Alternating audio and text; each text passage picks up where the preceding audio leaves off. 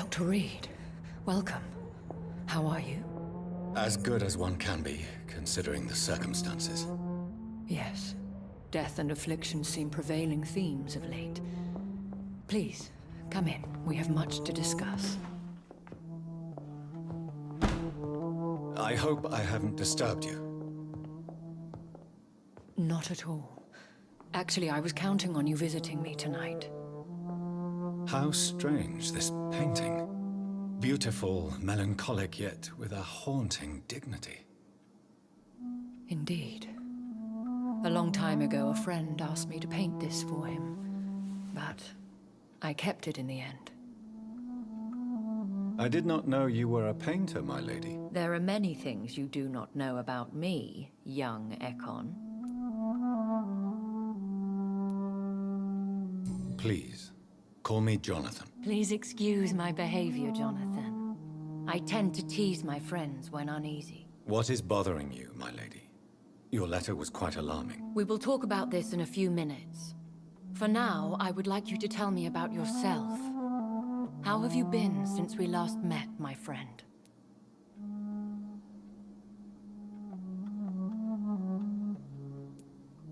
I came to the conclusion that my maker, whoever he might be, must be a powerful vampire. Certainly extremely old. How have you reached this conclusion? I felt this power, radiating like an aura every time he appeared. Most ancestral vampires of England were killed by the Guard of Prewen half a century ago. I wonder who your maker could be. You have no idea who he could be? Some of the ancient ones fled England. Some may still be in hiding. All I know is you, my friend, are a pawn in some secret and obscure game of chess.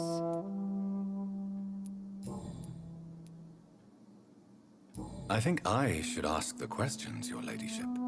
After all, it was you who invited me to settle this most urgent of matters. Fair enough, Jonathan. The situation is critical. We do not have the luxury for etiquette. Please do not misunderstand me. I would be delighted to discuss mundane matters and idle trivialities. If we survive the dark nights to come, we shall have all the time in the world to speak, you and I. For now, please follow me, Jonathan. I must say, your house is exquisite. One of the advantages of living forever is having the time to be selective with one's furnishings. I took the liberty of having tea served. You can still drink tea. Can't keep it down, but I do so enjoy the aroma. Let us toast to make-believe. And of course, to your health, Jonathan. And to yours, my lady.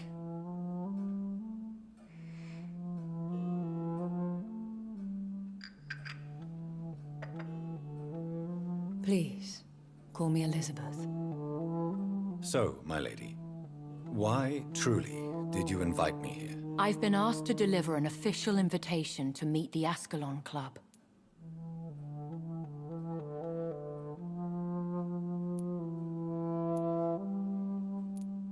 Who are they? Really? They are the embodiment of vampire law in Britain. Some say they influence the destiny of the Empire. Some believe they merely protect it.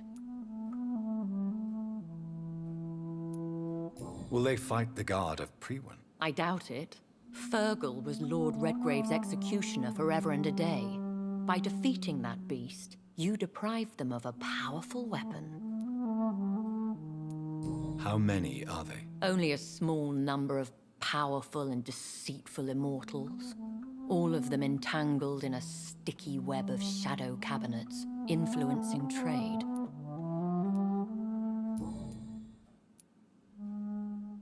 Why use you to contact me? Because they know we are close. The Ascalon Club has many spies. Their main occupation is gathering information, and then deciding how to use it. Have they threatened you in any way? Not at all. Their message surprised me at first, but it is only logical, considering the critical situation in London. Why not ask for your help?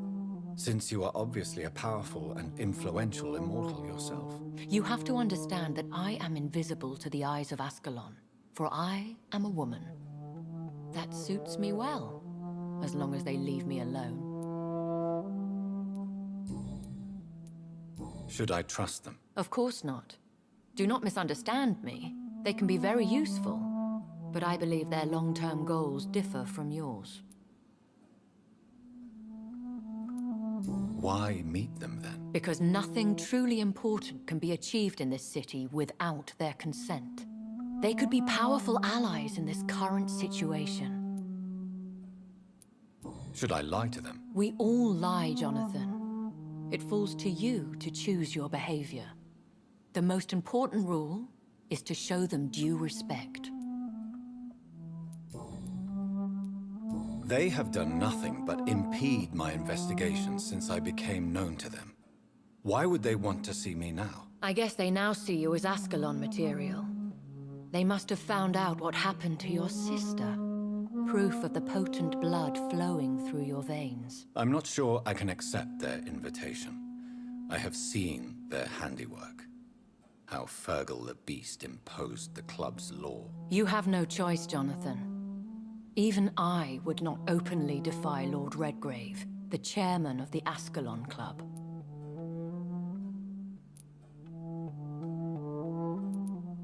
What can you tell me about Lord Redgrave? Who is he? Lord Redgrave is the founder and chairman of the Ascalon Club. Most mortals know him as the Earl of Bristol. He is rich and extremely influential. Have you met him? Only on rare occasions, for he never goes outside the club. And women are not awarded membership, even immortals. If you are convinced I must meet him, I will heed your advice. Thank you, Jonathan. I understand your reluctance to brush shoulders with London's vampire elite. But we have no choice. Is the situation that critical? Yes. The Guard of Prewen has called for a second great hunt of our kind. And they will stop at nothing to eliminate us.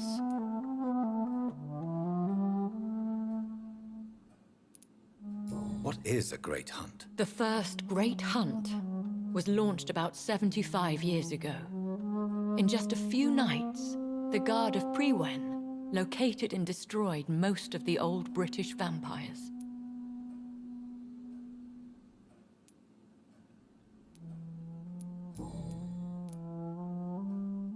Will the Guard of Prewen and the Ascalon Club fight each other? I doubt it. If Prewen really launched a great hunt, I think most of the Ekons I know would flee the country to escape the bloodbath.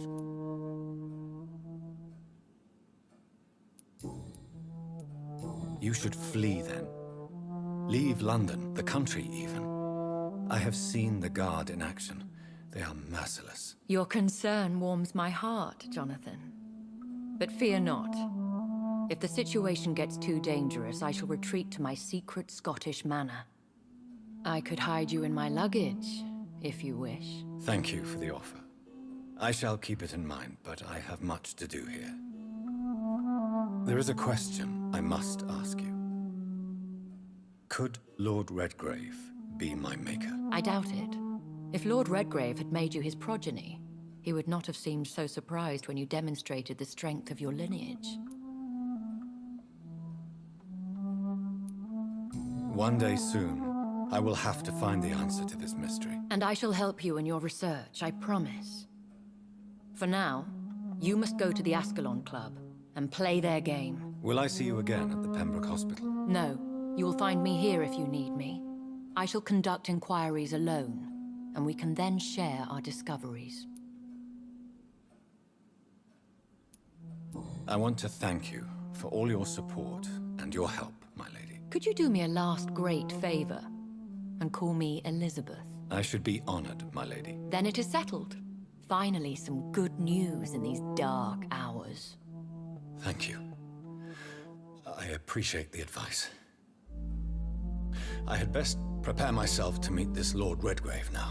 How thrilling to meet the Earl of Bristol in the flesh, so to speak. Something tells me you're not very keen on the man. Don't get me wrong. The gentlemen of the Ascalon Club are honorable, but their attitude and opinions are somewhat antiquated.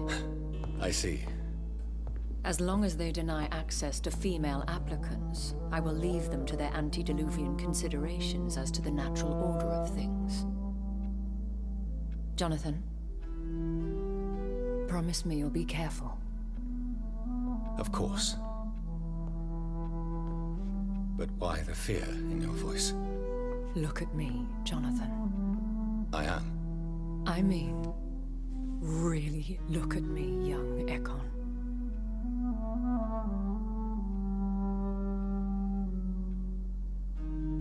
We may be deceptive by nature, but this heart of mine has always told the truth.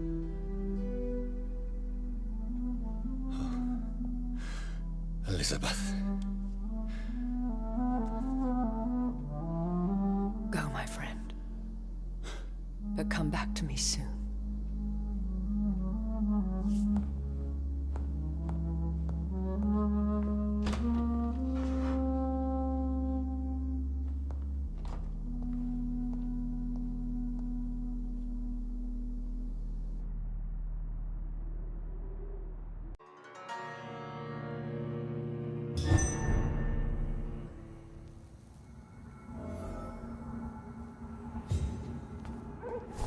So, time to visit the Ascalon Club.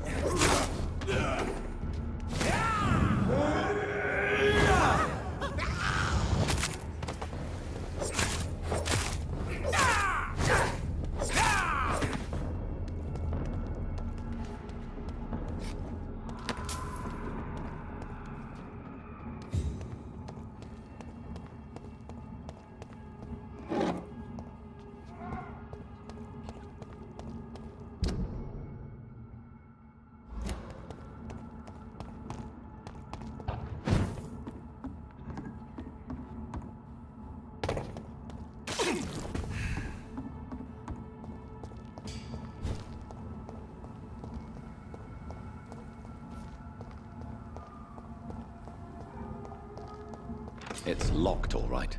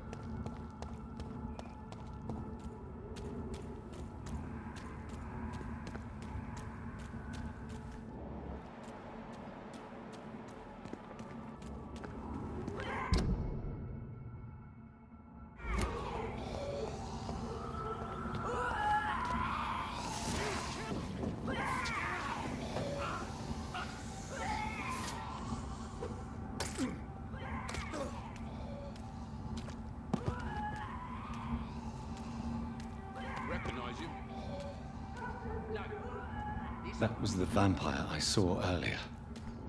This war takes no prisoners.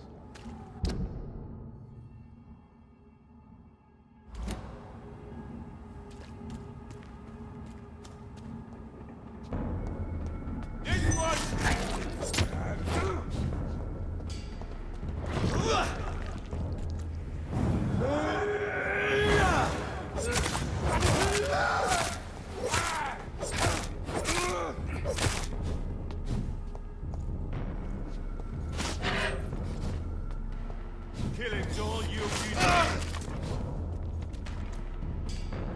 want some of this?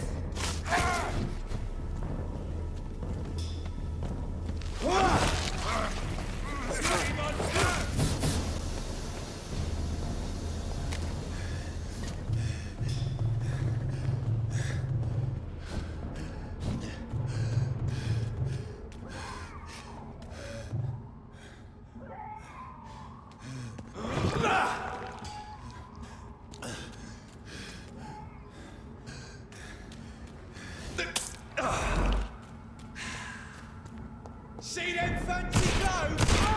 You're made! Killing's all you deserve. Want some of this?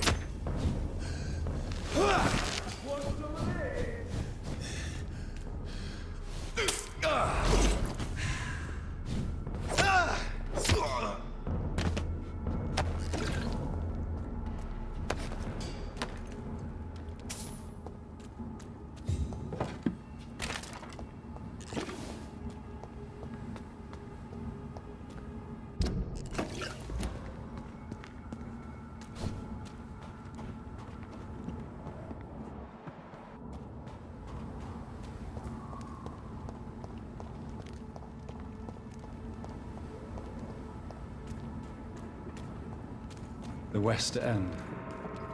Never have I felt so sad to be back home.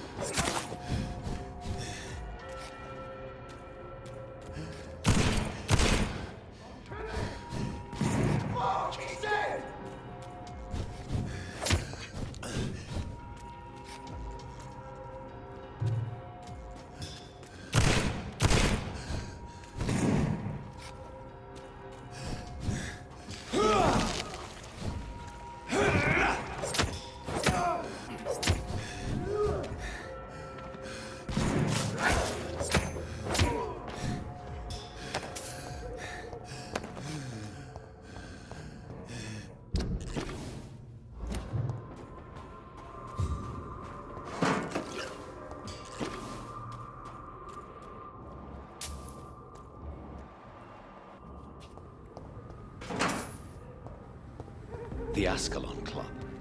The heart of British vampire society. Not quite as subtle as I expected.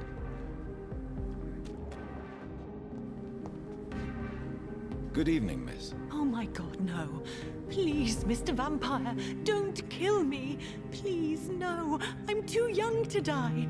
I still have so much to offer this world. Wait, no. Why do you think I would... What? Don't worry, Dr. Reed. I know you wouldn't harm me.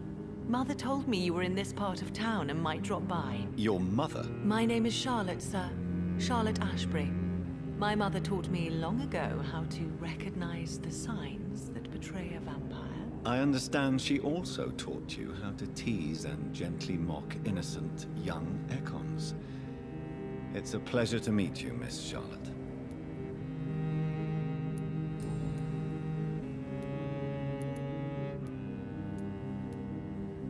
What do you think about this part of town? I was raised here, and I suppose it feels like home. You grew up in this part of town too, did you not? Yes, I was born a few streets away. A small world, is it not? Did you ever imagine that my mother was your neighbor all that time? That you could have met her in a dark alley at night? You won't trick me twice, young lady. We both know Lady Ashbury never hunts or attacks prey at random. Come on, Doctor. Don't tell me you never thought about that possibility. Her fangs on your neck. Oh, are you blushing, Dr. Reed?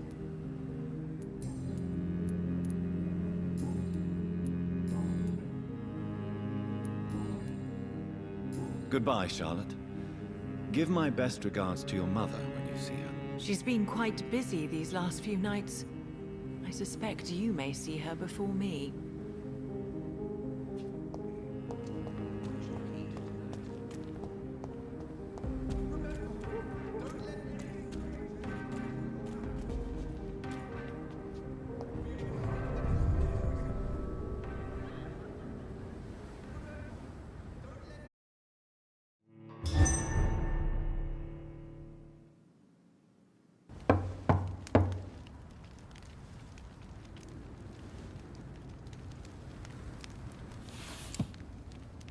Do you know where you are standing right now?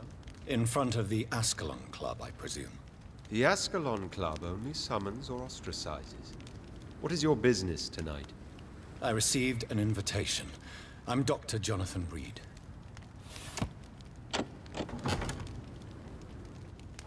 Welcome to the Ascalon Club, then, Dr. Reed. Please proceed. Lord Redgrave is waiting on you upstairs.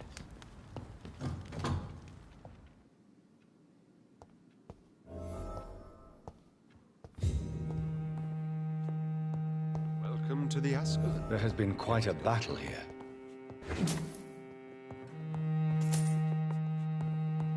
I'm sure the Ascalon Club has the money to replace the furniture.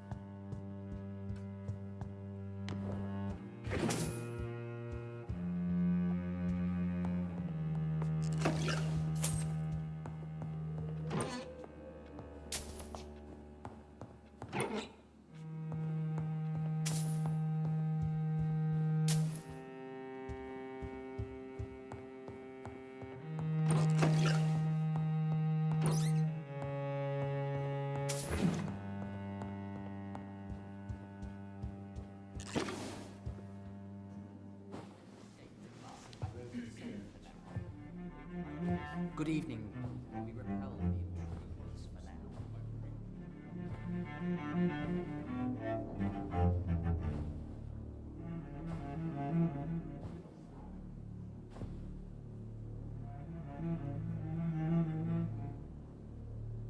My good friends, if I may have your attention.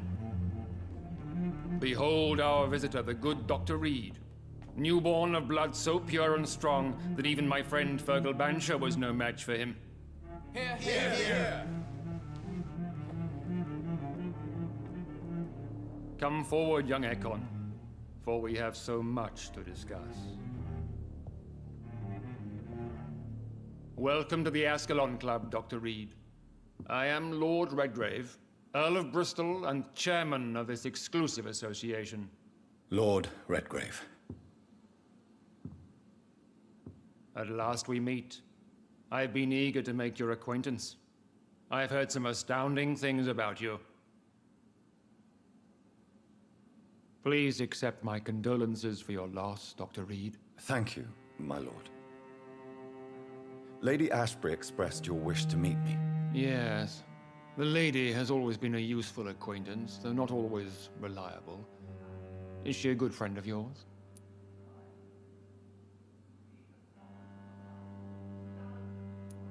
She's a close friend, and I'm honored that she feels the same about me. The centuries have taught me never to trust a woman completely, especially if she is immortal. Too prone to emotions, if you ask me. Too fickle when it comes to important decisions. My lord, do not expect me to speak ill of Lady Ashbury. Of course not, and I praise your loyalty. Would you offer the same fidelity to the Empire? What do you mean?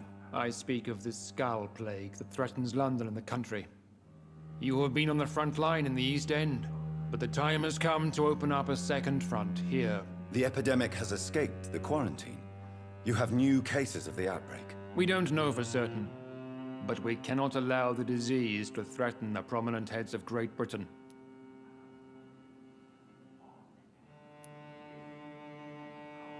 Why are you suddenly so friendly? The last time I met one of yours, he tried to kill me. Are you referring to Fergal? He was the most useful of servants, but he was just a servant. You, on the other hand, Doctor, proved yourself much more worthy. You want me to find possible sources of the outbreak in the West End? Is that it? Ah, straight to the point, like all eager newborns. We shall have time to talk about all this, Dr. Reed, but first, I should like to get to know you better. Talk? Is that the only reason you asked me here? Well, no.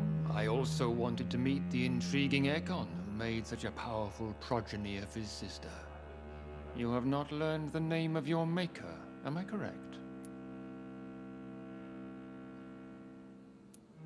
No, I haven't. Have no embarrassment, Dr. Reed. We all make mistakes. But whatever your lineage, you are definitely Ascalon material. What do you mean? I would like you to become a member of the Ascalon Club, and to serve me as such. Before I accept, I have so many questions. Please ask. What is the Ascalon Club's express purpose? We follow the credo of William Marshall, the greatest knight who ever lived. As was he, we are sworn to protect the British Empire. William Marshall founded the Ascalon Club. Not exactly.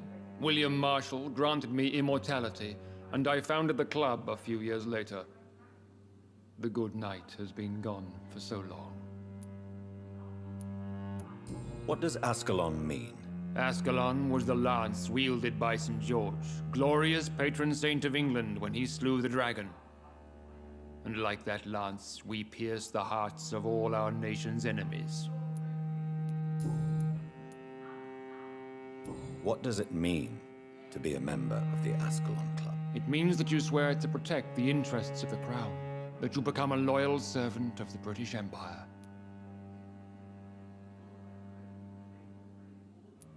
Do you have any official recognition from the government? A charter from His Majesty the King? No. Of course, the Ascalon Club publicly supports the Empire, but the true nature of its members remains a secret. I killed Fergal, who claimed to be one of yours, sent to cleanse the East End of all skulls. Will his death be an issue? Do not worry. My priorities have changed. Fergal was a zealous servant of mine, but like any servant, he had his limitations and is readily replaced if necessary. I agree to join the club. This is good news. Good news indeed in these crucial times. Let's inform the Assembly formally and proceed with your initiation. My initiation? Fear not. Nothing fancy nor dangerous. It is just that we, the members of Ascalon, believe that tradition and custom are the backbone of this country.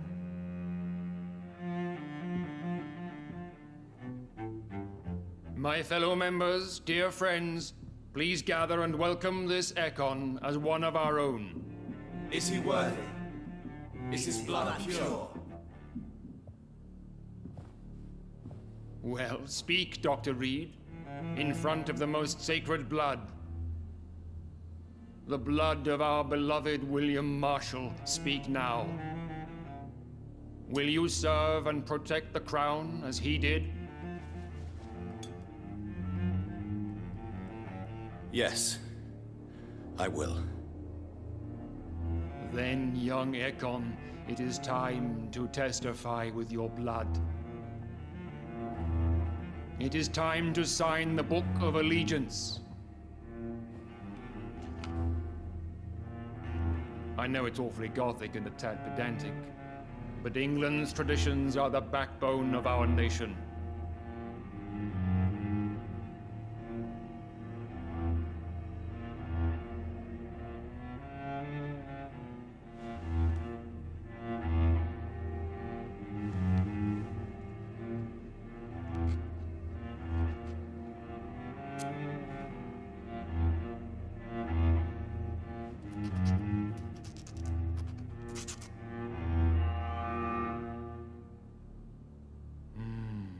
Delightful.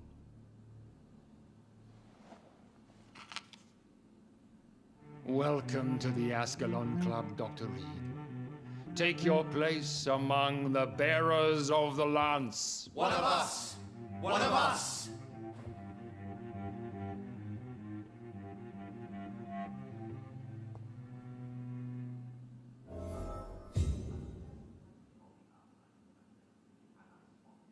I personally went patrolling. That last went night, well, did it not? and I spotted It is always useful to bolster the troops' morale, especially before a difficult battle. You have the makings of a general, my lord. I was, though very long ago, well, not quite a general, but a proud defender of the crown. So why did you really want to meet me? Straight to the point again, young Ekon. All right, let's talk, you and I, Lance Bearer. I'm listening, my lord. According to my spies, you have worked with Dr. Edgar Swansea on the epidemic, and your findings were quite alarming.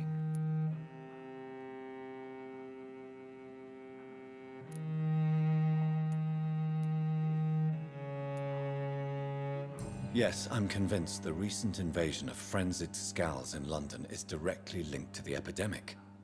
This is not the Spanish flu, but something else. I would be glad to hear more of your discoveries, Dr. Reed, but for now, my main concern is the security of London's inhabitants, both mortal and immortal.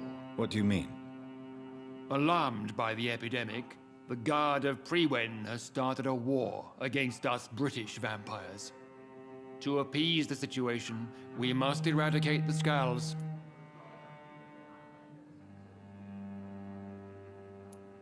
I have met peaceful and wise Scals. To exterminate them means we are no better than vampire hunters. Scals are hideous, shameful creatures that give all Ekon a bad name. So, what do you want me to do? I want you to investigate the city thoroughly. I have reason to fear there are cases of contagion in this part of town. Our absolute priority is to find and cleanse them. And how would you like me to proceed? By all means necessary, Dr. Reed. You are now a member of the Ascalon Club and you have carte blanche. Interrogate the locals, follow all the leads you find, and get results.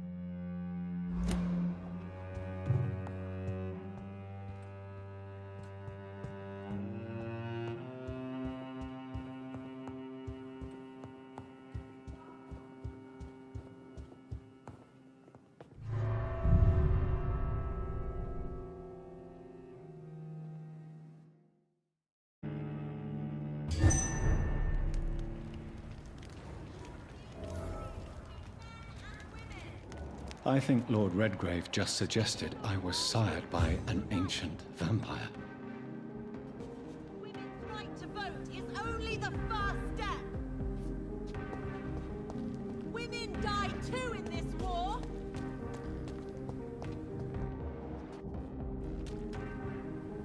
Good evening, sir. May I have your attention, please? Come on, Johnny. Don't you recognize your oldest friend? Clarence. Clarence Crossley. How are you? My God. So you survived the war too. So sorry I didn't recognize you at first. I almost didn't recognize you either. War does that to men, I heard.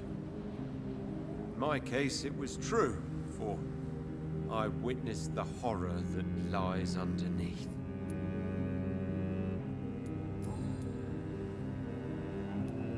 How is your wife, Venus? We've spent so much time away from each other, and so many things have happened. Is everything all right at home?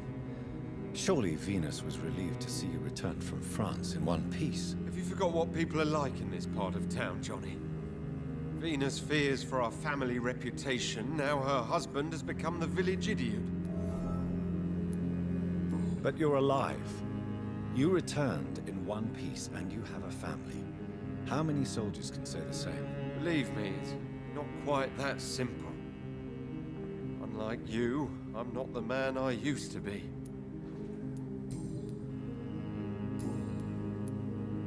I'm investigating the source of the epidemic in this district.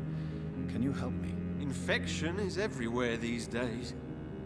But if you ever go to the park near that swanky house belonging to the Mullaneys... Yes? What about the Mullaneys? What about their house? Not enough noise for a big family with children. Not enough movement. Closed doors. What is going on in there? I wonder. You need some rest, Clarence. You should try to sleep.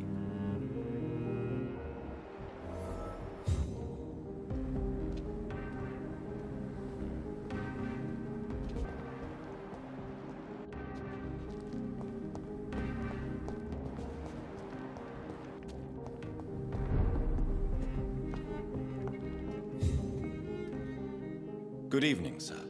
Please forgive me for disturbing you. I'm a doctor. I never judge a man by his title, but by his attitude. And you are not disturbing me at all. I am Calhoun Russell, and I welcome you. Well, I must admit it's good to receive a warm welcome for once. I'm Jonathan Reed. Welcome, Dr. Reed. Welcome to my humble shop.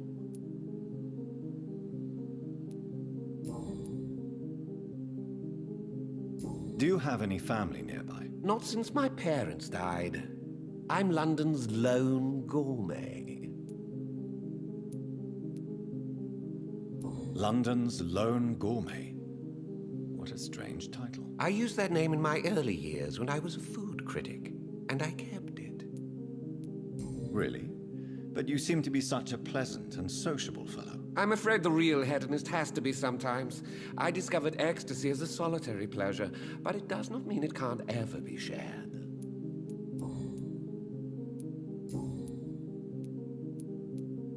I'm investigating the source of the epidemic in this district. Have you noticed anything unusual? Not really. Wait, now that you mention it, I don't see the McPhersons in my favorite restaurants. They love delicate meals too, you understand. Thank you. It may be nothing, but I'll investigate anyway. Where do they live? They have a house in the southern part of the district, somewhere north of the railway bridge. There is a courtyard, if I remember rightly. Goodbye, Mr. Russell. I'm sure you'll take care of yourself.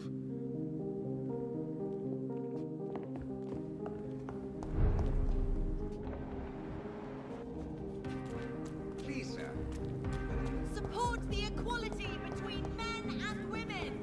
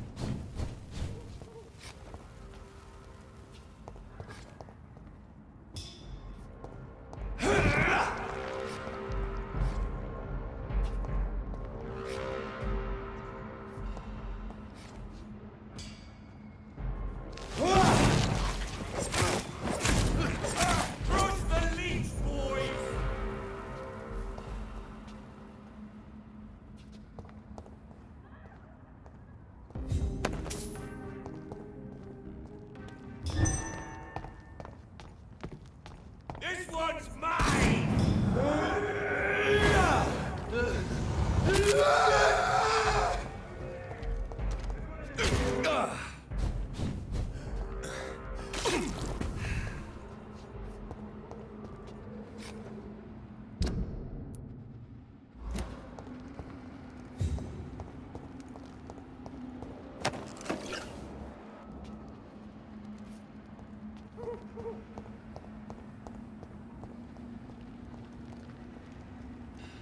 Over there!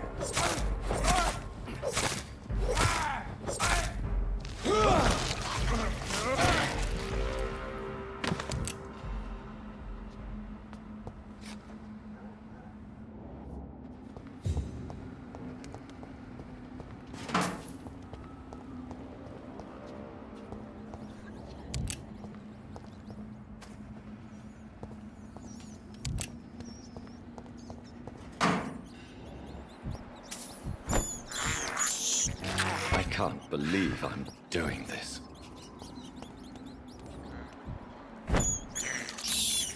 I have this thirst for blood.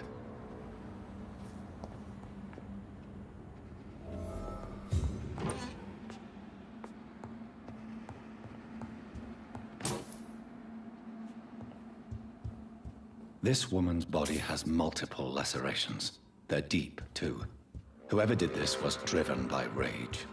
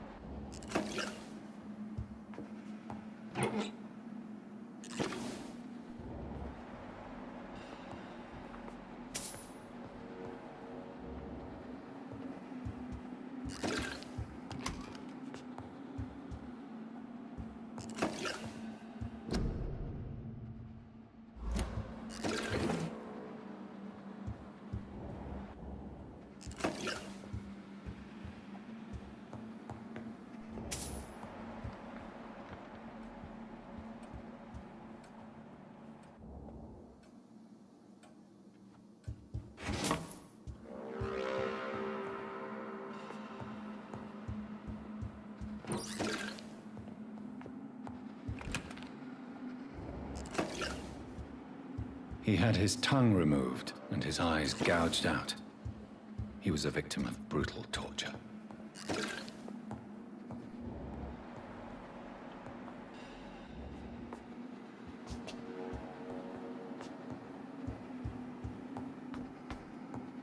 This one's neck is broken. He was young. Probably the son.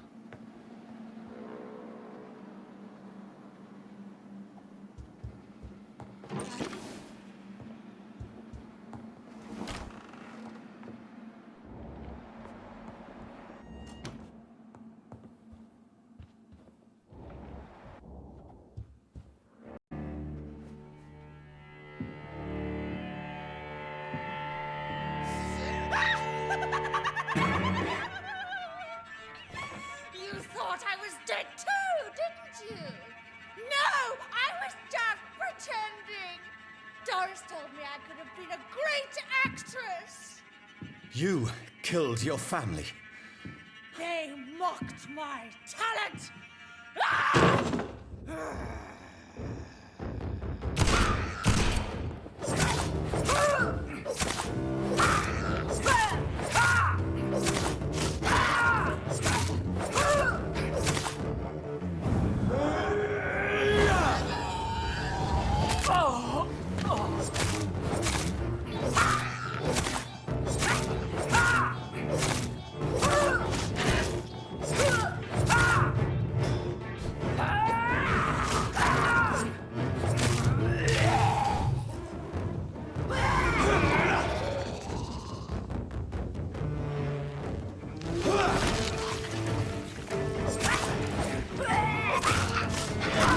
Such a radical mutation.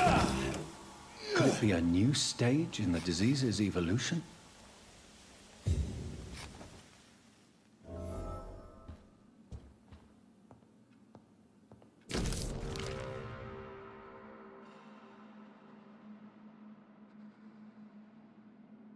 So, this girl took lessons at the famous Doris Fletcher acting school.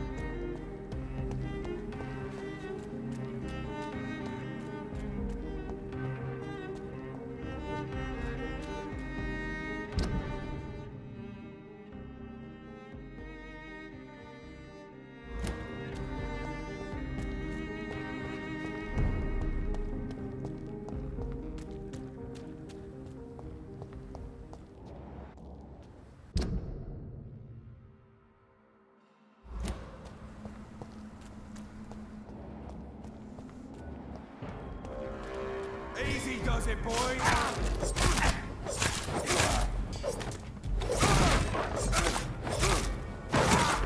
Oh, Christ! Christ, it's dead!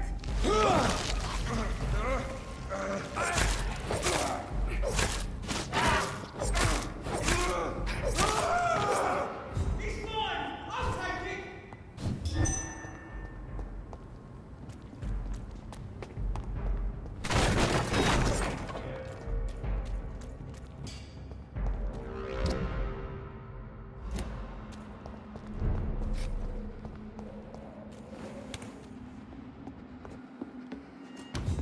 Fresh water. As long as it's not holy water, I may find some use for it.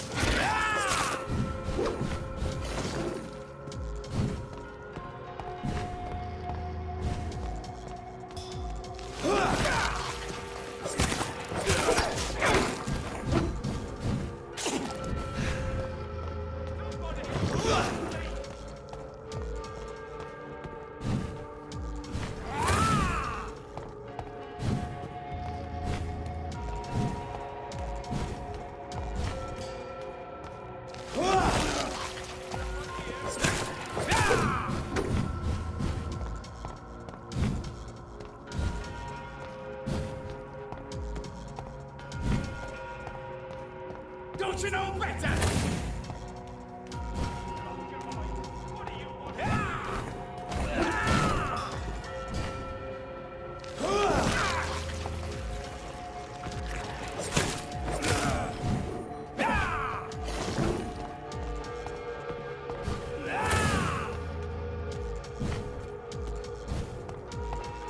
You're mine!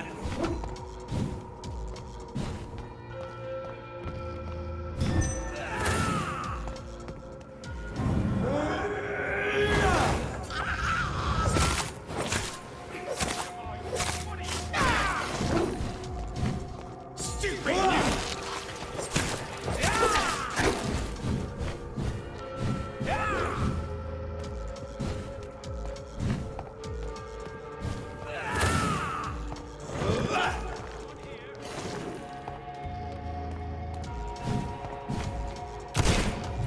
Don't you know better?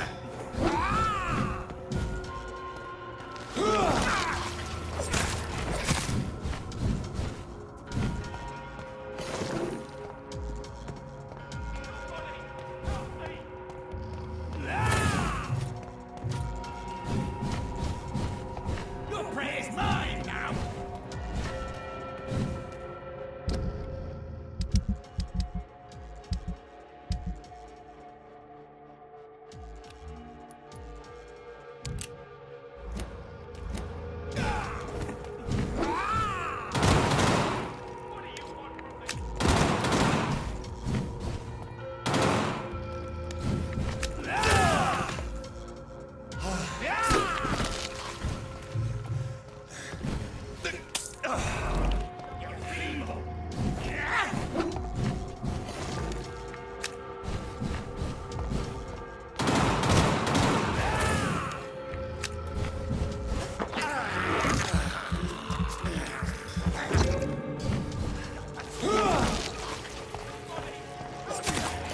This is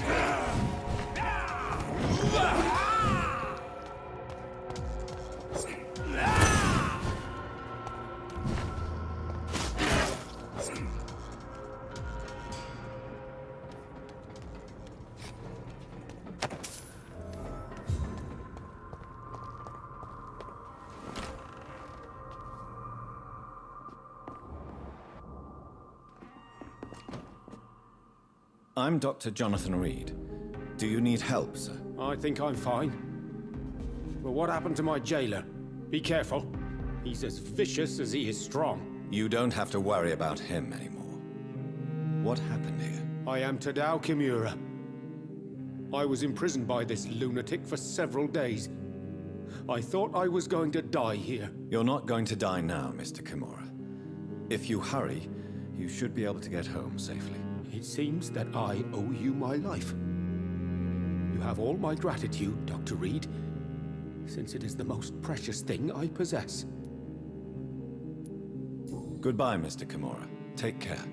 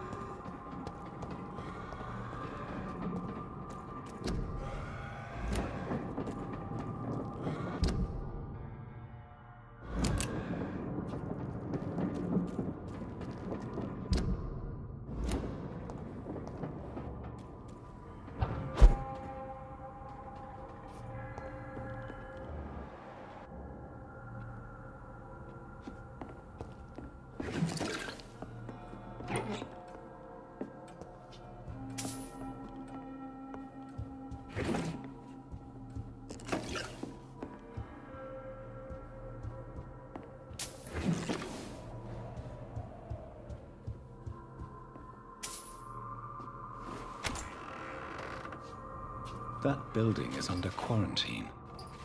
Could this be what I'm looking for?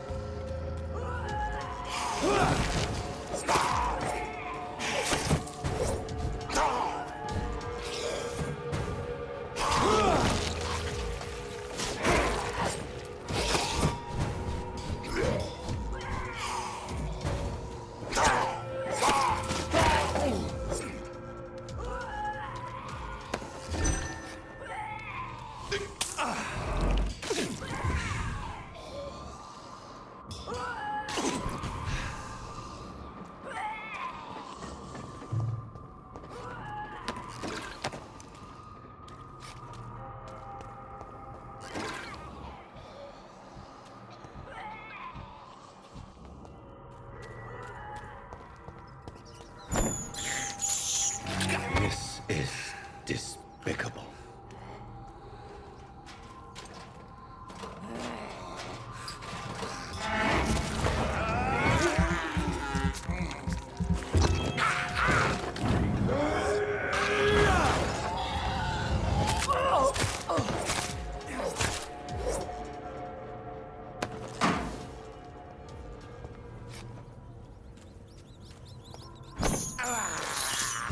I can't believe I'm doing this. This is despicable. I have this thirst for blood.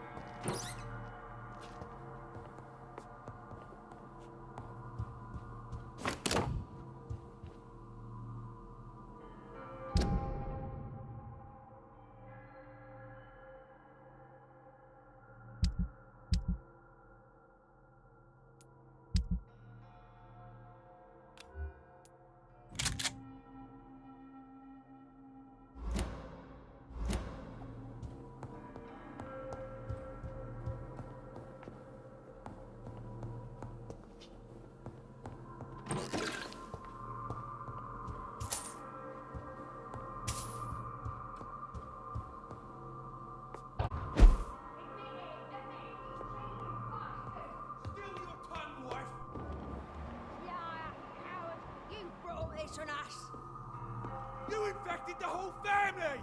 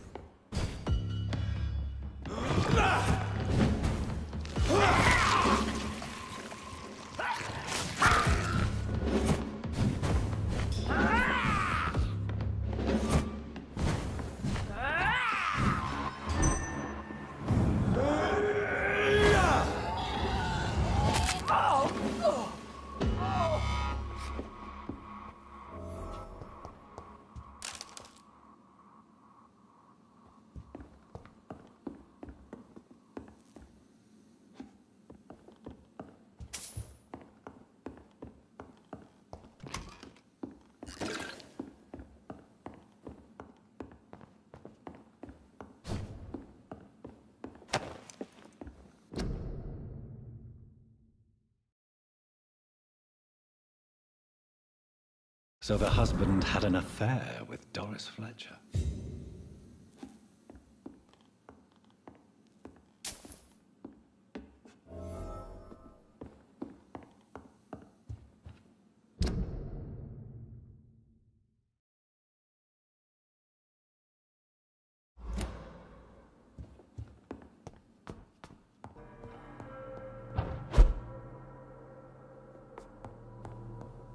Doris Fletcher seems to be the missing link here. It can't just be a coincidence. I should go to her acting school.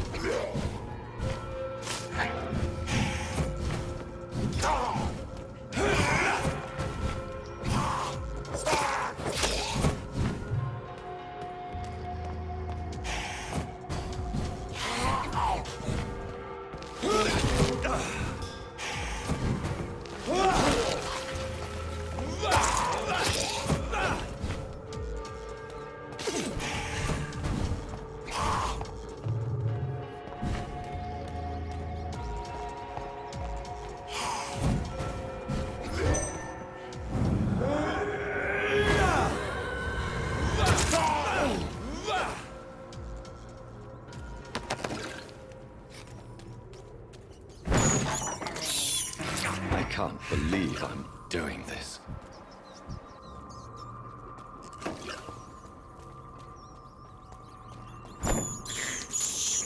I have this thirst for blood.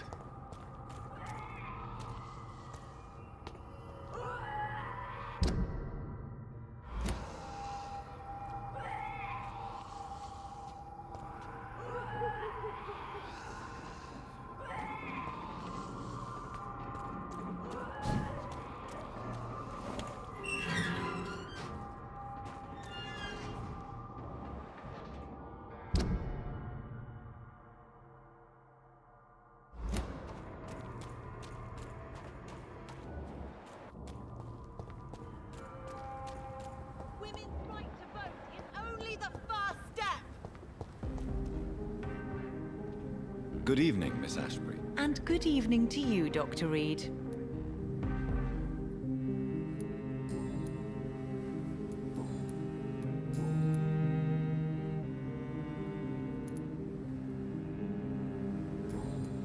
Goodbye, Charlotte.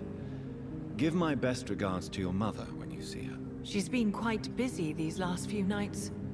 I suspect you may see her before me.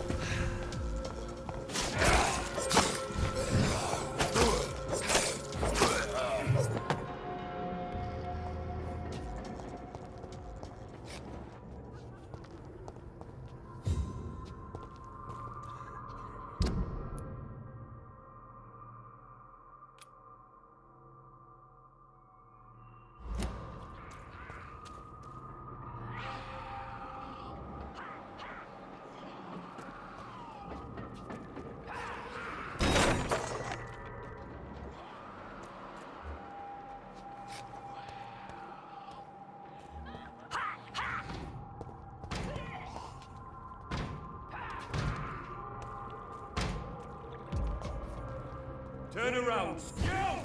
Get back!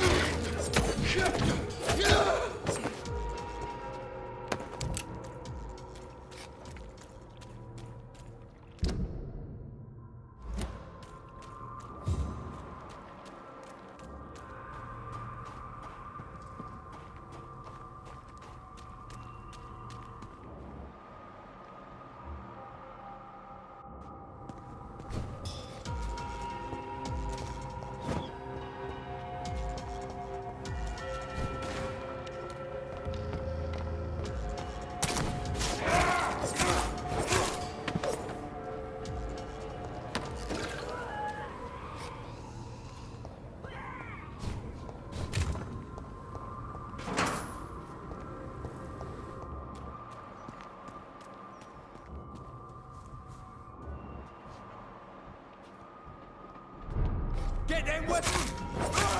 Away with you!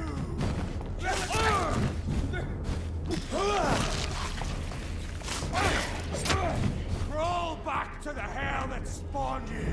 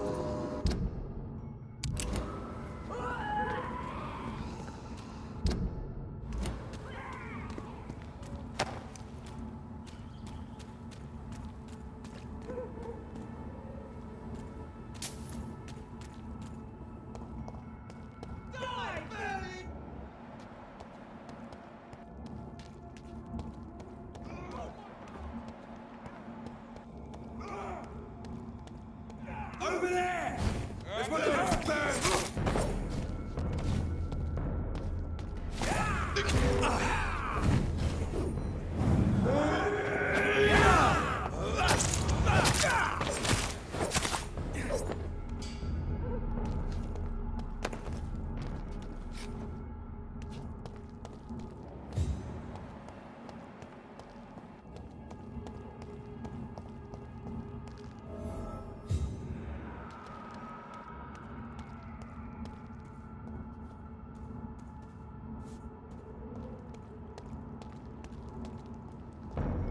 I'll take it. Stay back, beast! Have peace, brothers!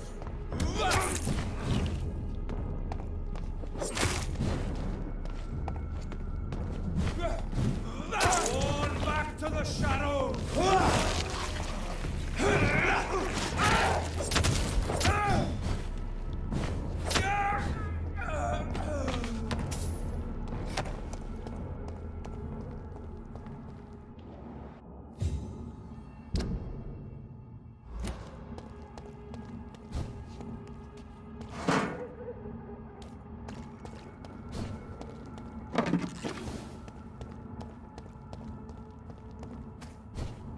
It's locked, all right.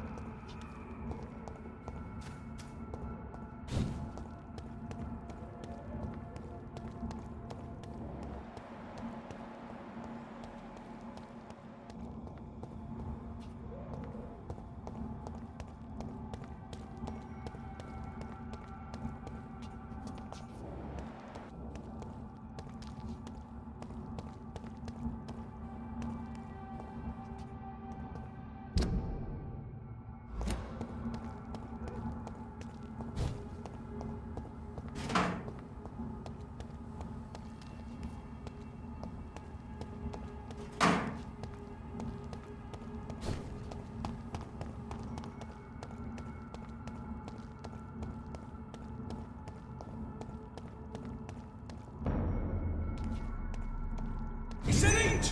Kill it! We have to stop it!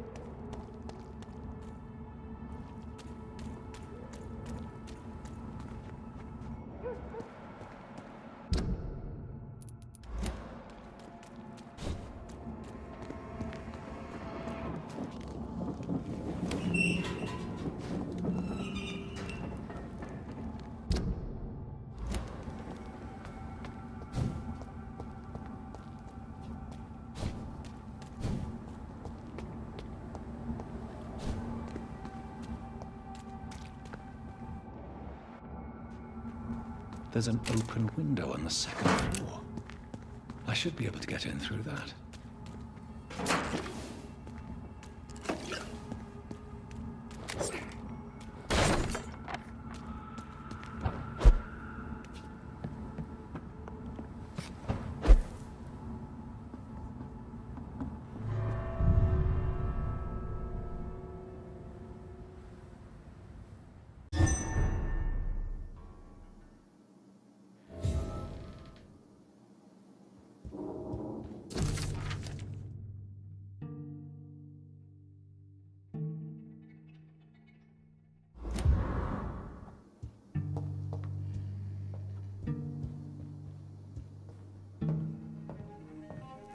Woe to you, nations of hypocrites.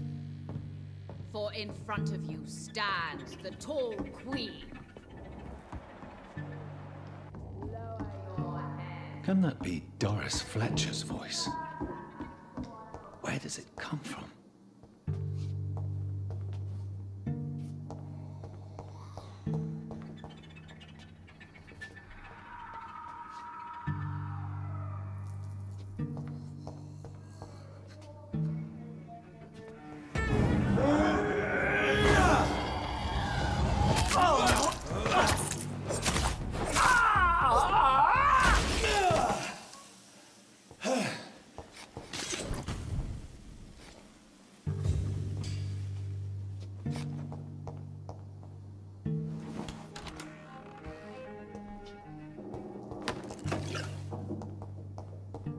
Alas, poor Doris. I knew her well. And many can testify to her kindness and beauty. For now she hides in shadow, ugly and sick. But when you burn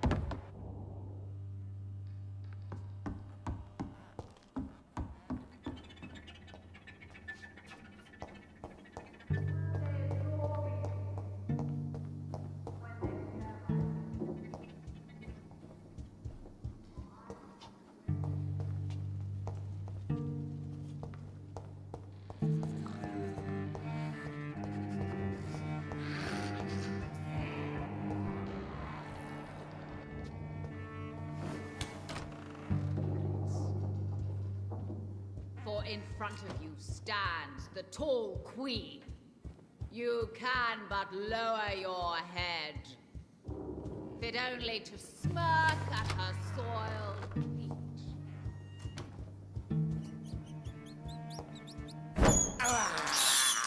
I can't believe I'm doing this.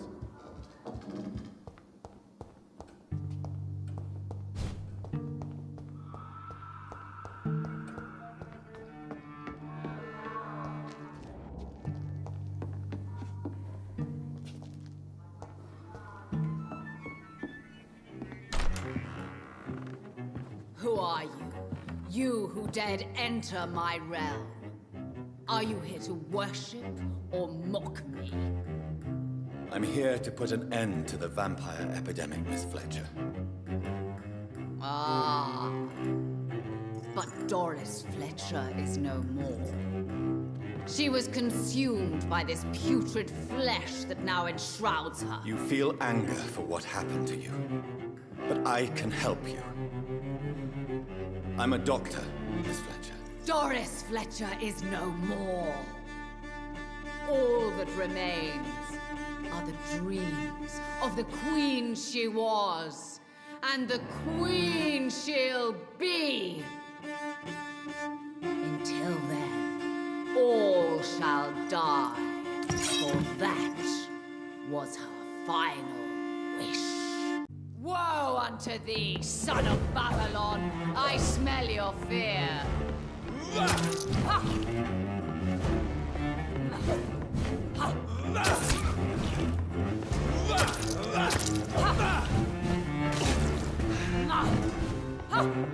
On guard! Your hand!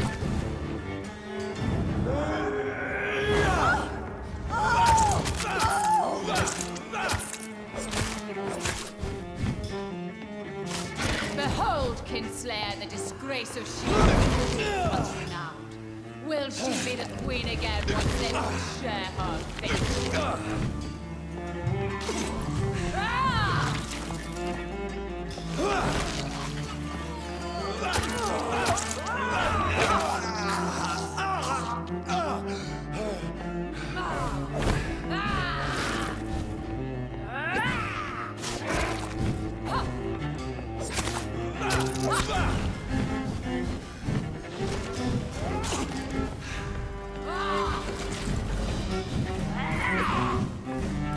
My children,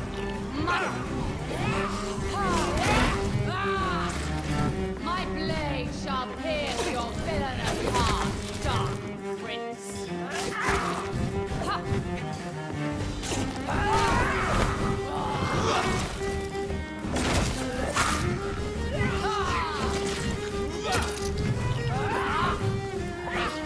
Touché,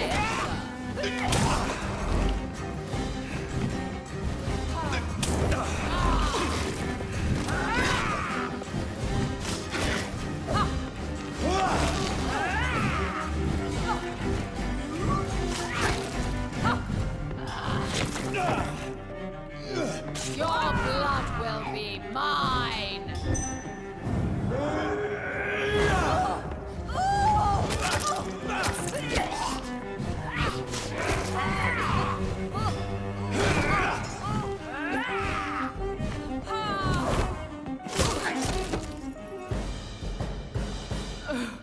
Wait.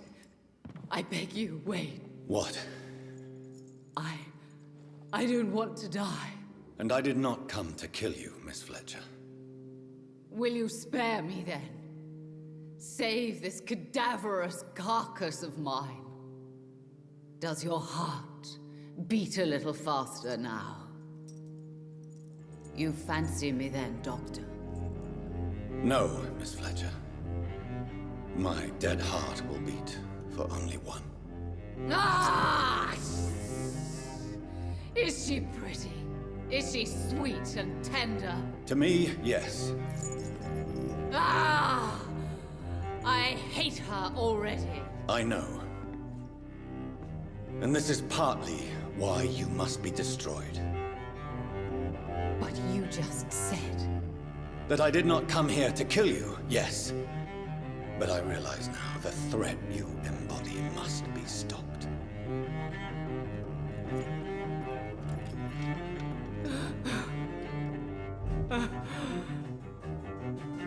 Will I be remembered? Will you? You were Doris Fletcher, the greatest actress of her generation. No one can take that from you. Thank you. And farewell. Ah! Ah! Ah!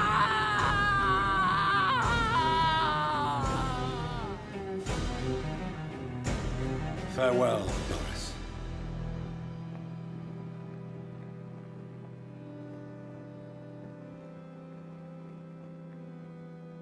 Bravo! So dramatic. I love it. McCullum! How strange I seem to find you whenever I'm inquiring about that Skal infestation. I mean you no harm. I'm not here for you. But once I put all the pieces of the puzzle together, I'm sure we'll have a little chat, you and me. Stay away from me, McCullum. You and all your war dogs. That I can't guarantee, Dr. Reed. But I'll let you go. For now. I should probably leave the theater right now.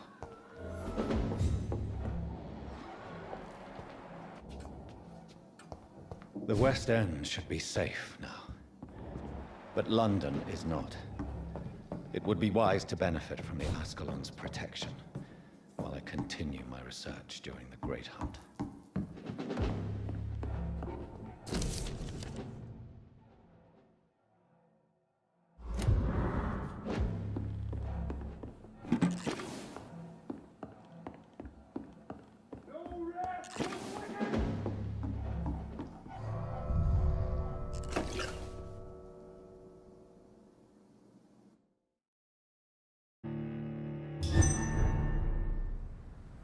These people want me dead. I need to leave now.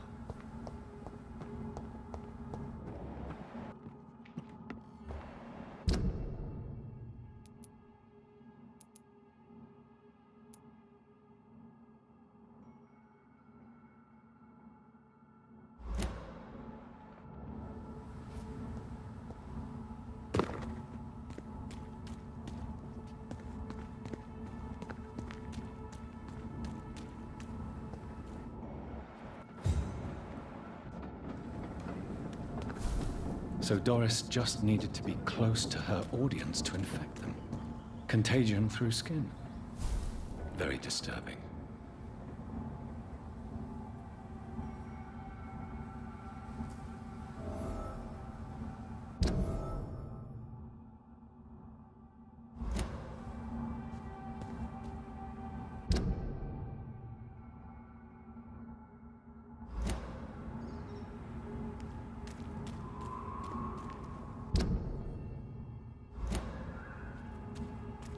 Over there! There's one of them.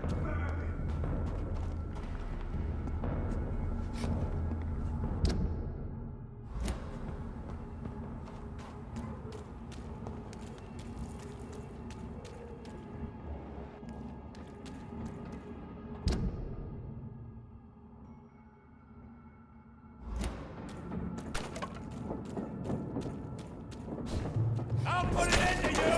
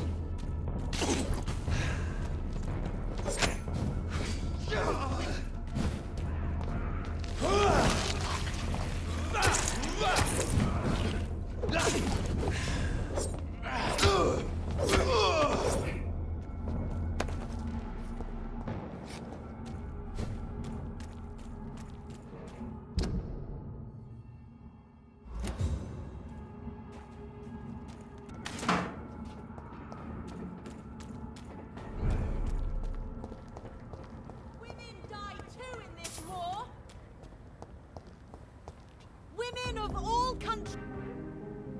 Good evening, Miss Ashbury. And good evening to you, Dr. Reed.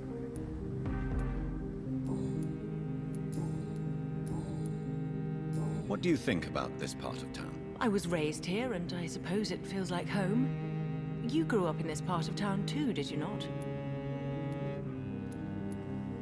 Is there something that's bothering you? Too much selfishness and individualism for my taste. Even when there was no epidemic. Even if that's partly true, may I remind you that many charitable institutions are financed by the selfish and filthy rich. I suppose you're right. But society must reform and renew itself, or we are all done for.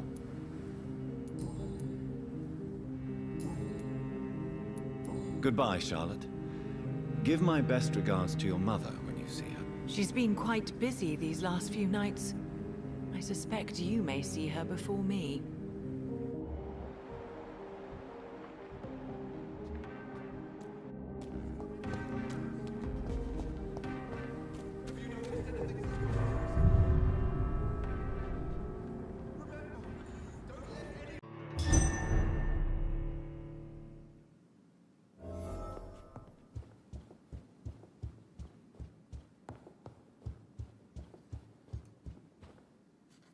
Elizabeth, what are you doing here? I've been formally asked to witness your triumph, my dear.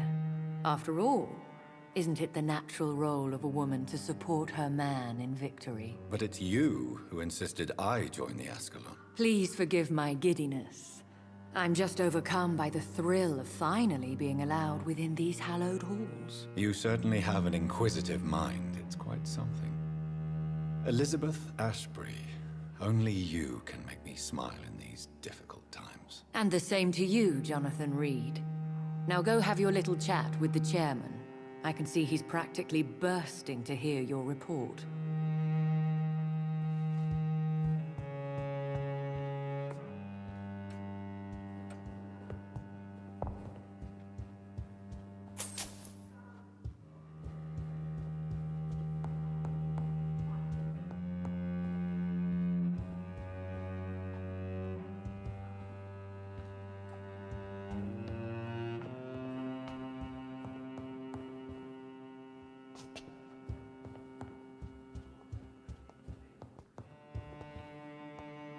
Welcome back to the Ascalon Club, Lance-Bearer. Please, tell us the good news. Have you put an end to the epidemic? My hypothesis was correct. Doris Fletcher was the source of the contagion in this part of town. She was probably the first to be infected. And you cleansed her before the hunters, I've been told. Well done, Dr. Reed. You thrust your lance and pierced the very heart of the corruption. But some questions remain. The important thing is, we won a major battle for the survival of London. For that, we salute you. Thank you, my lord. Now, I have another task for you. One of the utmost importance. Perhaps even more so than the previous. I'm listening. It's time for you to perform a most sacred duty for the club. I want you to recruit a new vampire. Recruit a new vampire? Are you sending me on some sort of diplomatic mission? Not exactly. I want you to make Aloysius Dawson the Ekon he deserves to be. I'm sorry, but I can't. Are you questioning my orders? No. It's just... I'm not sure I'm ready to have another progeny after what happened with my sister. The rebirth of Aloysius Dawson is a necessary step in our campaign to ensure the safety of London. How would you like me to proceed? Aloysius is waiting for you at the Dawson estate. Once the deed is done, I'll join you there to celebrate this momentous occasion. Your word is my command.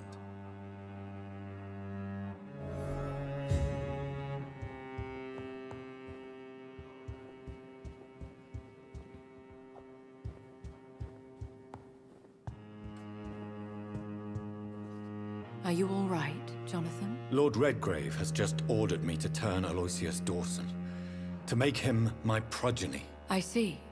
And how do you feel about this? I'd like your advice on the matter. The real question here is, why has his lordship given you this task? Do you think it's some sort of trap? Do you really want to know what I think about this? I do, yes. To make an immortal of a soulless blackguard like Aloysius Dawson will only lead to a disaster for London. The man is already dead inside. Should I refuse? Perhaps politely suggest that Lord Redgrave turn the man into a vampire himself. Don't you dare, my dear. According to what I've recently discovered, his lordship could kill you for even broaching the subject. Really? Why? I've recently found proof that the Earl of Bristol is of lesser lineage and only capable of creating skulls. Please tell me more about your recent investigation. As long as you lower your voice.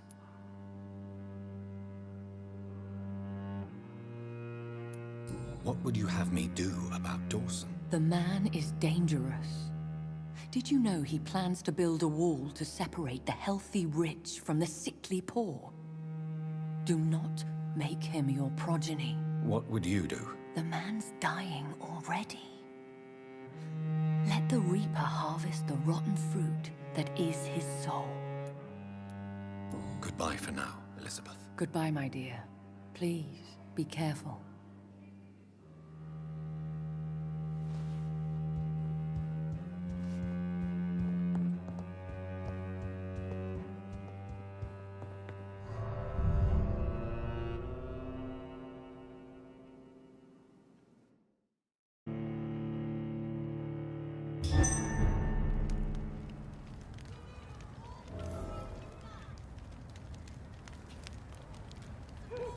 It looks like vampires have to obey Mendel's laws when producing progeny.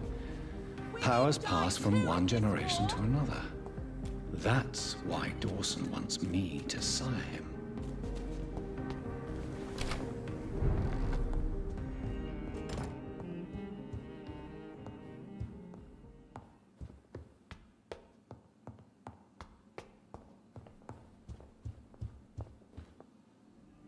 Mother, good evening.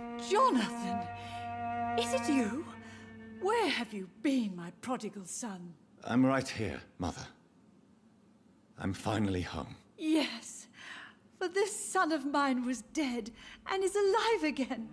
He was lost and now found. But where is your sister? Where is Mary? Mary? She is gone, Mother. I know she's gone. The question is, when will she return as you have? I miss my grandson so much. It's been days since their last visit.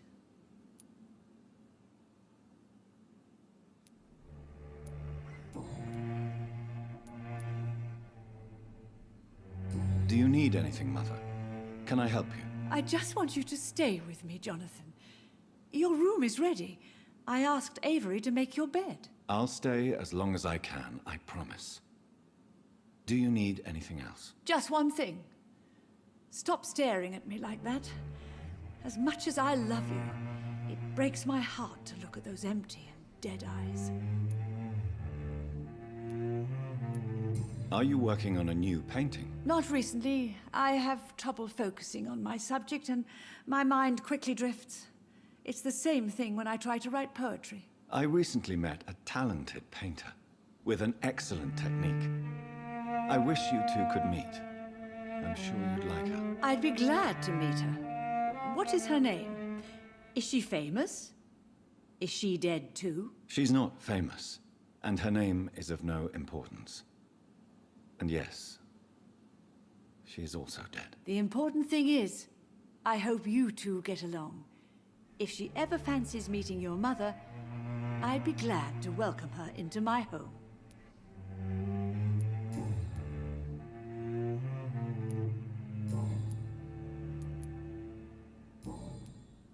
Goodbye, Mother. Try to rest now. Goodbye, son. Please come back soon.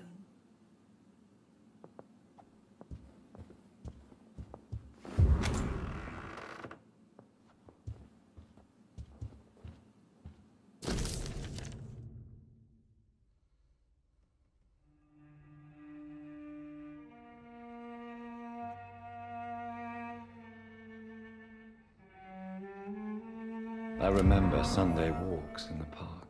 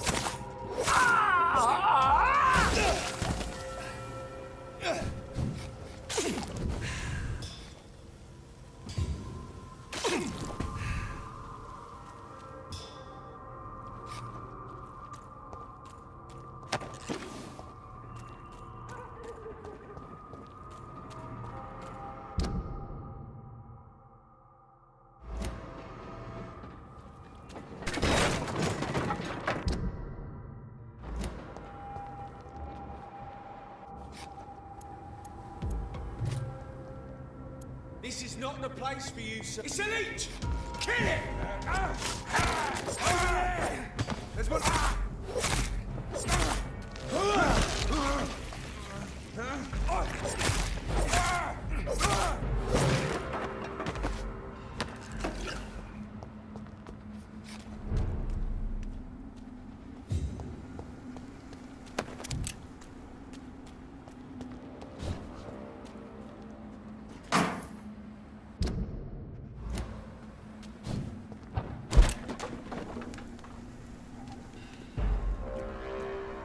Get them weapons ready! We found one! Christ! He's dead!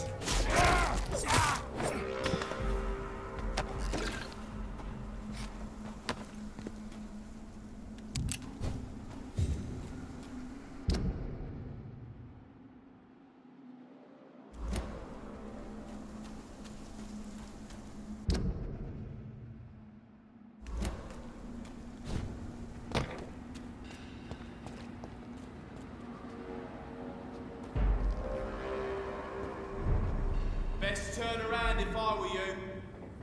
Hey! Don't come no closer! A leech! A leech!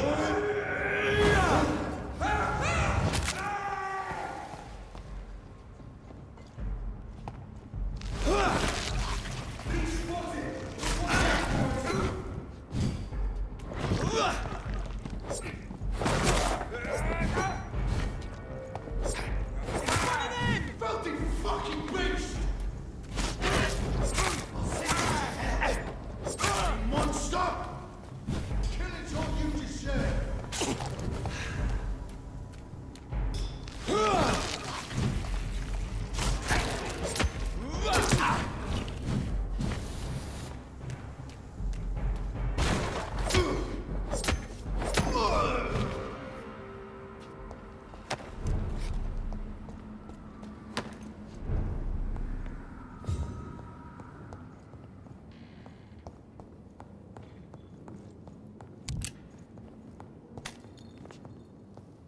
It's locked, all right.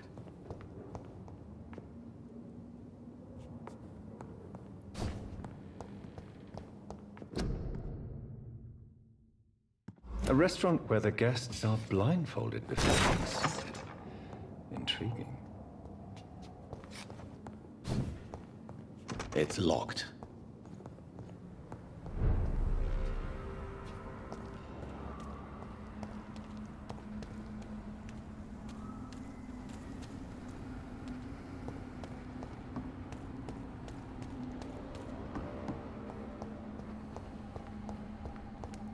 It's locked, all right. I should find another way to get into the neighborhood.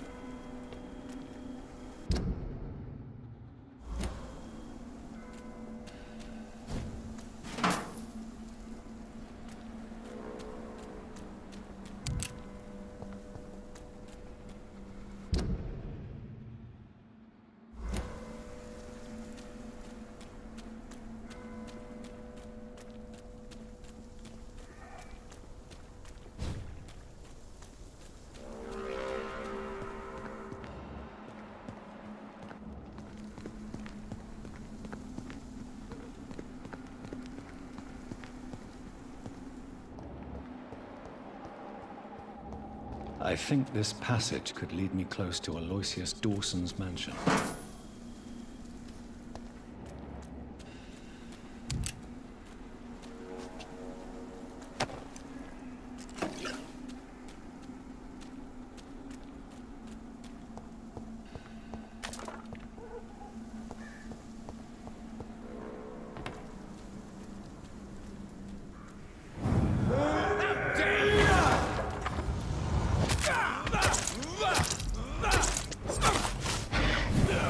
You cannot win this!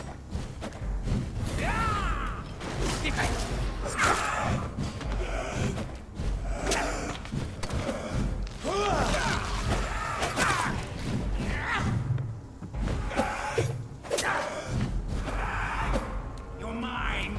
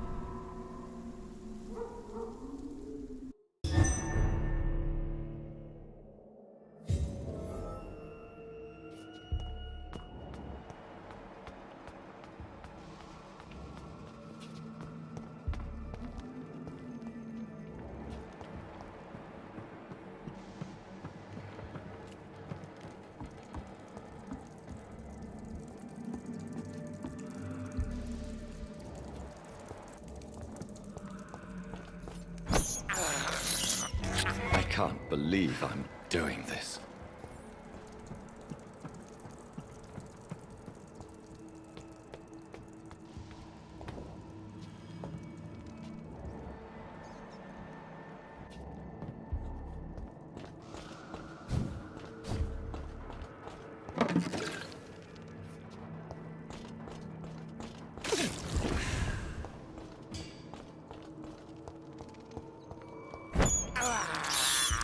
I have this.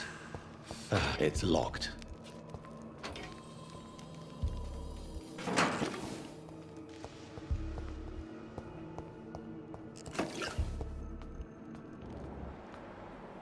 For Ascalon!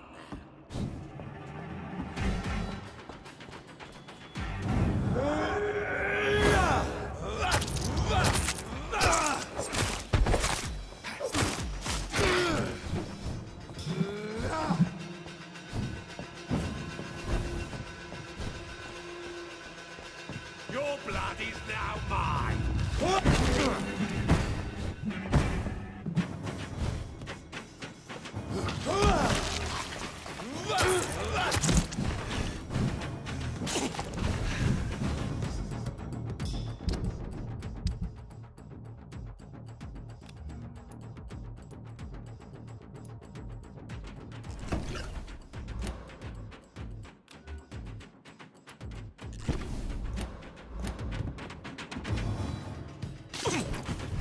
You shall learn to respect me!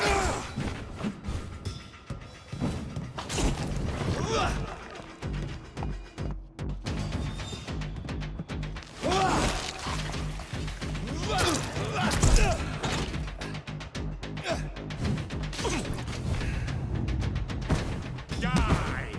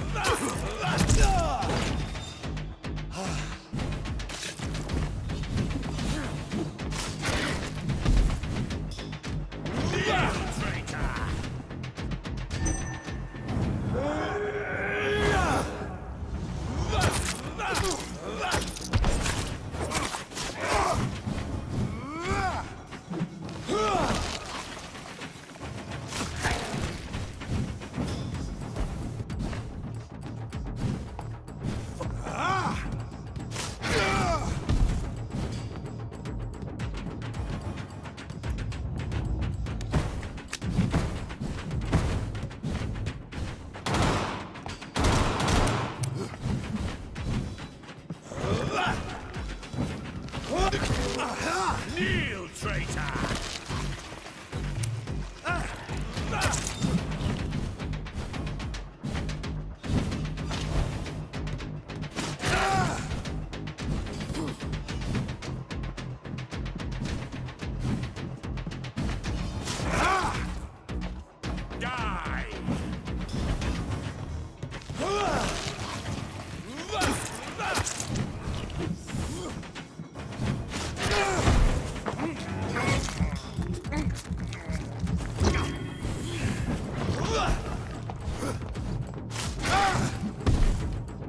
You shall learn to respect the law!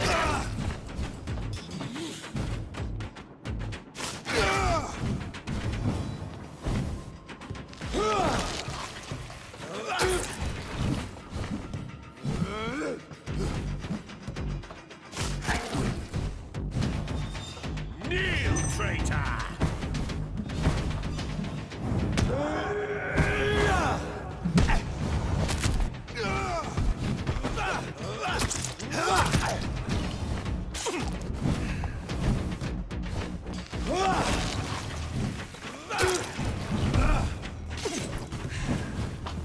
You shall learn to respect the law, Ascalon!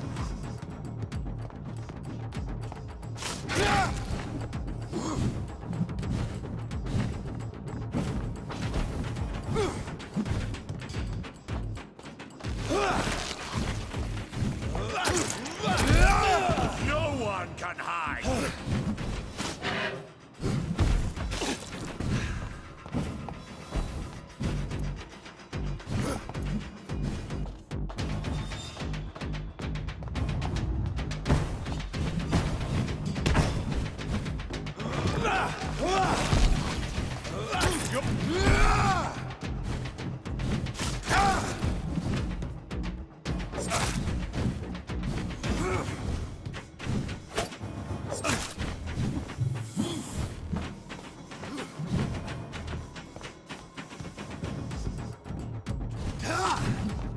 Kneel, traitor!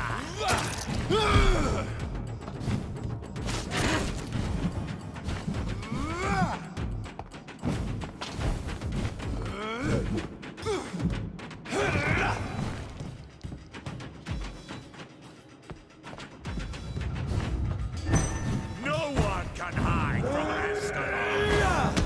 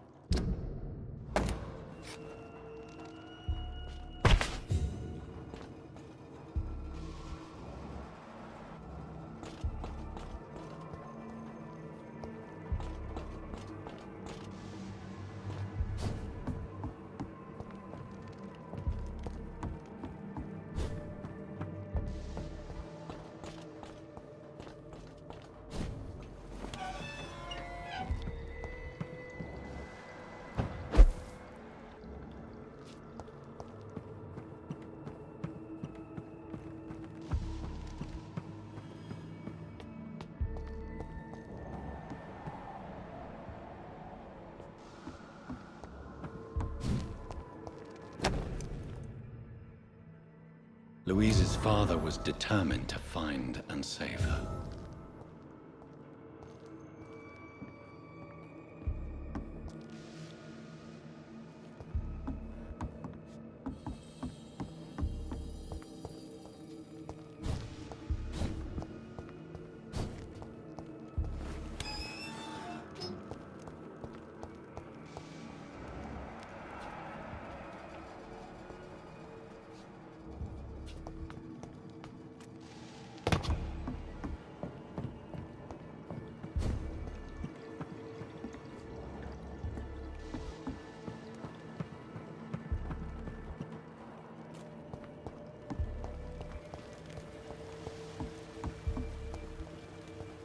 It's locked, all right.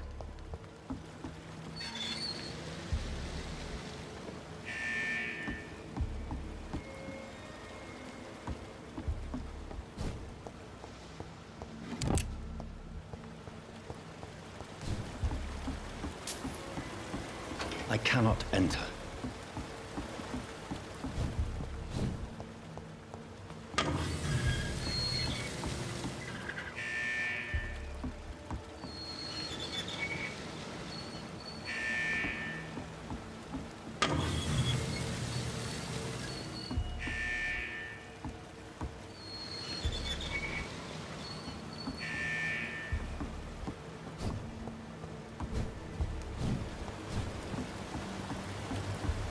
It's locked, all right.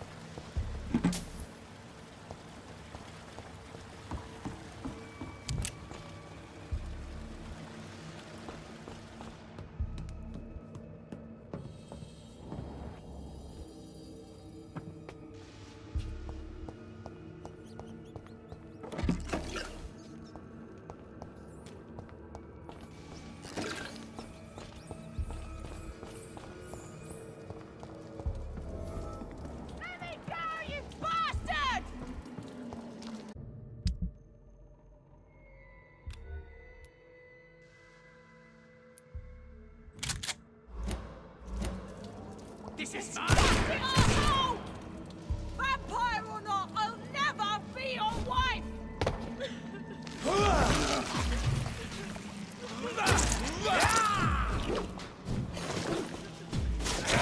How long are you gonna keep me locked in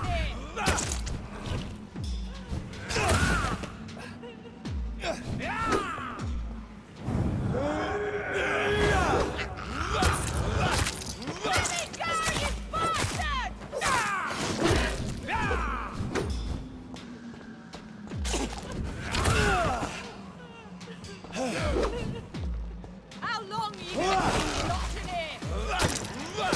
in a... Ah! Ah! Ah! Disgusting asshole! Vampire or not, I'll never be your You wife! cannot win this! Let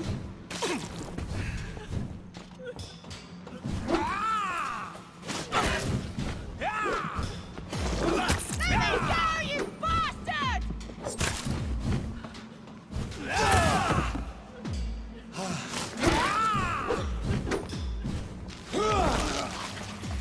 How long are you gonna keep locked in here? Stupid newborn!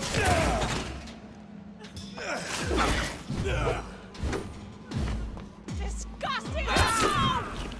Vampire or not, I'll never be your wife!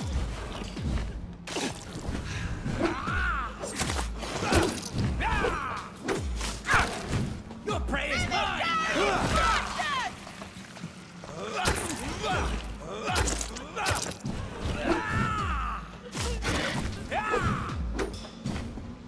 Disgusting asshole!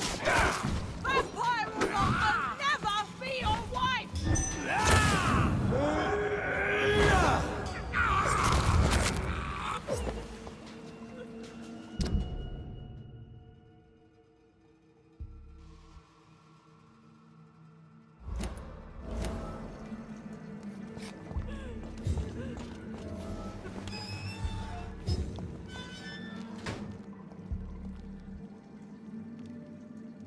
Miss Teasdale, are you all right? How do you know my name?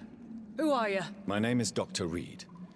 I managed to track you down thanks to your father. So my father really was looking after me. This man, this vampire told me my father was dead. Is it true? I'm afraid so, miss. I'm so sorry for your loss. But you are free to go, as your abductor is no more. I suppose my jailer also killed my father, didn't he? Thankfully, he did not search your father's corpse, where I found his notes describing where he might find you. You should read them. I must find my father's body. He deserves a proper burial. Goodbye, Miss Teasdale, and be careful. Until we meet again.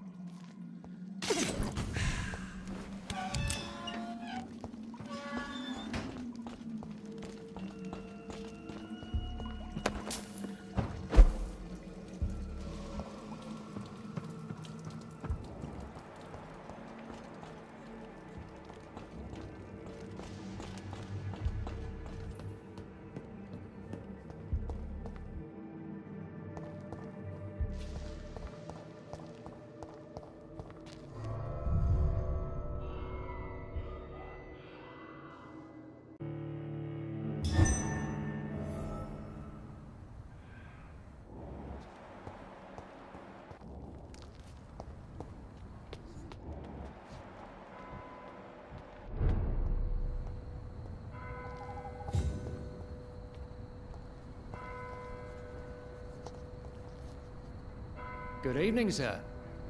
May I ask you what you're doing here at this late hour? I'm conducting an investigation about the epidemic in this part of town. And who are you, sir? I'm Dr. Jonathan Reed from the Pembroke Hospital.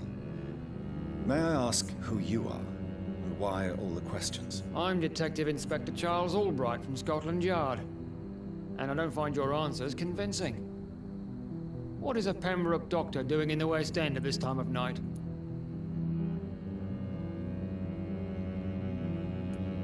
I work for the Ascalon Club. Here is my permit to go freely about the city. The Ascalon Club? You should have said so, sir. I must warn you, these streets are dangerous, and you'd better be careful.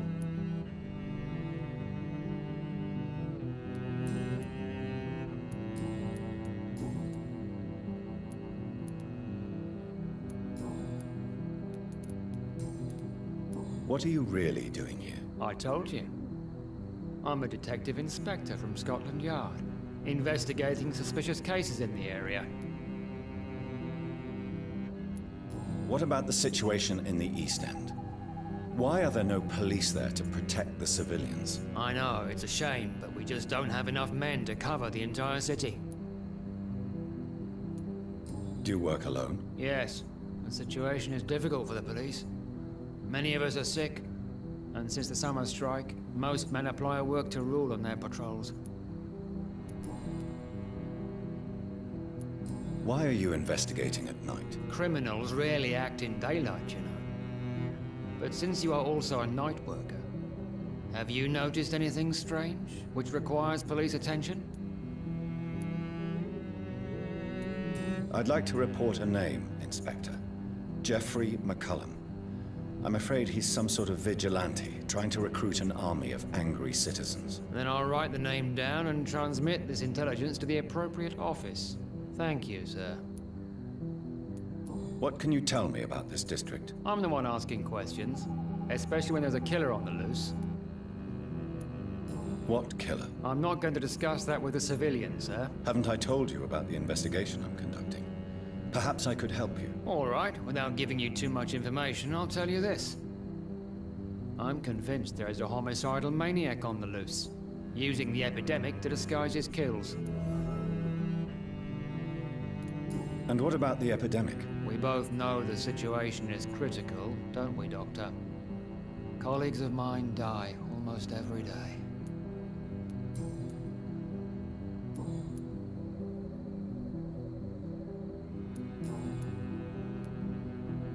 Tell me all you know about that homicidal maniac you're looking for. I'm not even sure there is only one. The wounds are always the same, but the modus operandi varies. Sometimes violent and brutal, sometimes precise and swift. How could different killers inflict the same wounds? That's my main problem. If my theory is correct, maybe we're facing a group of individuals sharing the same violent tendencies. Perhaps a sadist cult.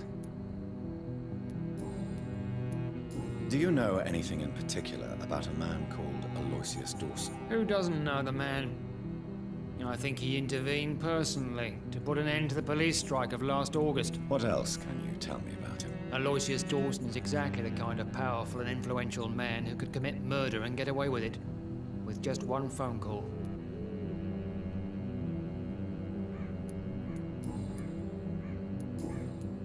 Goodbye, Detective Inspector Albright. Goodbye, Dr. Jonathan Reed. I'm sure we'll talk again soon.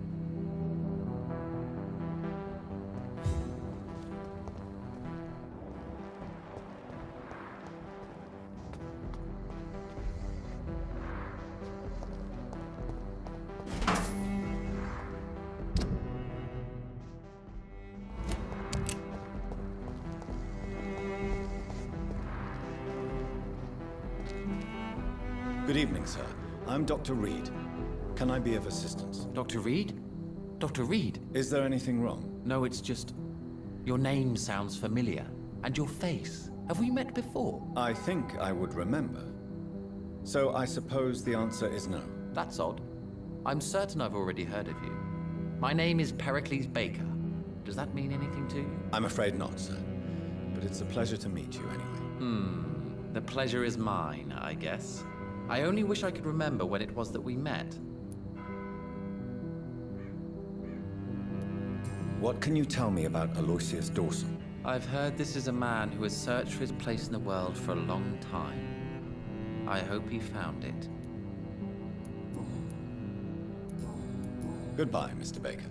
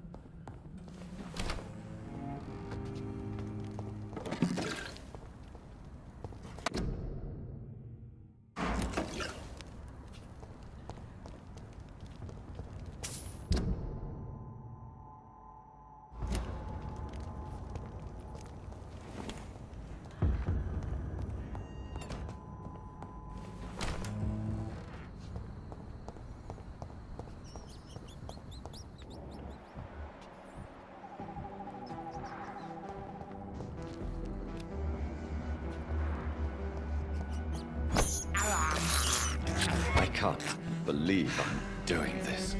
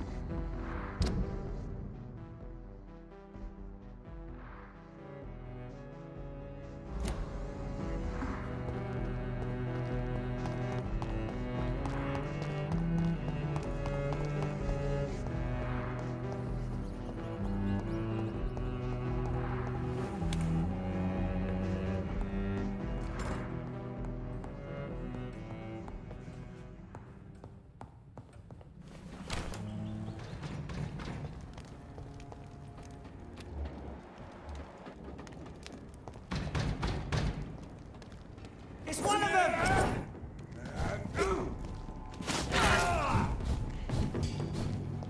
Crawl back to the hell! That's fun! Away with you!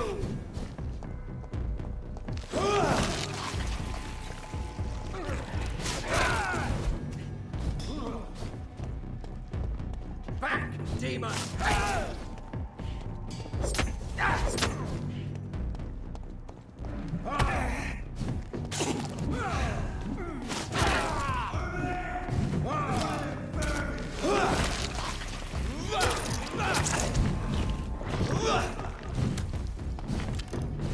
I shall fear no evil.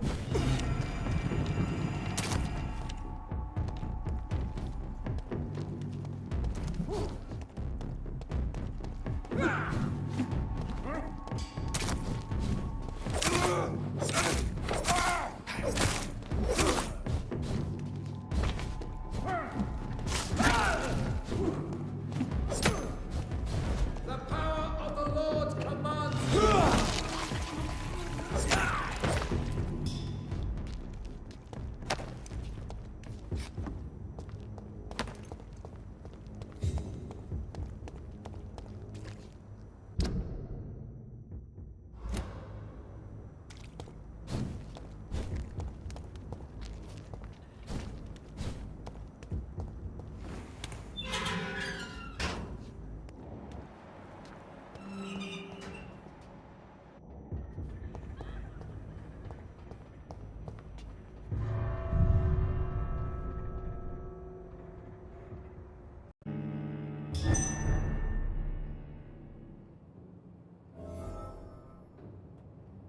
Dawson's mansion.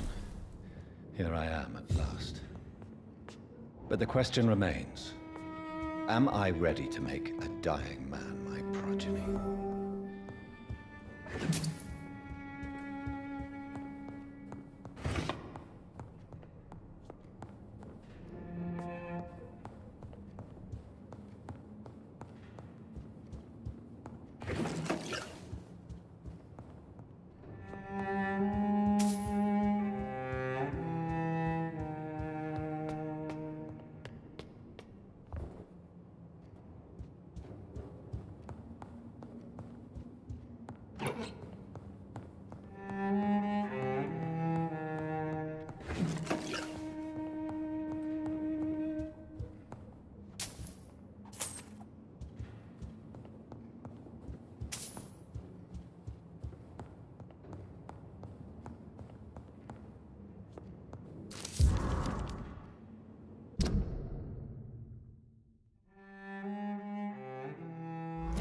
Reduced in rank for falsely accusing a man of murder.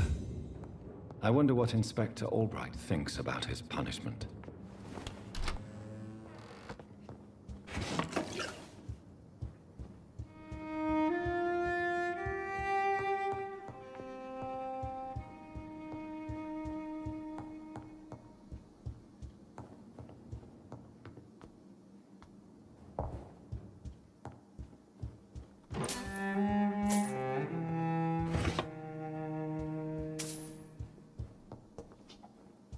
It's locked.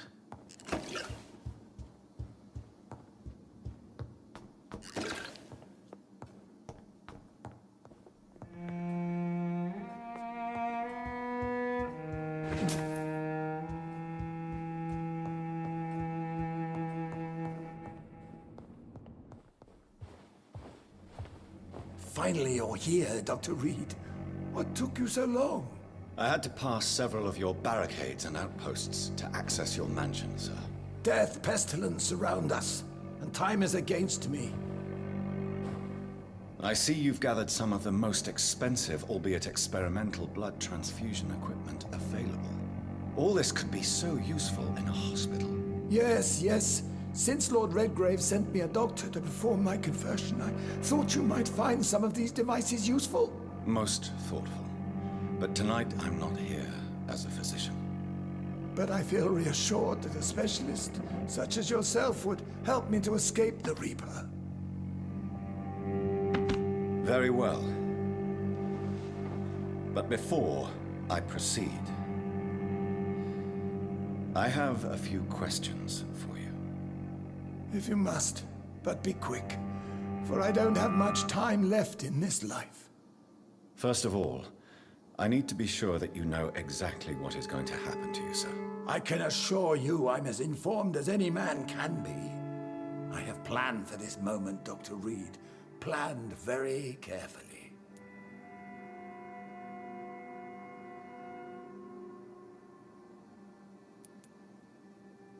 Sir, I'm going to end your life. Do you not wish to discuss the procedure for even a minute? I don't have a minute to indulge in idle chatter. I can't feel my legs, and the cold, so cold.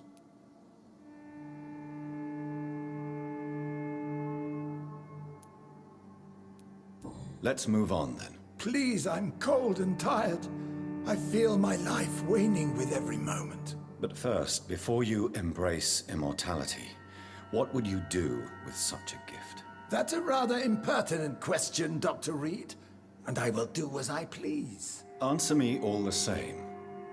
What will your first action be as an immortal? To save London. I will finance the most efficient quarantine ever seen. I will build a wall that will separate the sick boroughs from the healthy ones.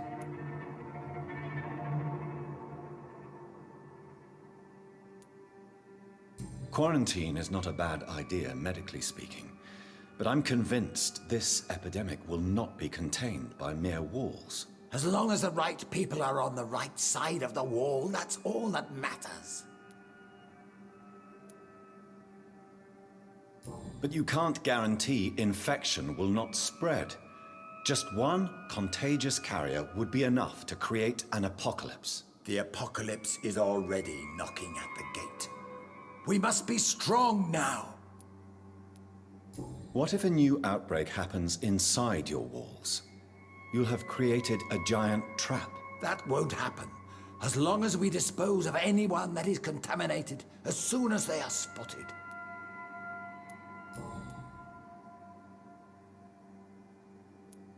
You really plan to build a quarantine wall across London? Yes, it will be tall and strong, separating the wheat from the chaff.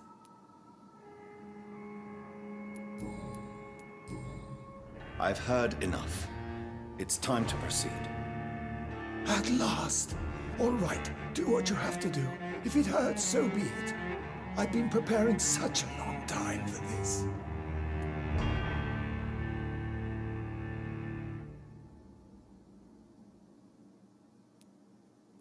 You don't deserve immortality, Mr. Dawson. What? What are you prattling on about? I don't believe I've ever met a man so bereft of empathy. You, sir, are despicable. No! Wait! You can't! I made a deal with Lord Redgrave. I'll finance whatever he wants. Please, just ask him. Sleep now. Rest now. Forever.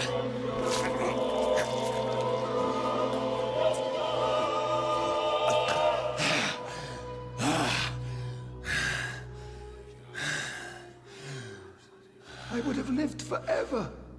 Who are you to decide my fate? Who gave you the authority?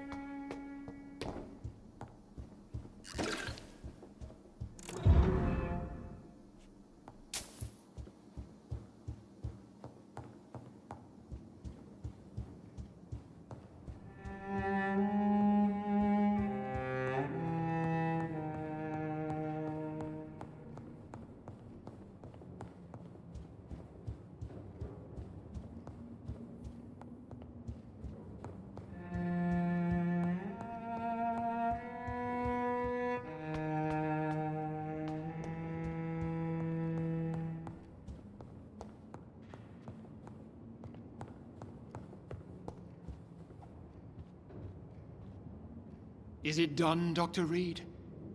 Is Aloysius Dawson reborn as expected? Alas, Aloysius Dawson was not brought back to life after his death. The man is gone. What?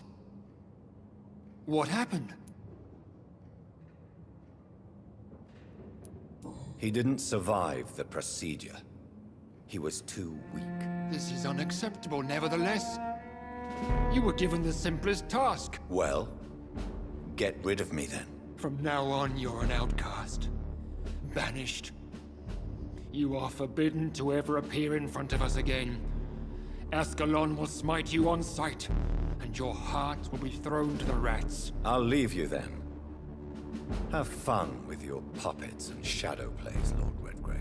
Yes, go, traitor, and take that awful creature, that counterfeit of a woman I saw waiting for you, and be gone!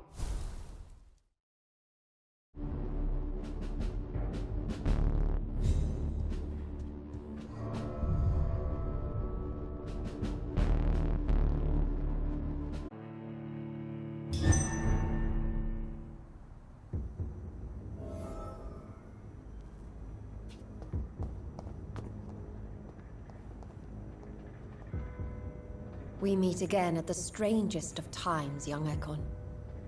So do you serve the Earl of Bristol now? Old Bridget. What are you doing here? Your friend, the wise Ekon. She sent me to warn you. Lady Ashbury? You know her? Tell me what's going on. The lady approached me but a few nights ago, wanting to meet the sewer skulls. Once she questioned Harriet Jones. She agreed to help us. Harriet Jones is still with you then? How is she doing? Harriet remains angry, but is recovering slowly. Her mind is twisted, but at least her body is healing. Tell me what is going on. The lady asked us to keep an eye on your mortal doctor friend while you were away. We spotted the hunters. They were discussing plans to attack tonight. No time to lose, then. I must go there right away. I shall return to my den. Have you a message for the lady? Should I see her before you?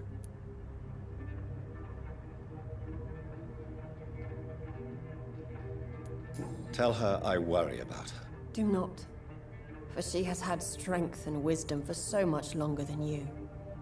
Go now and take care, young Ekon, for the flames are rising.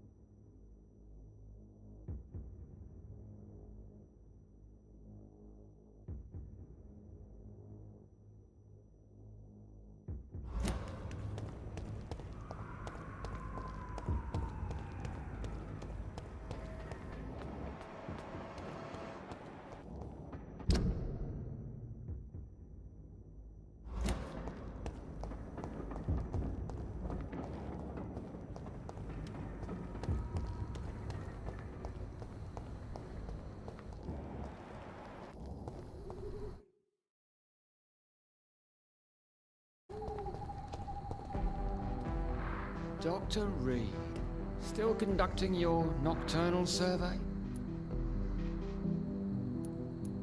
What are you investigating, exactly? Well, my 2 missing persons cases have been solved. By you, it seems. Are you just that lucky? Or do you know something I don't? I was lucky enough to find them both while conducting my investigation in this part of town. Why do I still have the feeling that you're hiding something? What about the abductor? Was it the same person? I don't think so. You had better interview Miss Teasdale and Mr. Kimura on that matter. All I did was to lead them safely home.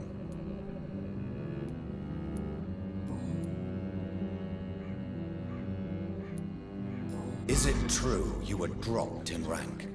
Tell me about it. Yes, it is. I made a terrible mistake. I deserved it. Sometimes I think I should have resigned. So why are you still working here? Because I'm a damn fine copper. I just don't want to have someone innocent hung again by mistake because of me.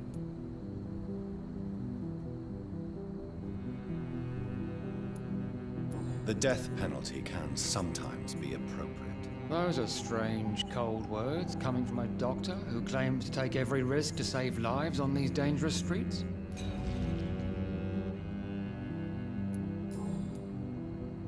Goodbye, Detective Inspector Albright. Goodbye, Dr. Jonathan Reed.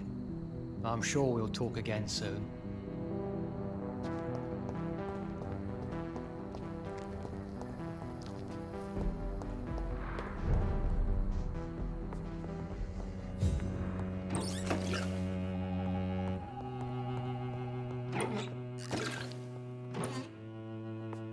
Dr. Reed, I am glad. Good evening, Miss Price. How are you tonight? Dr. Reed, I didn't know you had returned from the war. I had a new doctor when you left, but he's not as kind as you. Always glad to see a former patient in good condition. It's been a long time. Too long indeed. And as a token of my appreciation, I'll grant you the best price if you fancy buying anything from my humble shop.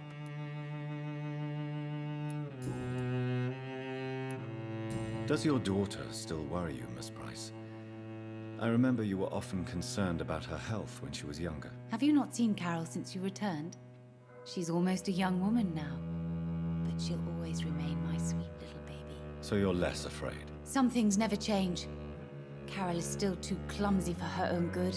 Sometimes her innocence puts her in real danger. You have every reason to be cautious, Miss Price, especially in these difficult times. Maybe you could talk with her, Dr. Reed. It would be nice to have a man here more often.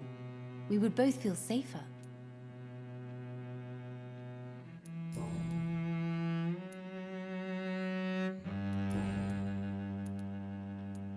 May I look at your goods, Miss Price? It's always a pleasure to have you here, Dr. Reed. Take all the time you need.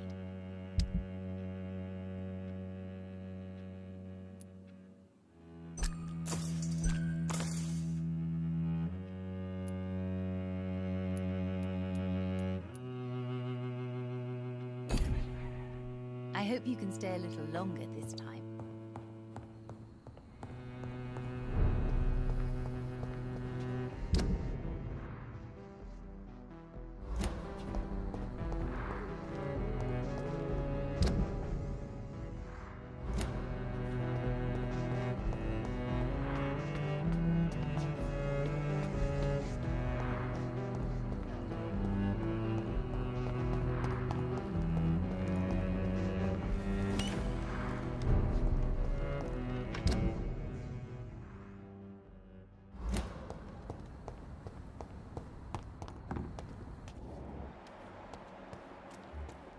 This is now my domain, young Ekon.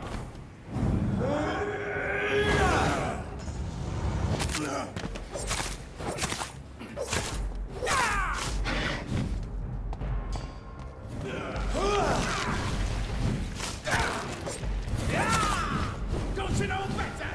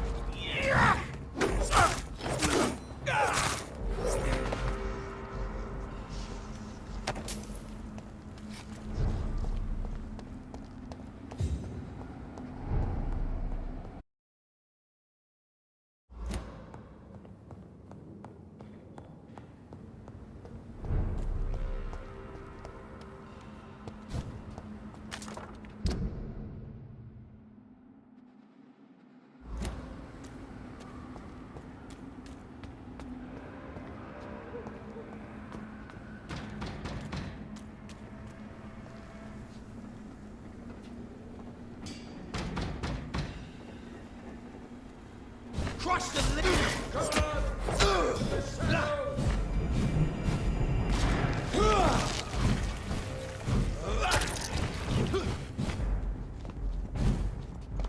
Die, vermin! No rest for the wicked!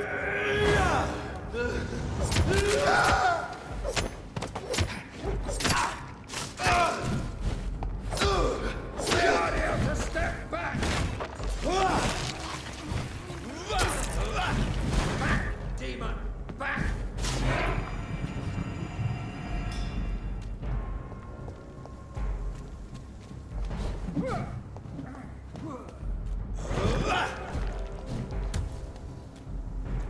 Stop!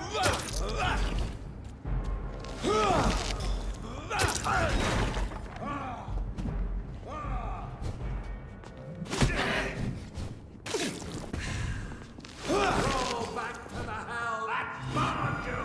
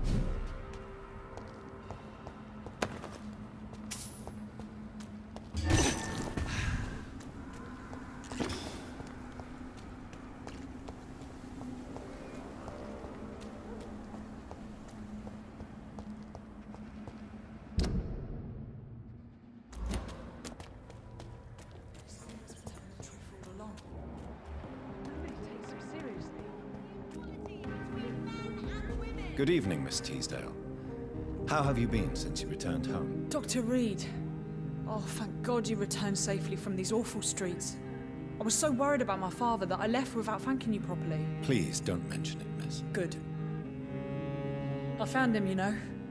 My dad. Or what was left of him. I think my abductor intended to do the same thing to me. Do you need my medical attention, miss? I don't need your help specifically. I can assure you there are many competent doctors around. I will see you later. Goodbye, Miss Teasdale. And be careful. Until we meet again. It's always been your house, Dad. It's only the first step towards the equality between men and women.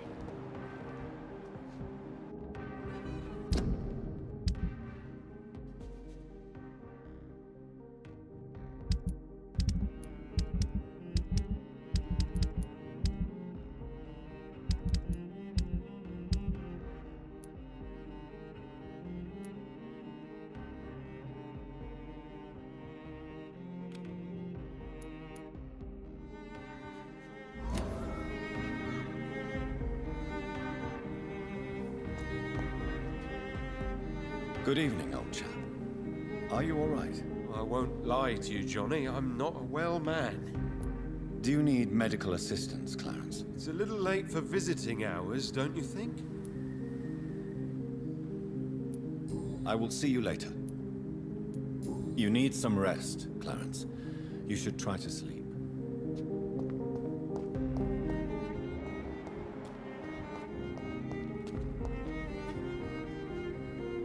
We meet again, Mr. Kimura, in a more peaceful situation. Dr. Reed, still visiting London by night? We must both be nocturnal animals, you and I. After your captivity, I thought you'd be more cautious. Breathing the cold night air helps calm my mind, sir. I've had the most frightening nightmares since I escaped that filthy jail.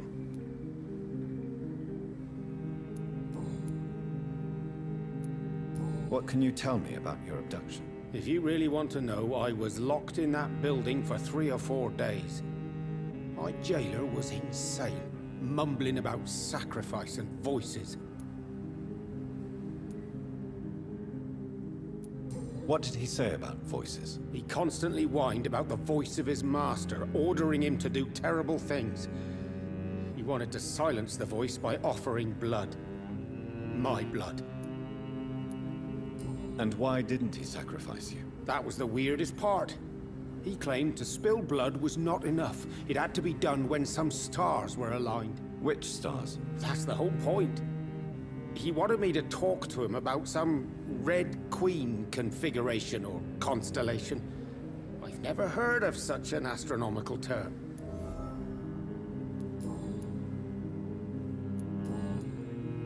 Do you need medical assistance, sir? You've already helped me enough, Dr. Reed.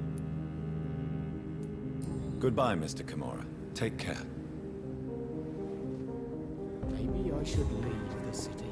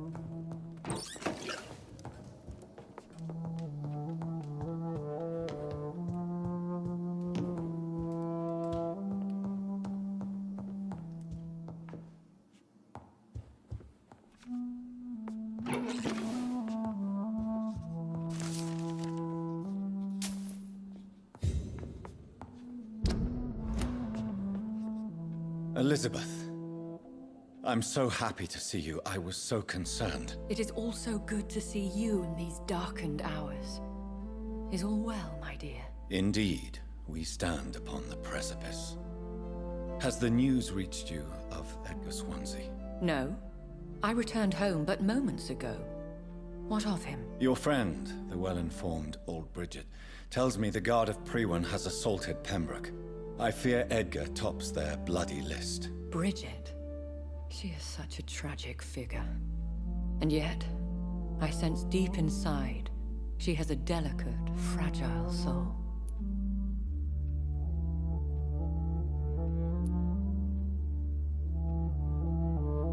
Indeed, she has. I'm glad you like her too. Once this is all over, I will study the sewer skulls. I fear I have made terrible mistakes, founded upon erroneous preconceptions. I was concerned for your safety. McCullum draws too close to you for my comfort. Fear not.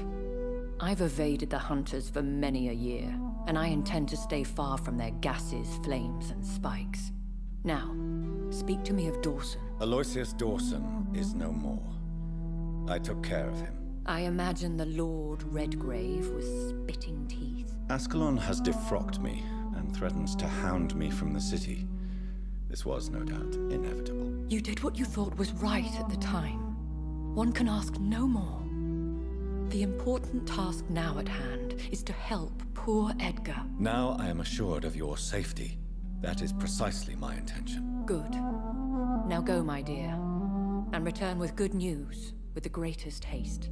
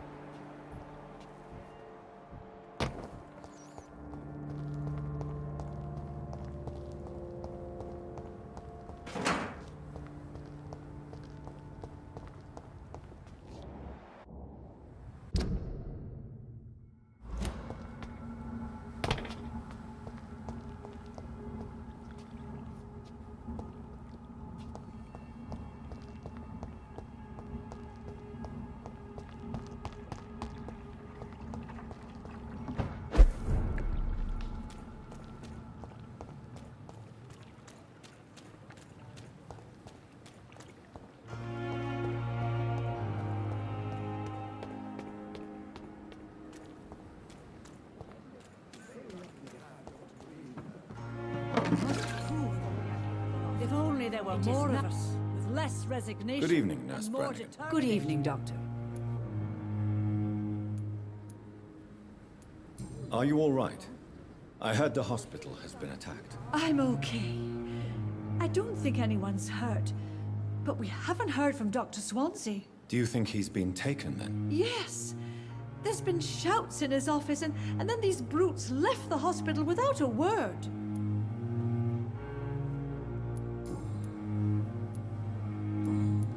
Goodbye, nurse. Call me if you need assistance.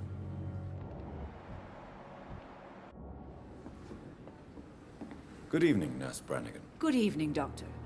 Do you require medical assistance, nurse? I will be fine. As soon as I can get some sleep. Nurse, you won't be able to help people if you're sick. Take this, and do try to get some rest. I'll try, Dr. Reed. Thank you. Goodbye, nurse.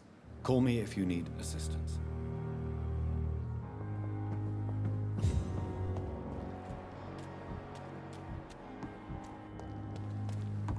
Miss, please, I feel sick.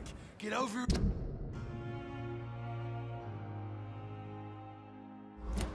Now.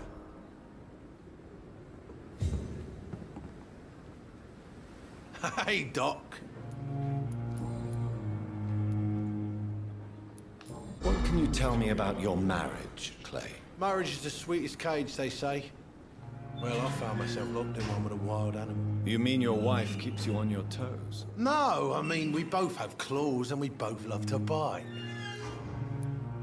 Am I right to assume your wife's letter pissed you off, Clay? I was so mad, I threw away the knife she got me when we got married. Your wife gave you a knife as a wedding present. That knife has always been my lucky charm. If I'd had it in my hand when I got stabbed on that pier, I'd not have been wounded.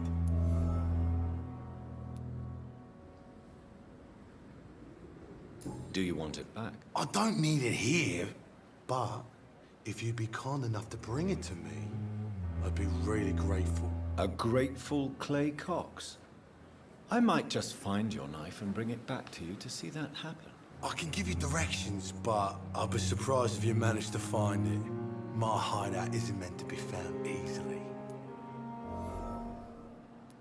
You're lucky to be alive, Mr. Cox.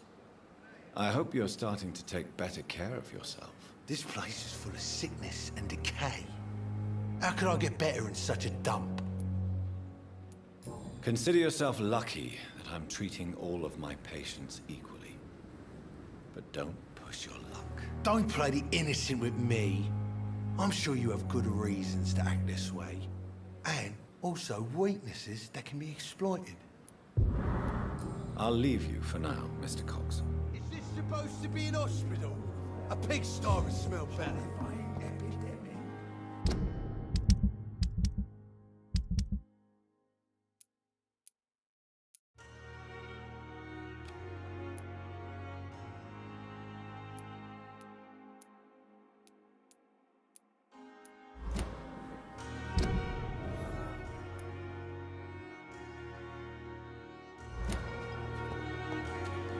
Last summer's epidemic was difficult.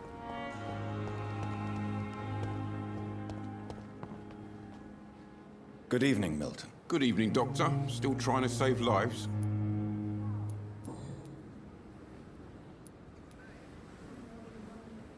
Do you need any medical help, Milton? I'm fine, Doc. Physically, at least. But I would give everything to be in a better place right now. I'd like to see your goods. Wise choice, Dr. Reed. A reliable gun is what everybody needs these days.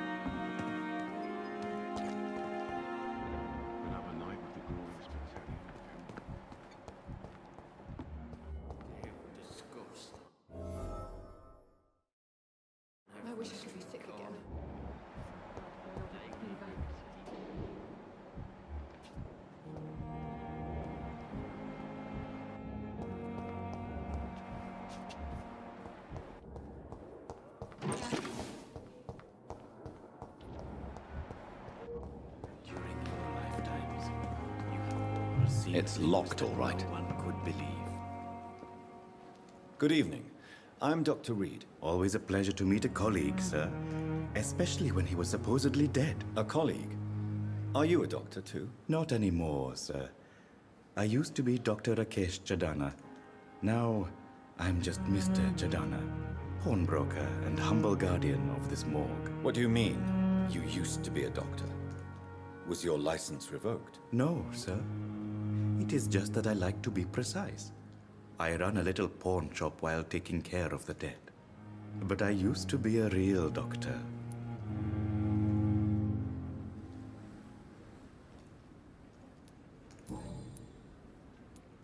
A pawnbroker? I expect you get all types of people here. Yes, sir. All kind of people. For I sell all kind of goods. Who comes here to trade with you? It's very unhygienic, even unsafe. Diseases can spread. For the customers, for the hospital. I'm very cautious, sir. I've been a doctor, remember? And all my clients are good people. In fact, I think I only know good people. What kind of goods? With the quarantine, it's not always easy to buy things. So I trade, I exchange. Some people sell, some others buy. I like to help.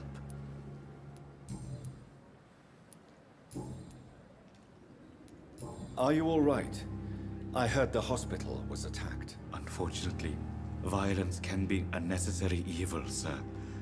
I volunteered, joined the army to serve the Empire, sir. But attacking a hospital...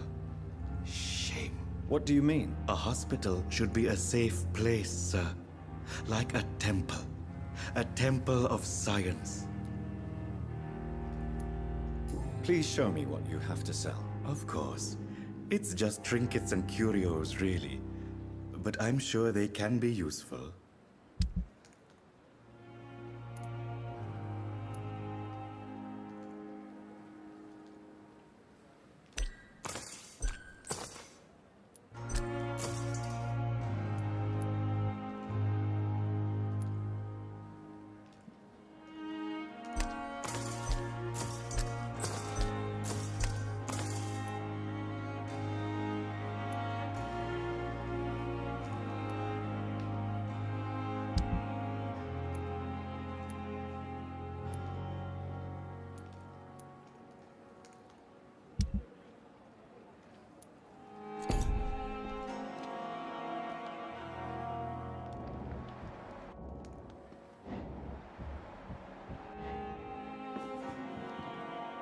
It's locked. I'm sorry you ended up playing court.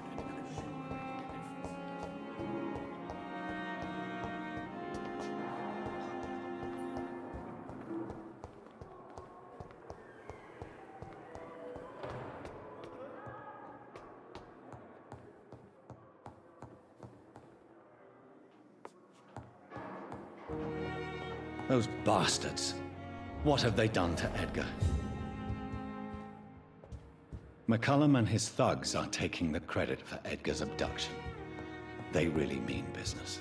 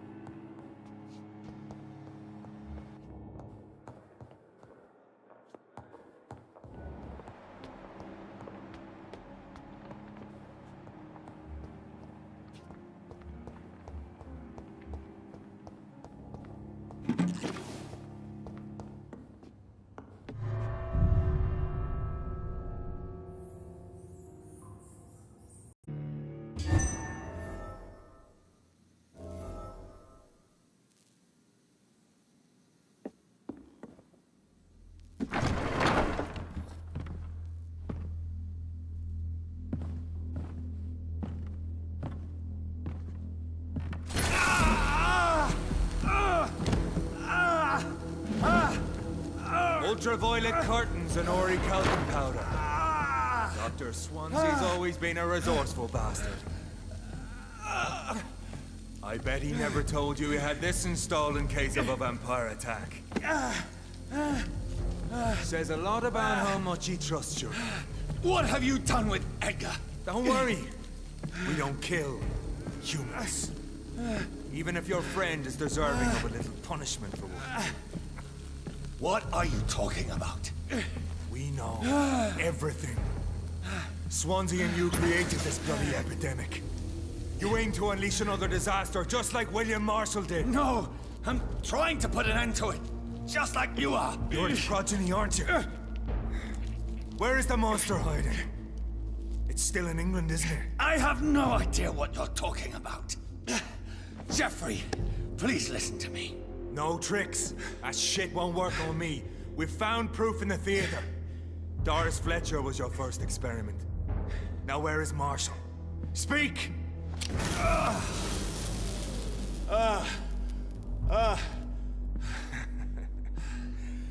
So much for modern technology. Time for the tried and true. Do you know what this is, Beast? This is a drop of King Arthur's blood. The blood of a true defender of Britain. Stronger than your evil powers.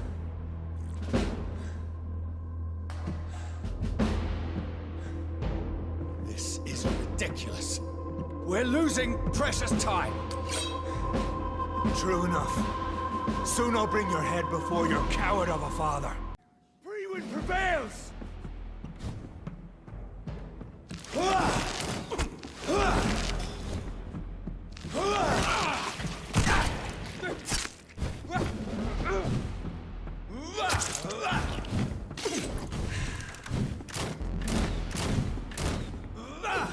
Close your eyes!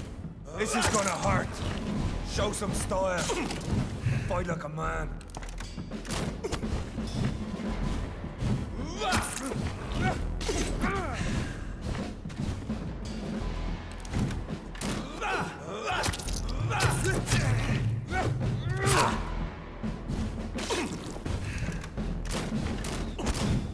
Come on, Reed. Try something else.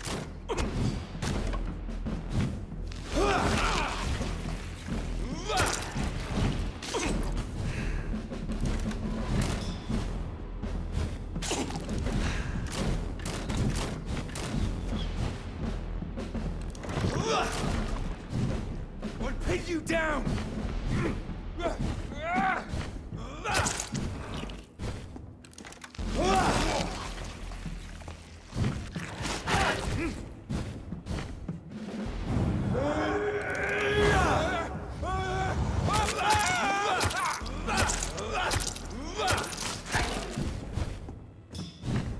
The blood of a true defender of this land.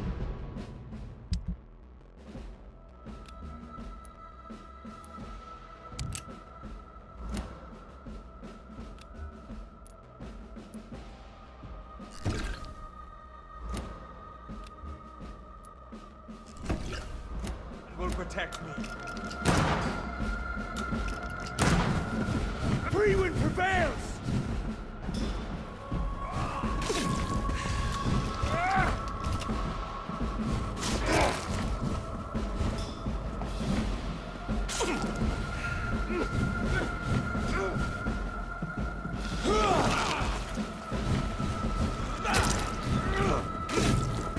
Your poisonous bite is useless on me.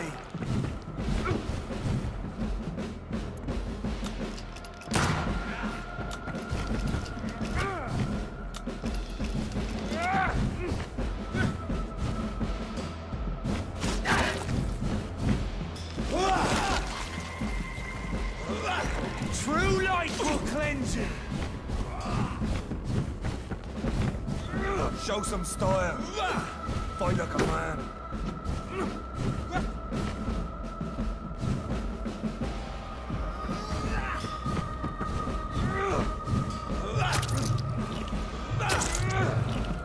And if you're so innocent,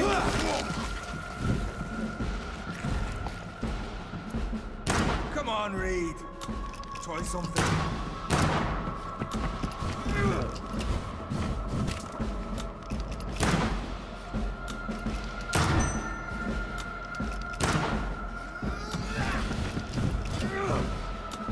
Close your eyes!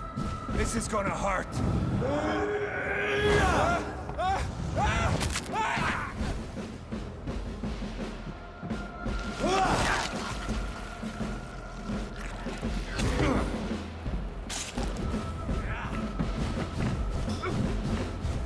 Blue light will cleanse you.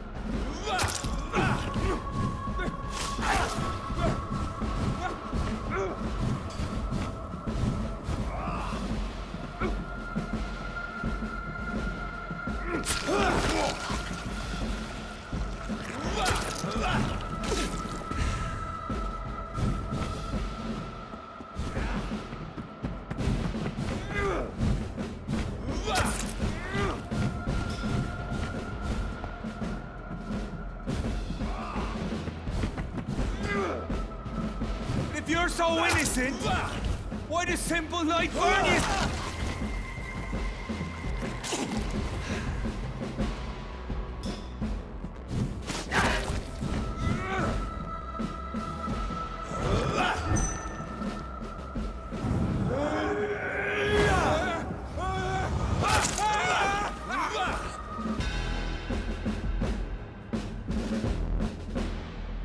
We are the guardian of justice. Priwen shall prevail. You can't accept the fact we're not enemies, can you?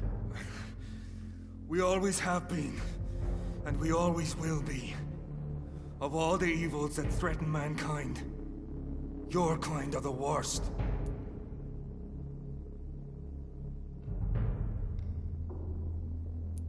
I was only reborn for a few minutes before you and your men hunted me down like a beast. You were only reborn for a few minutes, and you'd already taken the life of an innocent woman. There is no way you'll ever let me be, McCullum. You'll always hunt me down, won't you? There is no escape, Leech. Kill me now, for there is no way you can sway me to your ideals.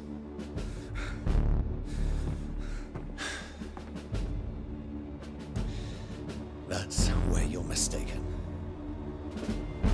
What do you mean?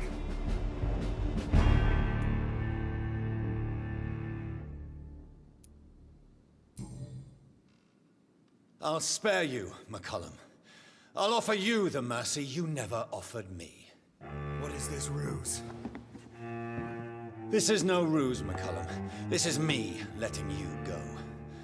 After all, you and I are both trying to save this poor country, in our own way.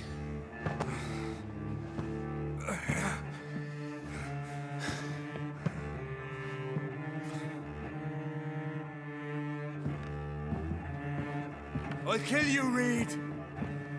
Next time we meet, I'll end you! See? Progress already. You called me by my name. Until the next time. Goodbye, Hunter.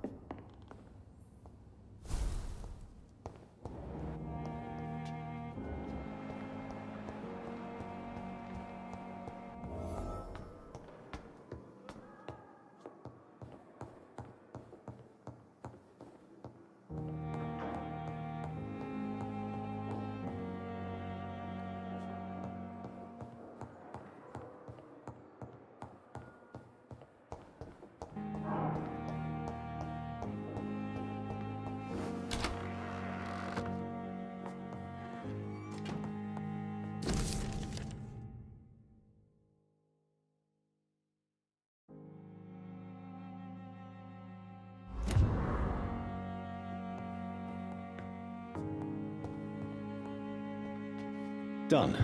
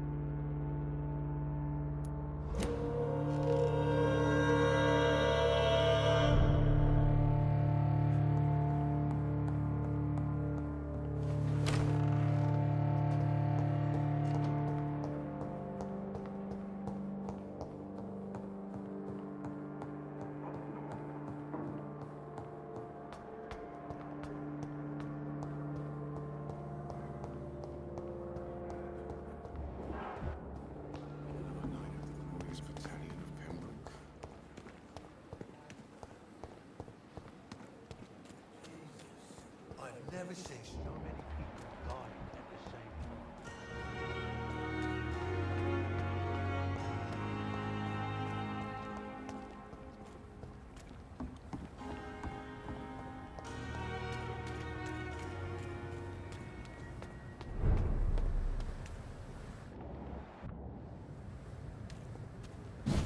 He's stop!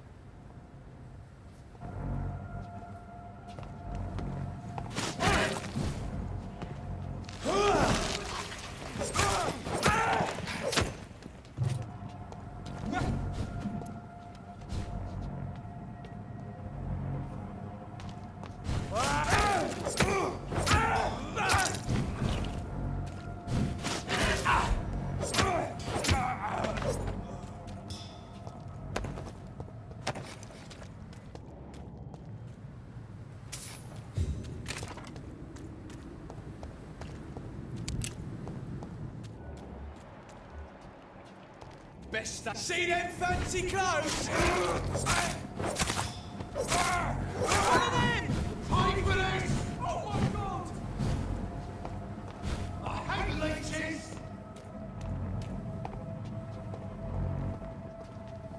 Killing's all you can say!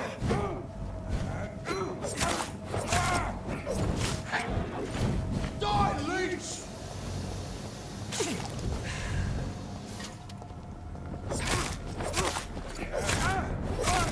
Filthy fucking beast! I'll kill you!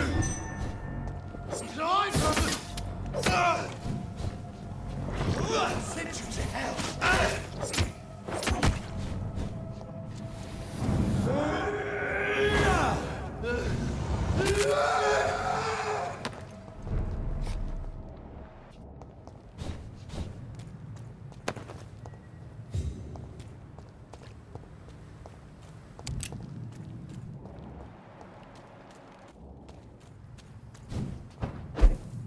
It's locked, all right.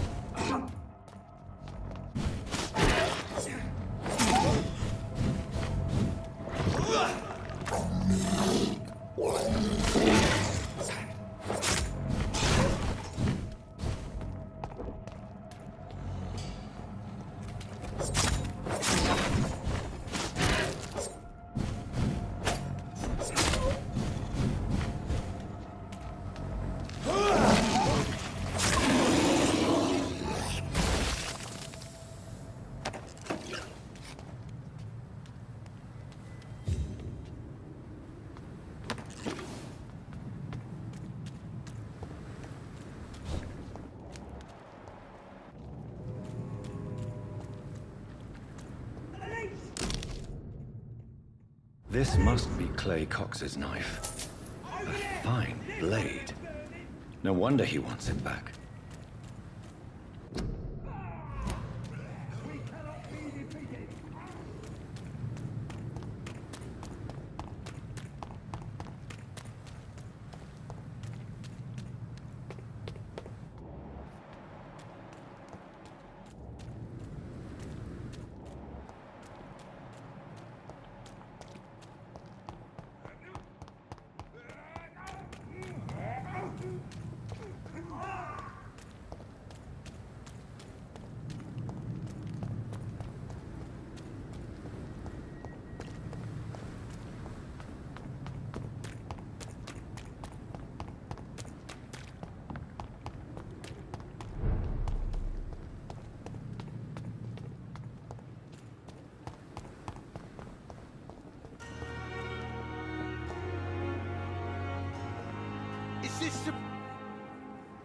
Hey, Doc. I have found the gift from your wife. In that case, you'll be properly rewarded, Doc. Clay Cox is a man of his word. I hope that won't make me an accomplice to your future crimes. Who knows what I might do now I feel invincible again. I'll leave you for now, Mr. Cox. Jesus, I've never seen so many people die at the same time. We fall for England, or England won't fight for us.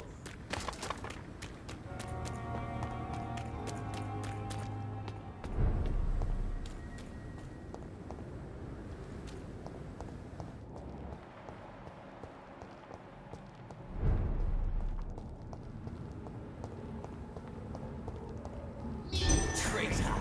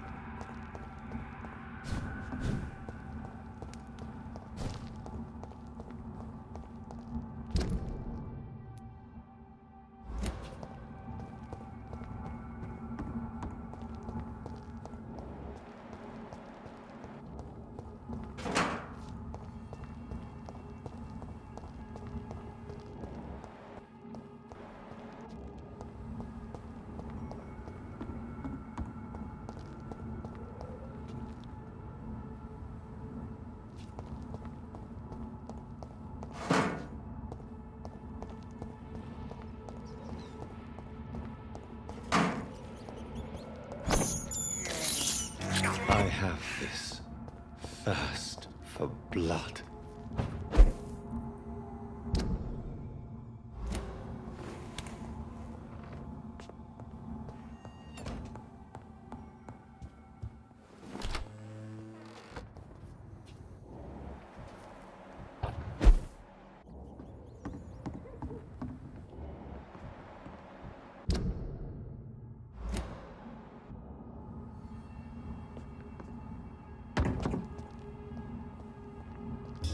Over there! There's one of them!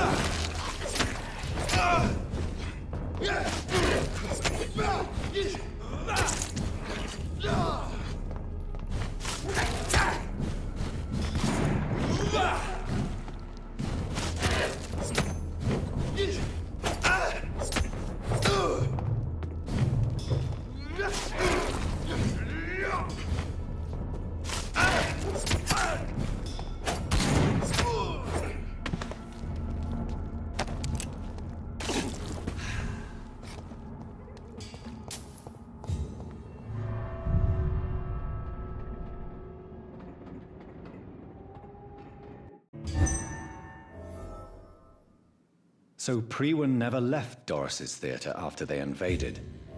They must be holding Edgar here in their new headquarters.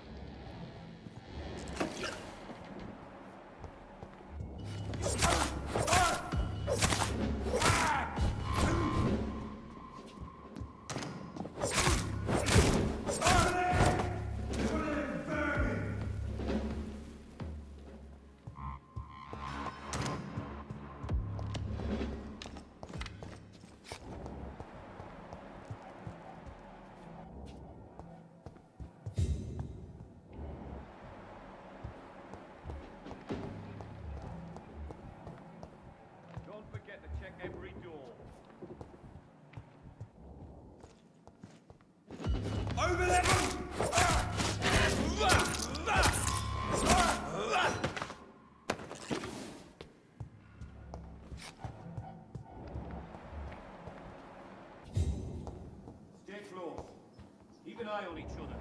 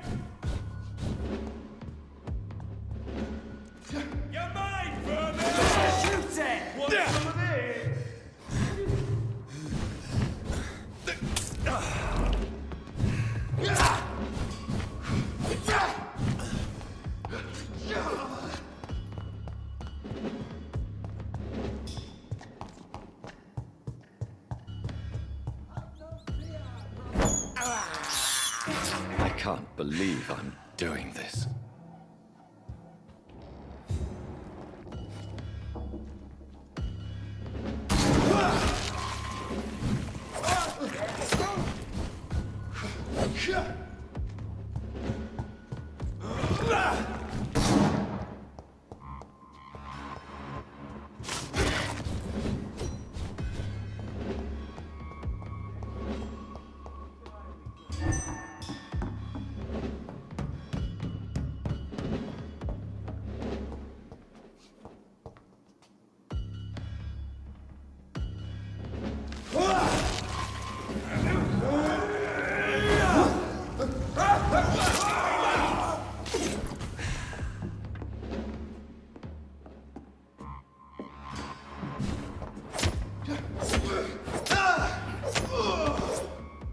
I cannot enter.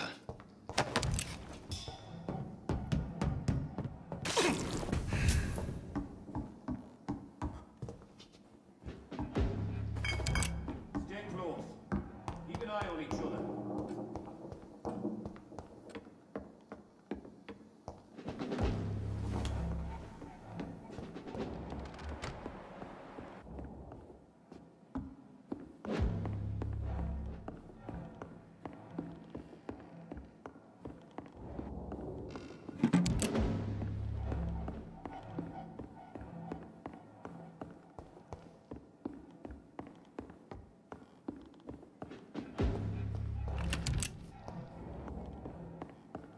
It's locked.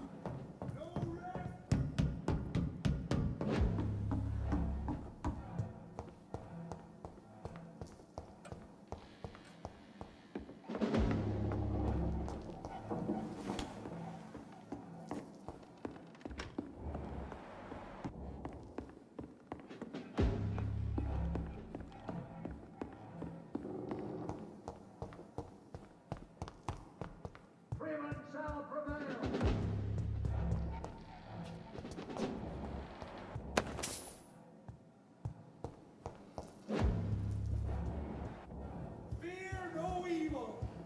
We do the Lord's work here.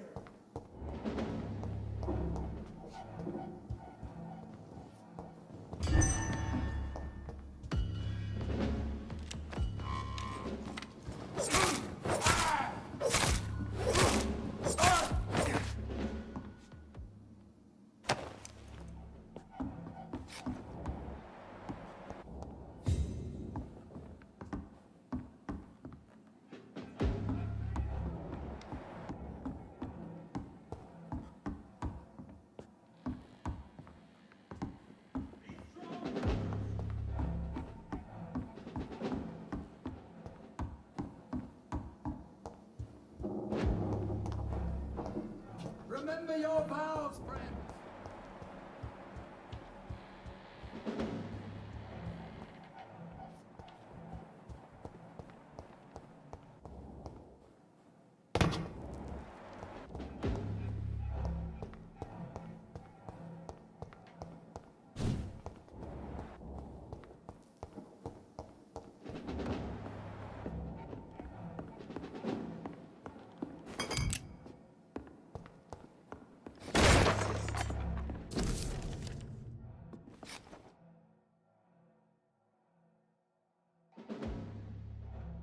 Doris Fletcher was about to become a disaster.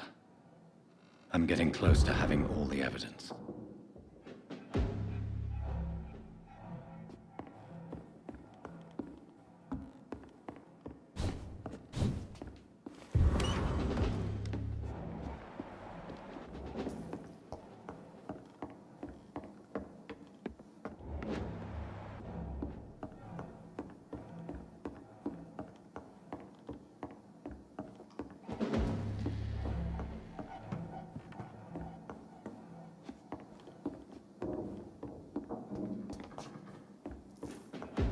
I cannot enter.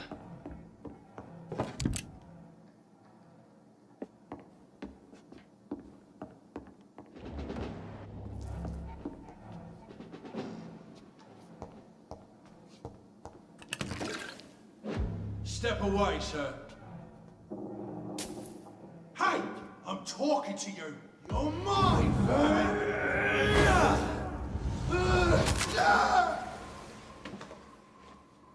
Want some of this?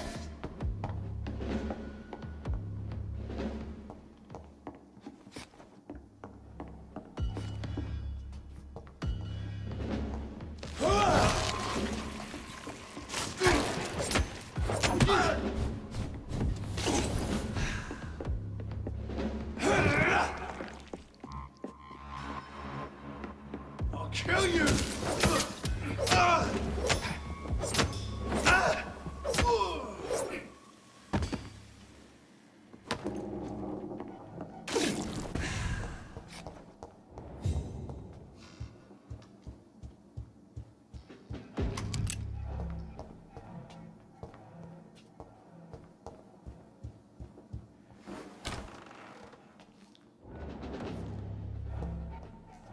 It's locked, all right.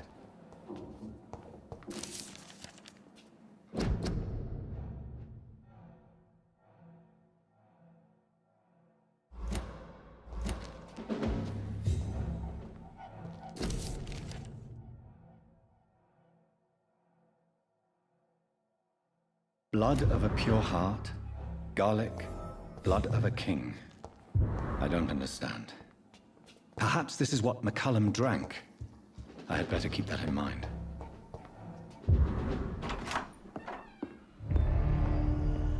Edgar. Edgar, can you hear me? Jonathan, is it really you? Easy. Easy. Save your strength. I'm getting you out of here.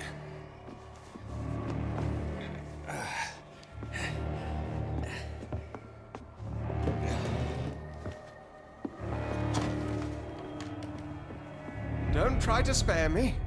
As a physician, I know all too well when it's too late. Punctured lung, broken ribs, and internal bleeding. An accurate diagnosis, wouldn't you say? Edgar, what happened? They wanted me to confess. Beat me black and blue. Geoffrey McCullum ambushed me at the Pembroke Hospital. He was convinced you and I were responsible for the Skal epidemic. I never imagined that self-righteous fanatic would dare to attack us in the open. What became of him? To prove him wrong, I let him go. Really? Are you sure that was the wisest course of action? Time will tell. The most intriguing part of his accusation was that you and I were the pawns of some ancient vampire. William Marshall. Yes, they tortured me to make me confess the same nonsense. I think you're hiding something, Edgar. What do you mean? William Marshall, for example. You speak of him as if you know him. How is that? Jonathan, I cannot say I'm ready for another round of questions.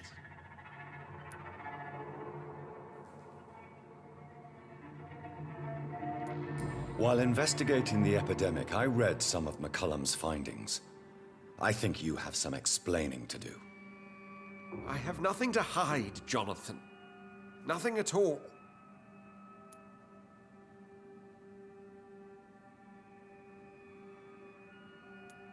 Do you remember when we suspected Sean Hampton of killing Harriet Jones?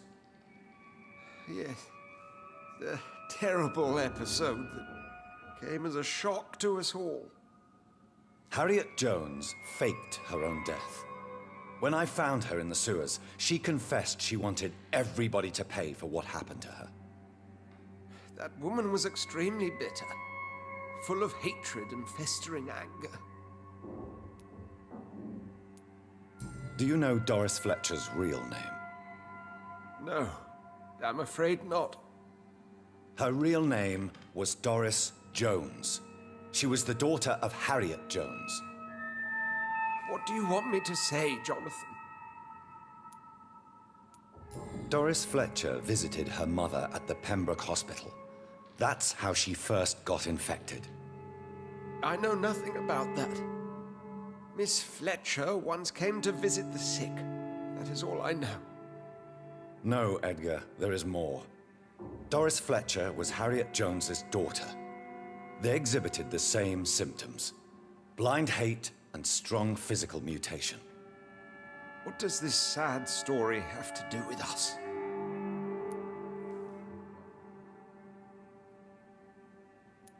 Come on, Edgar. Don't you see the pattern here? The epidemic, the link between Doris and Harriet, the suspicion of McCullum? How could I? I never saw Harriet Jones again after she fled the hospital. Doris and Harriet shared more than a hidden family bond. They were the embodiment of the epidemic and are linked to the Pembroke Hospital. Come on, Edgar, this is no coincidence. I swear I'm at a complete loss. All I did was administer vampire blood to cure old Harriet. There was no evil plan, no diabolical plot. You did what? I tested the regenerating and healing properties of vampire blood on Harriet Jones. My only intention was to find the cure for influenza, I swear. Whose blood did you use? William Marshall's? Mine? Lady Ashbury's. While transfusing her with human blood, humanely appeasing her hunger, I also kept samples of her blood for my research. You used her blood on Harriet Jones? My God, Edgar, that's unethical. You betrayed 2 of your patients at the same time. Right, I admit it. I boldly ventured into experimental realms, but I've killed no one to appease my thirst for knowledge, Jonathan. I'm no murderer. I never asked to become what I am, Edgar. You chose to conduct your rogue experiments. You have worked beside me. You saw what I'm doing at Pembroke Hospital. Jonathan, you know I'm not an evil soul. Just another victim of this tragedy.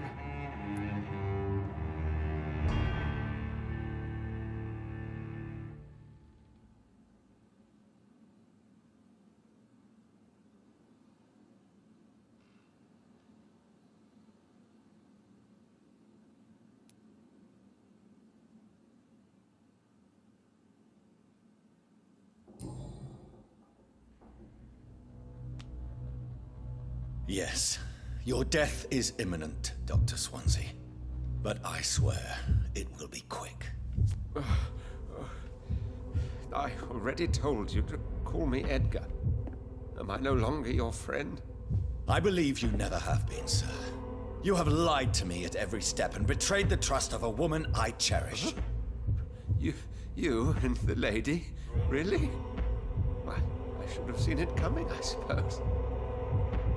May I add that I welcome this? The biting, I mean. You have your wish. Is it going to hurt? I always wondered if it...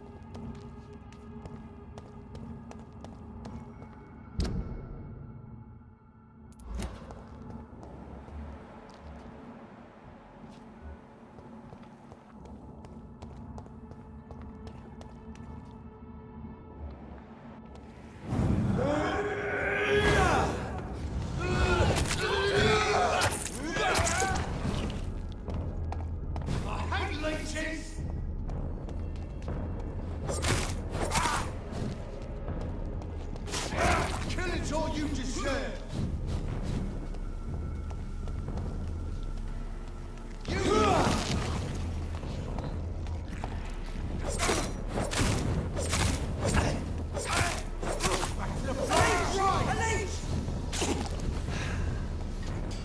It ain't human! Get it!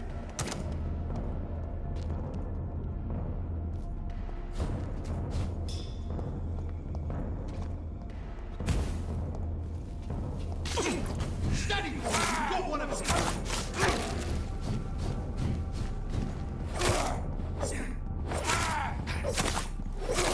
Over there!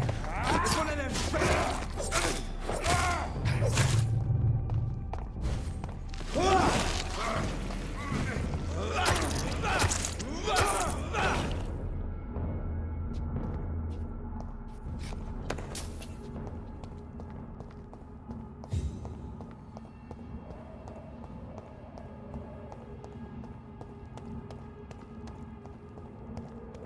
This one's mine! Die, beast! Hey, leeches! Pay for this!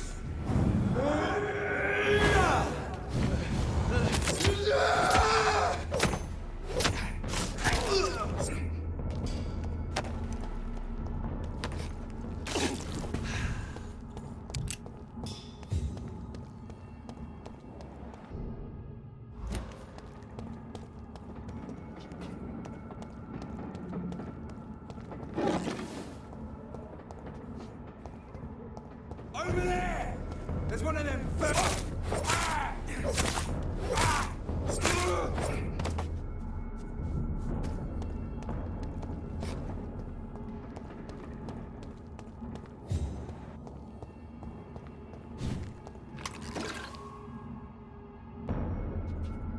Bloody monster!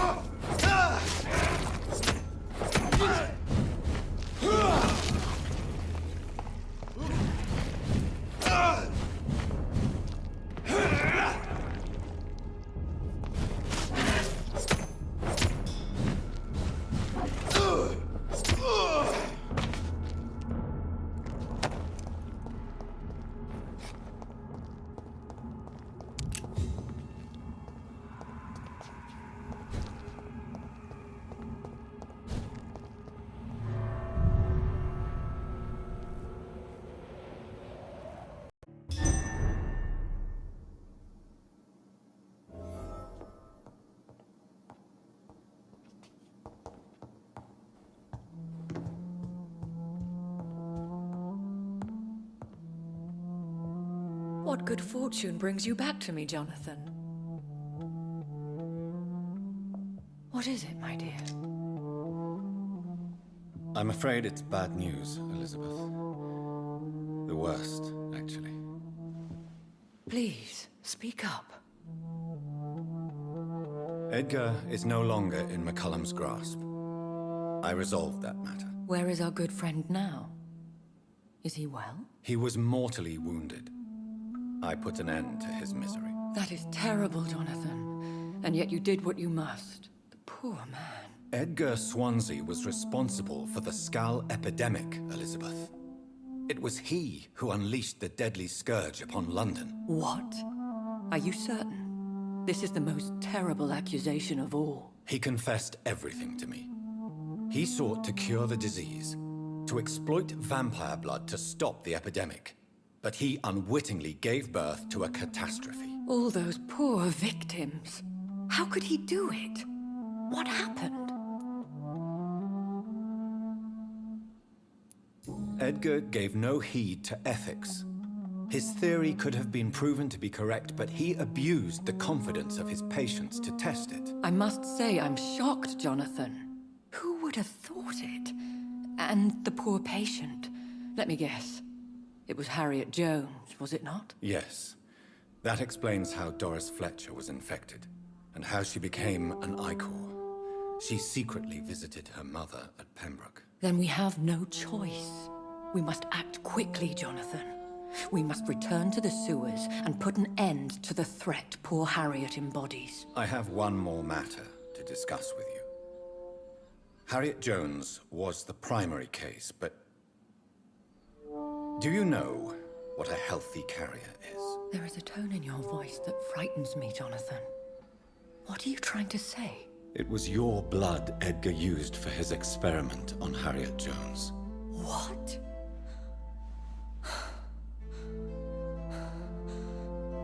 No.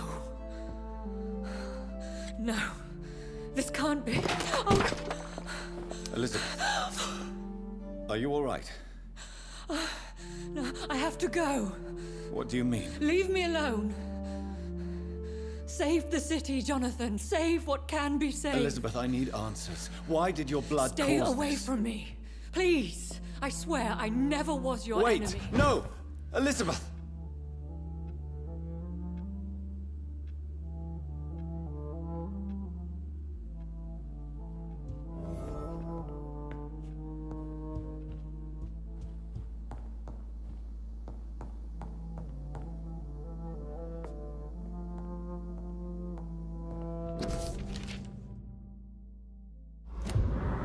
It's locked, all right.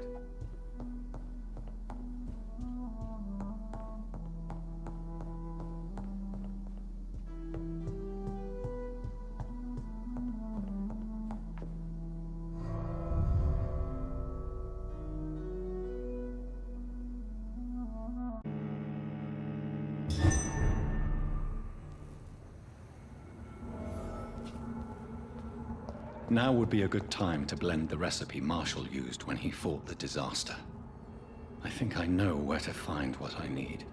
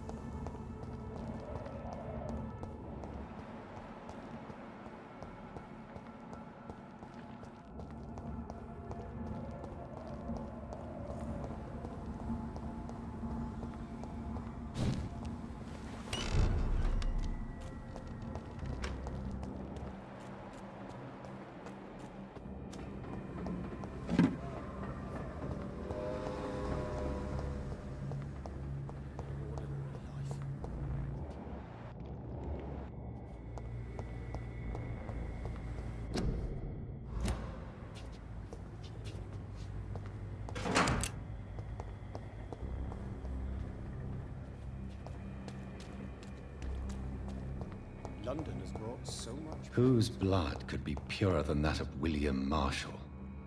Lord Redgrave will have to spare me a drop.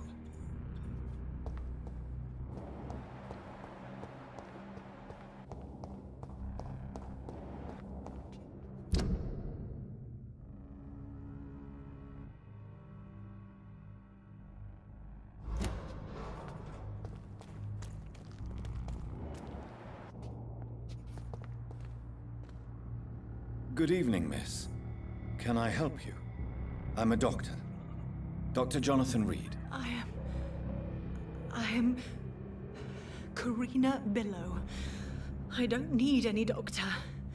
The rats. Where are the rats? Miss, you don't seem well at all. Are you afraid of rats? Has one bitten you? No, it's me who bites them.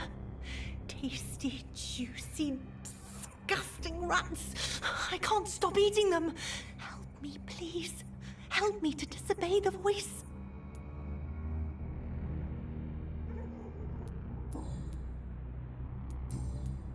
Can I help you, Miss Billow? I'm a doctor.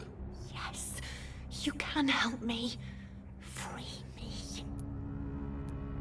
I will take that as a yes, even if I would prefer to help you in another way. Make it stop, please. I must go now. Goodbye, Miss Billow.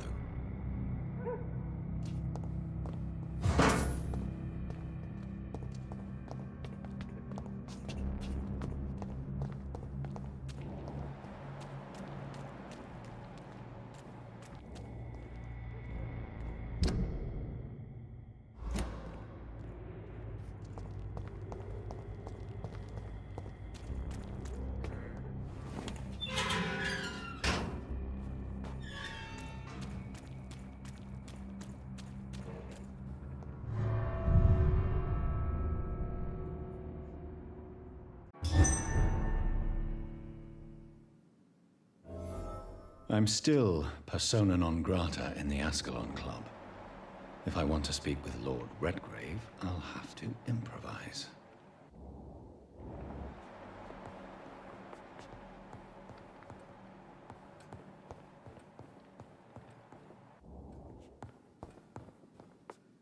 This...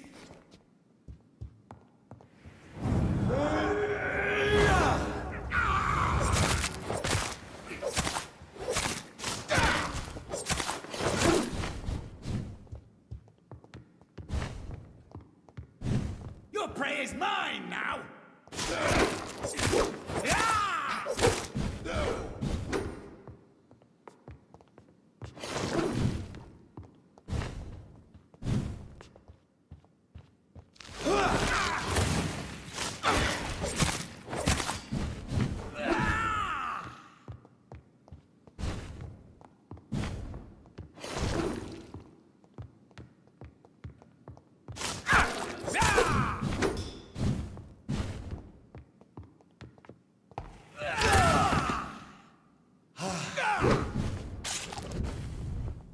Don't you know better?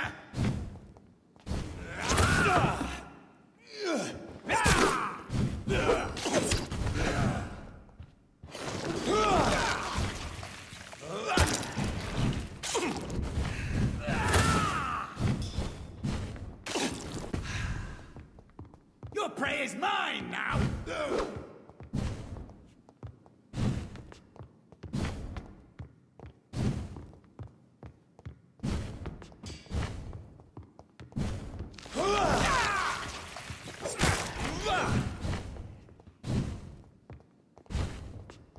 This is my territory!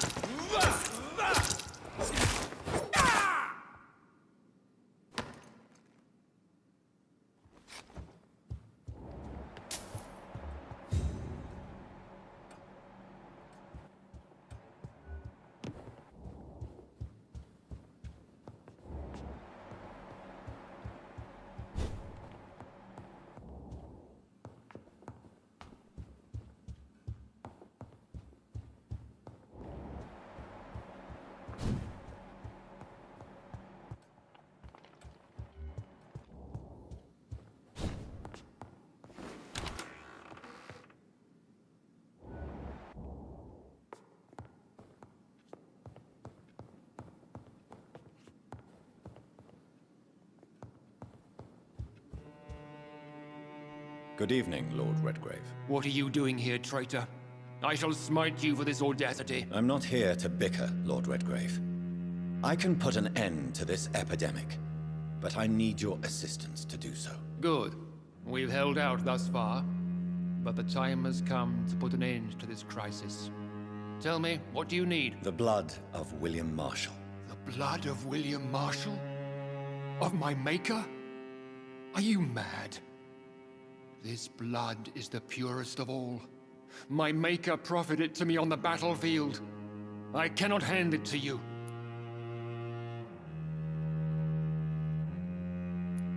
This is more important than the club, you, or me. This is London's last hope. I see. Well, in that case, given the gravity of the situation, I suppose I can spare you a drop. Thank you, my lord. If you manage to save this city, you'll prove yourself a veritable servant of the crown. So Godspeed, Dr. Reed. Our fate lies wholly in your hands.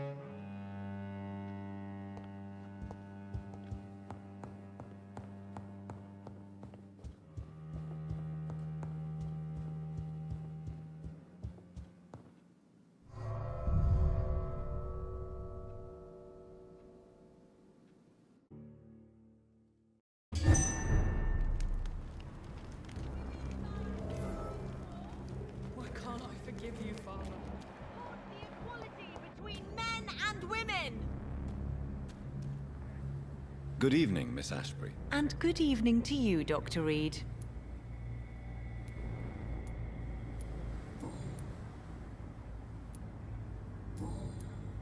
Do you need my medical attention, Charlotte? Indeed. Unlike you and my mother, I can still become ill. I will see you later. Goodbye, Charlotte. Give my best regards to your mother when you see her. She's been quite busy these last few nights. I suspect you may see her before me.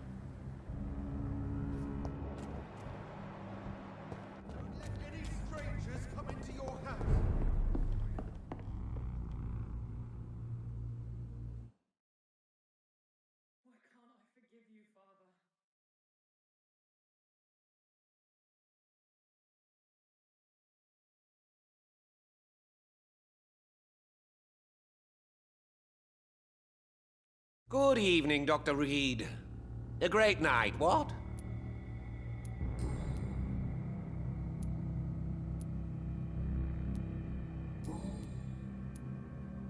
I may have a look at your goods, Mr. Russell.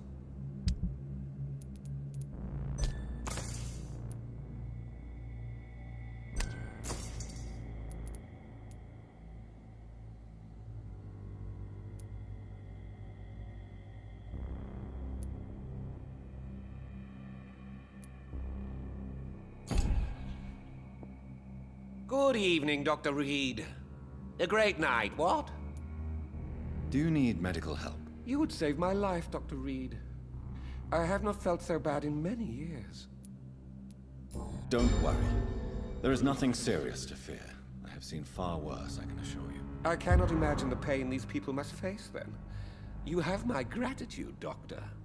This disease has ruined my appetite. Goodbye, Mr. Russell. I'm sure you'll take care of yourself. Please, sir. Whether you need to...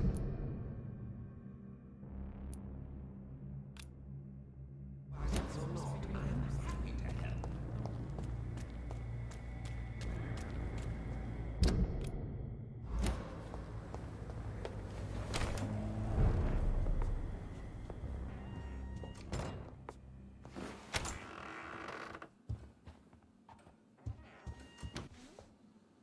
Good evening, Avery. Mr. Jonathan?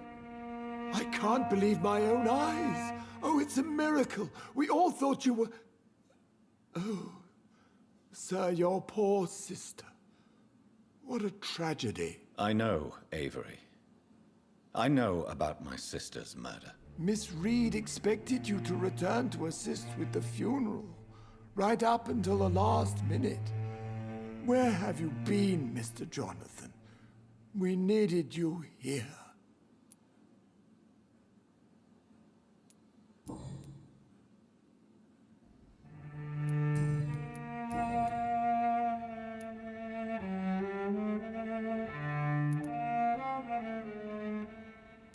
Tell me the truth, Avery. Do you feel forced to stay here? Would you leave this house without the arrangement made by my father? No, sir. I have nowhere else to go. And I promised your father I'd take care of his family as long as I lived. This house is dead, Avery. There is a curse on this family. You really should consider leaving. If only you could have been here sooner or more often. Maybe this house would not be that empty. But you're here now, sir. So my task is not over.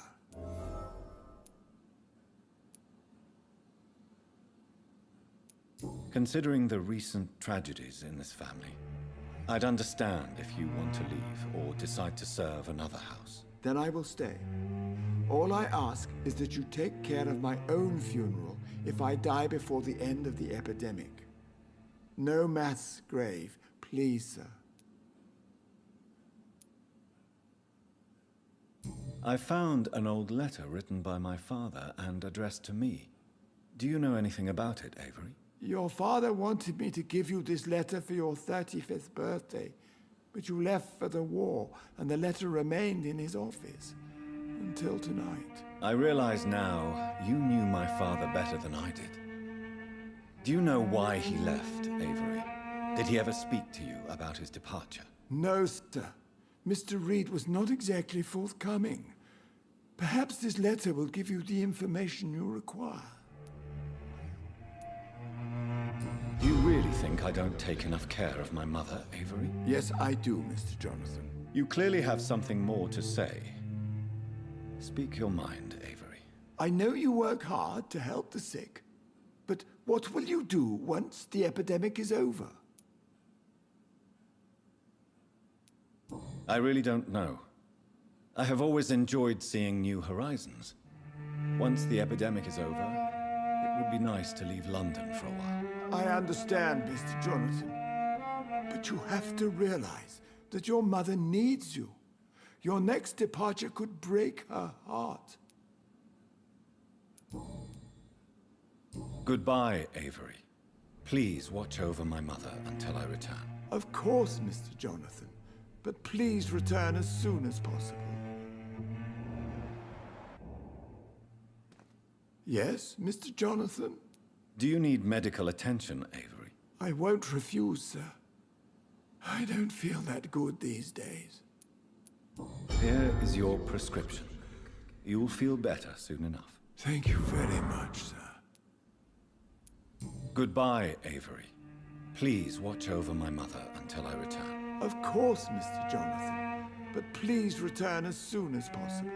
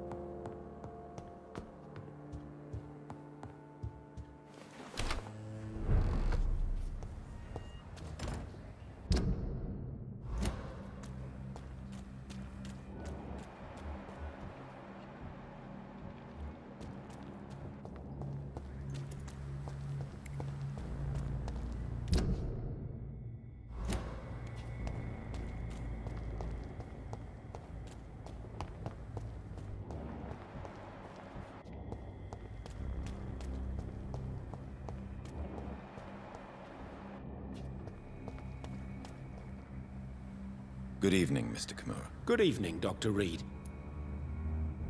Do you need medical assistance, sir? Don't believe that I'm the kind of man with a fragile constitution.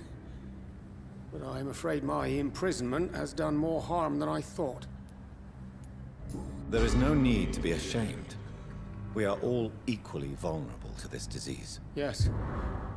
I know now life is as precious as it is fragile. Goodbye, Mr. Kimura. Take care. I almost forgot what it feels like to live an ordinary life.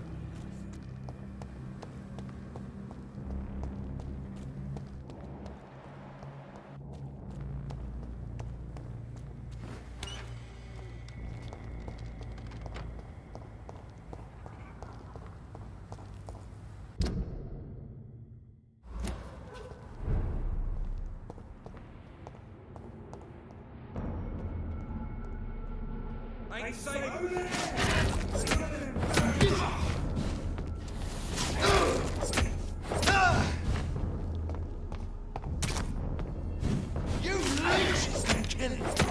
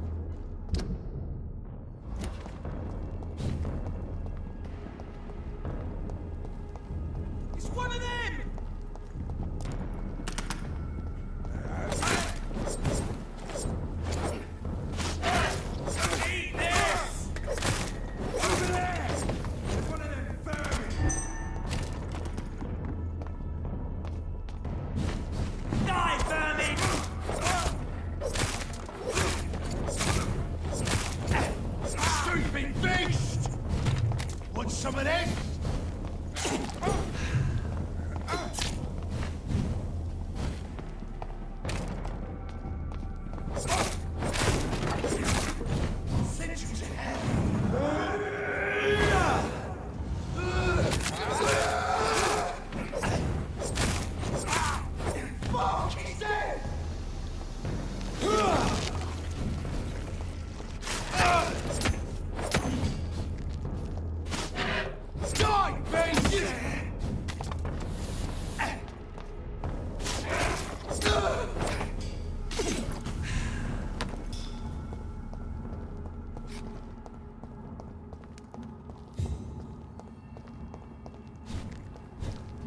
Over there!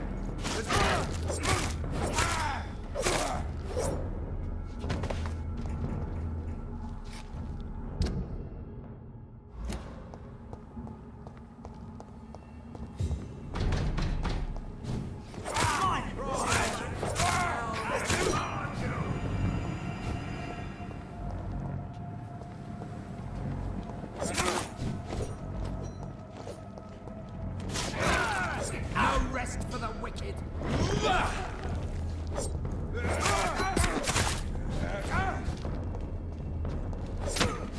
Vampyr, brothers. So fucking fast! God walks with me.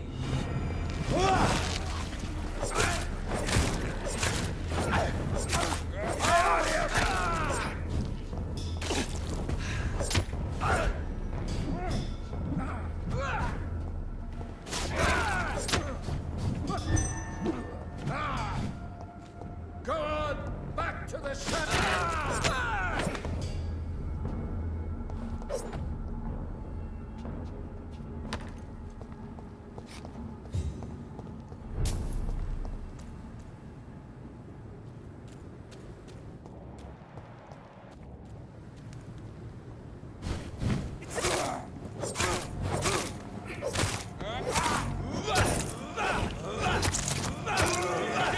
There's one of them vermin!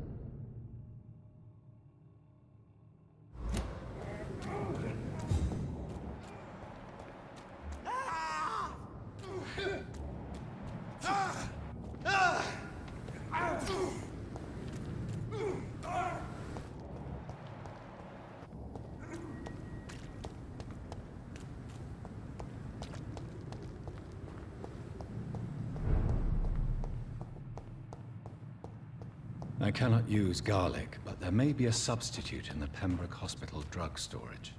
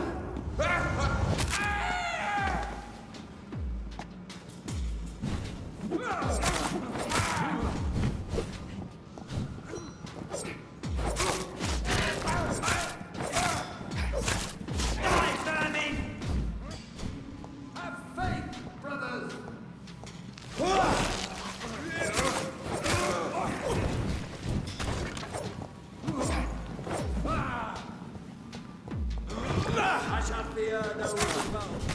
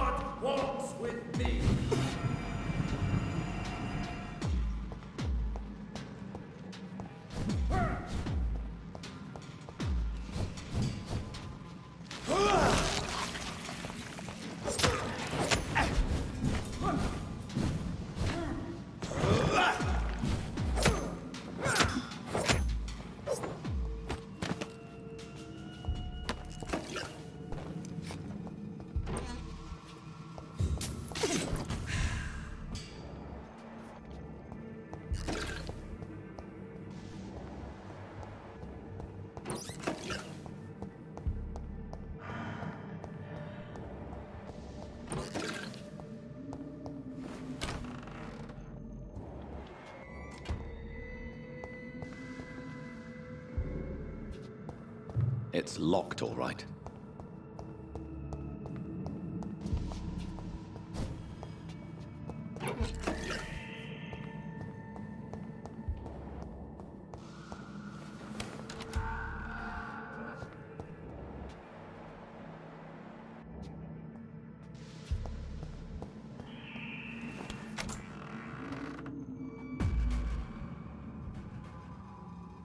This is no place for you, sir.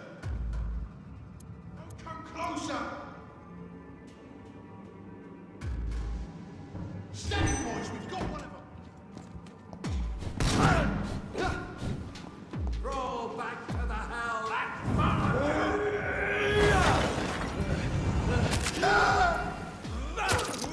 Have no fear, brothers! Die, vermin!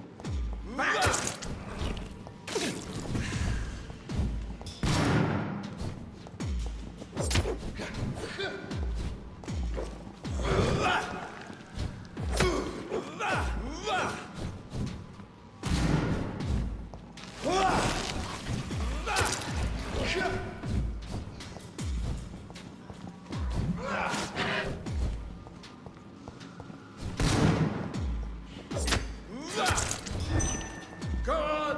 Back to the shadows!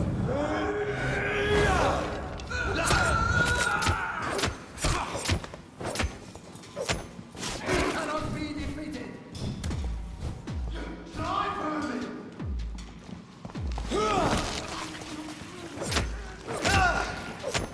The Lord commands you! Stop!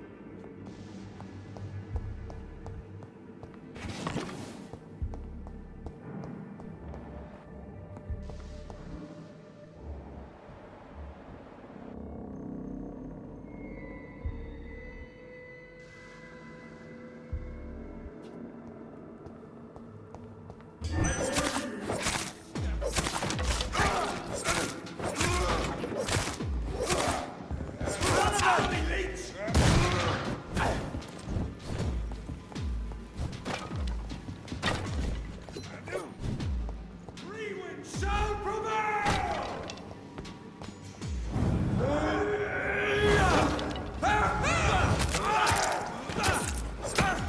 Vampyr brothers!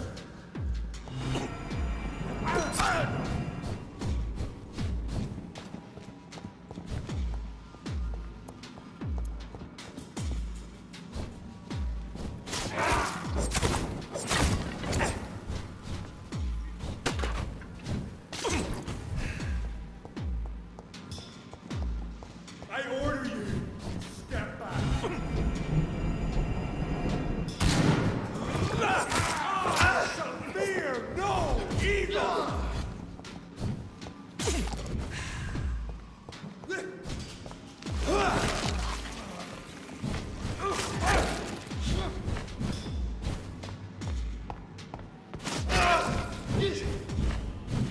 I'll send you back in a fucking grave!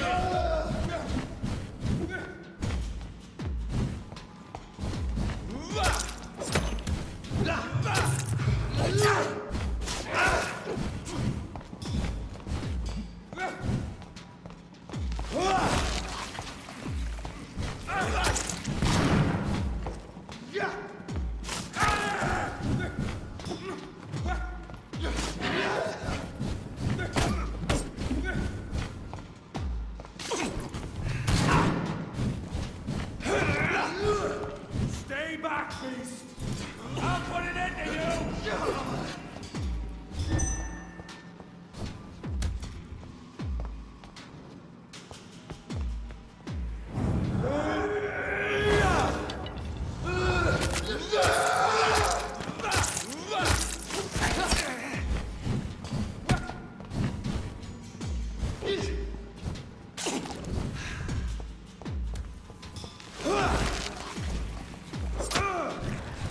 Stop! Fire!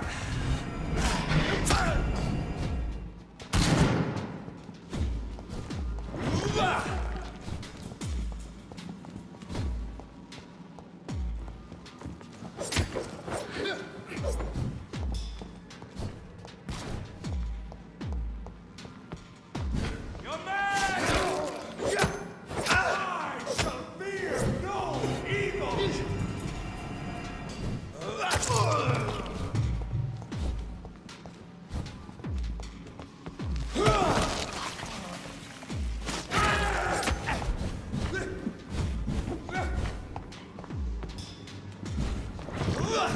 Away with you!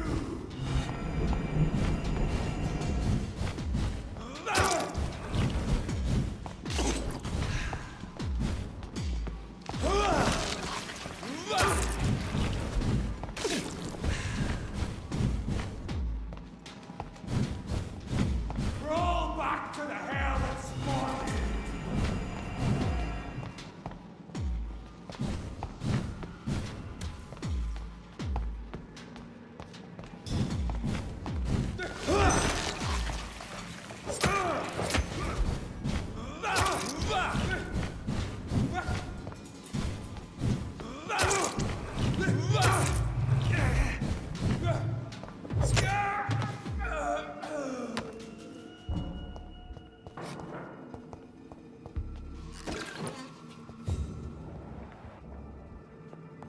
There it is.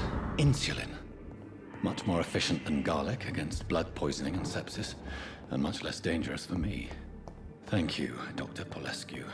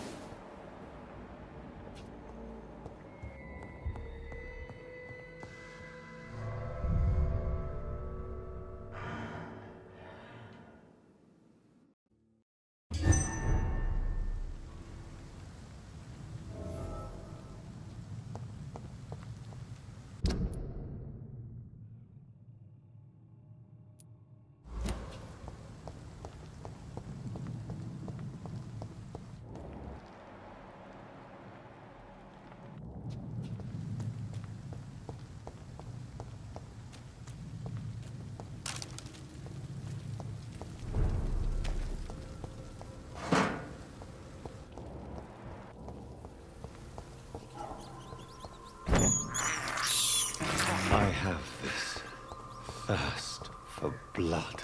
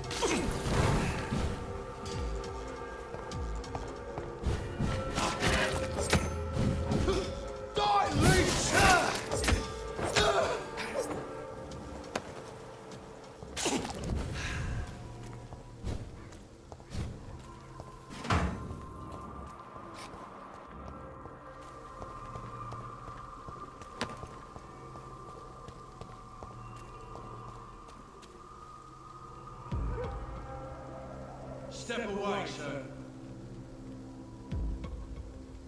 This is no place for you, sir. Step away, sir. Yeah.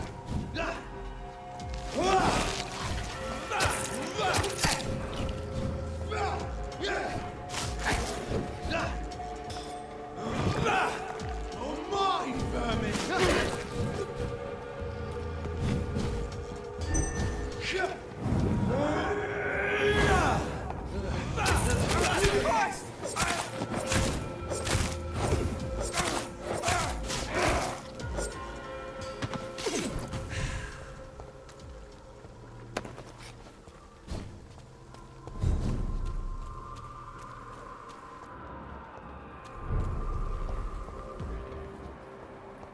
There's safer places to be than here.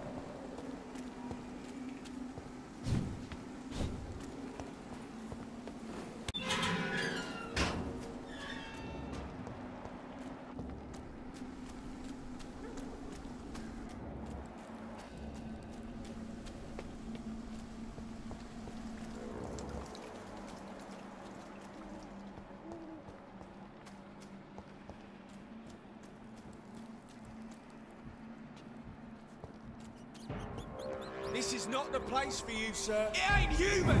Kill it! This one's mine!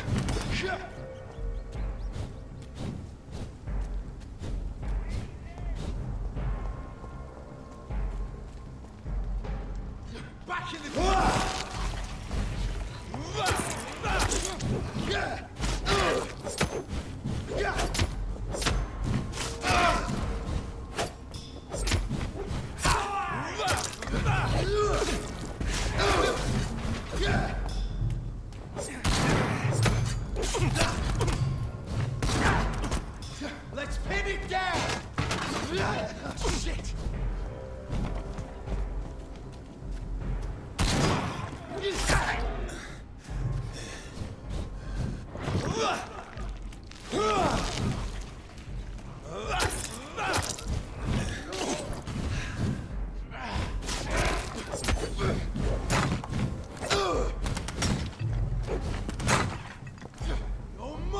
vermin!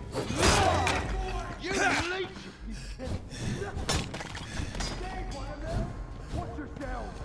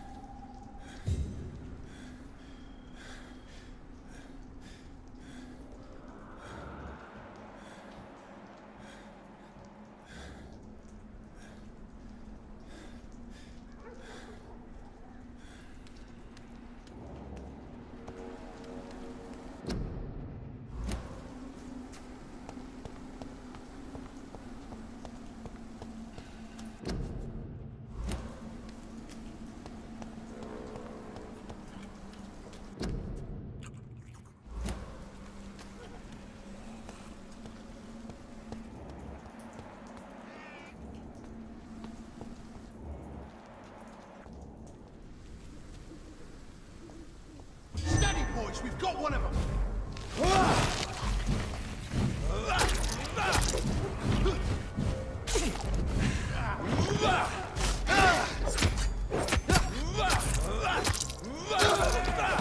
There's one of them vermin!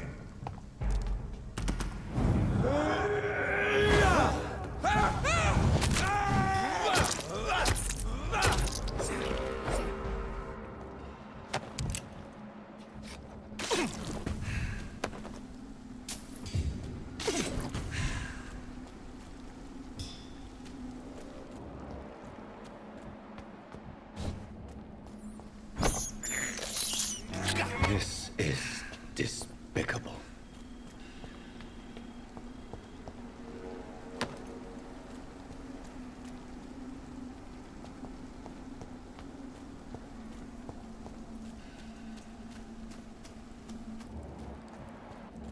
Leech spotted! Watch out, boys!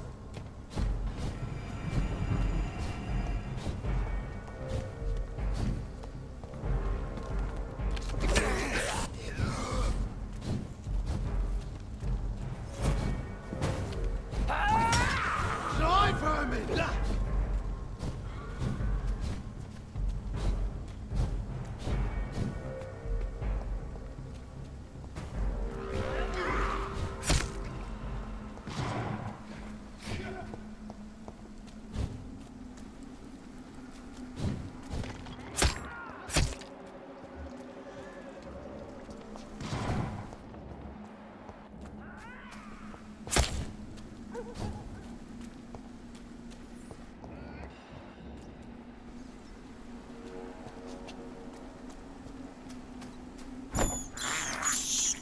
I can't believe I'm doing this.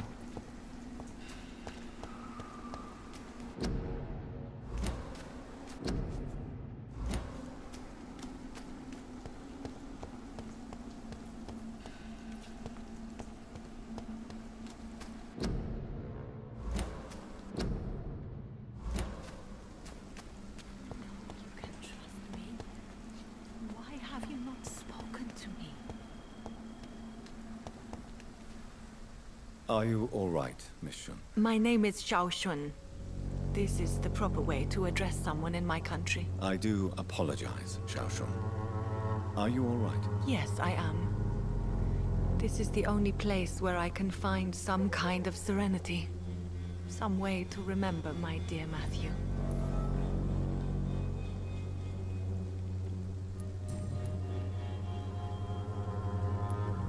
You realize you can't stay here forever, don't you? Eventually, you'll have to leave the cemetery. Why? Why should I go? Since this is the only place I can find peace of mind. You're right. I believe silence has a curative effect for the pain we feel. I suppose it provides space for reflection. You sound like you're no stranger to the pain I feel. Let's just say, I too have a good reason to visit cemeteries at night. Please accept my condolences for your loss then, Dr. Reed. You should go home now. No, not yet. I miss my dear Matthew so much, and I can't forgive myself. How do you feel? Physically speaking, I mean. I don't feel good, Dr. Reed. Not at all. You should recover quickly after taking this. Thank you, Doctor. Goodbye, Xiao Shun. Maybe we'll talk later. Matthew. The world has gone completely mad.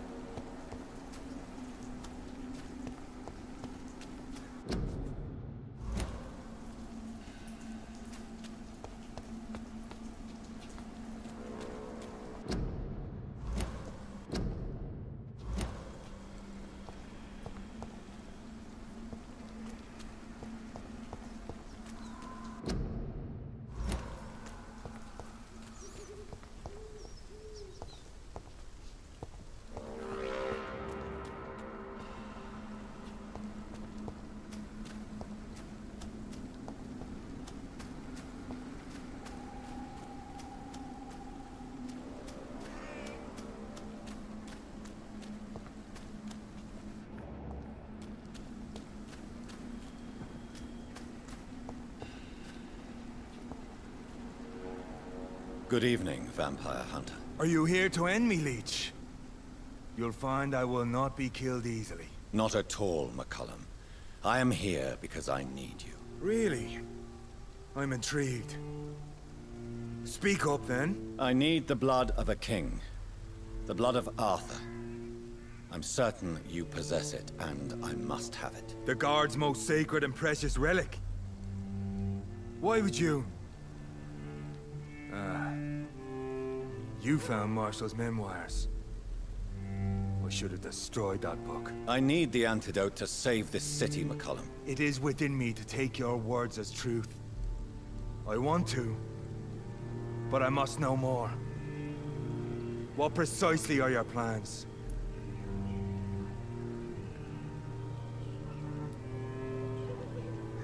I have found the carrier, McCullum. The infection's source. It may be science or some supernatural power that's responsible for all this. But I will harness either or both to end the epidemic. A vampire doctor. My God, you're a terrifying creature. Jonathan Emmett Reed. Do you not understand? We wanted the same thing from the outset. A means to end this vampire epidemic. Not enemies. Maybe that is so. Take it then. I see no other hope for this city. If this is some trick, you will be damned, Dr. Reed. Thank you. And farewell, McCullum. Unbelievable as it is, I wish you good luck, Reed.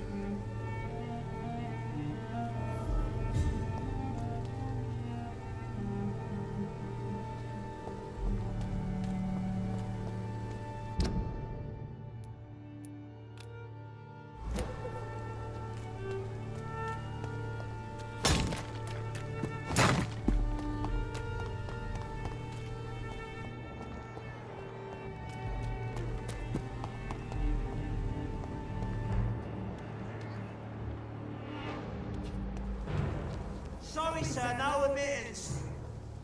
Right, I'll take it.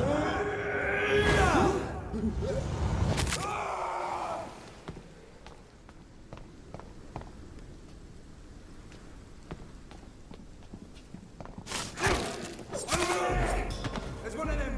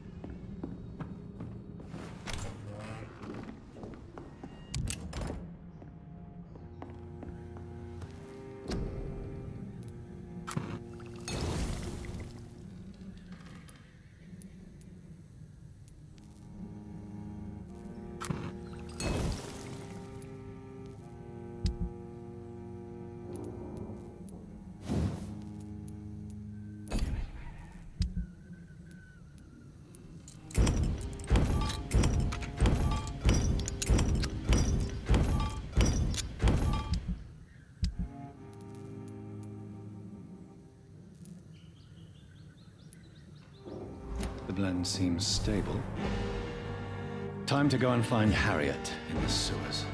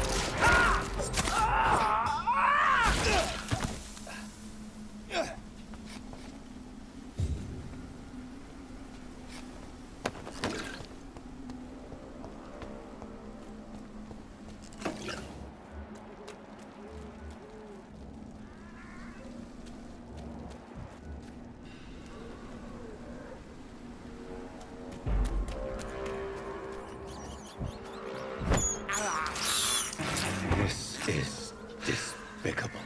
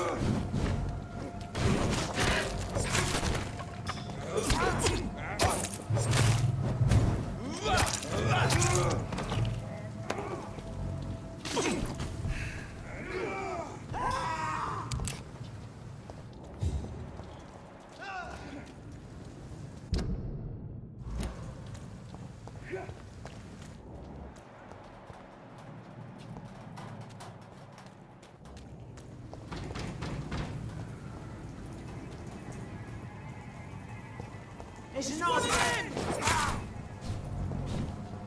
I ought you to step back!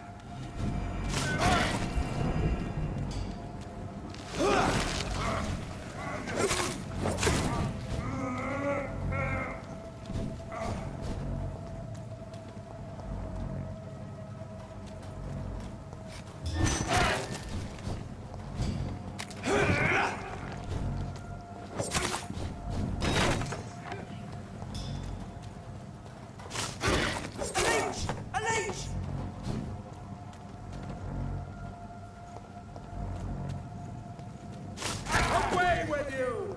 Filthy murdering bastard!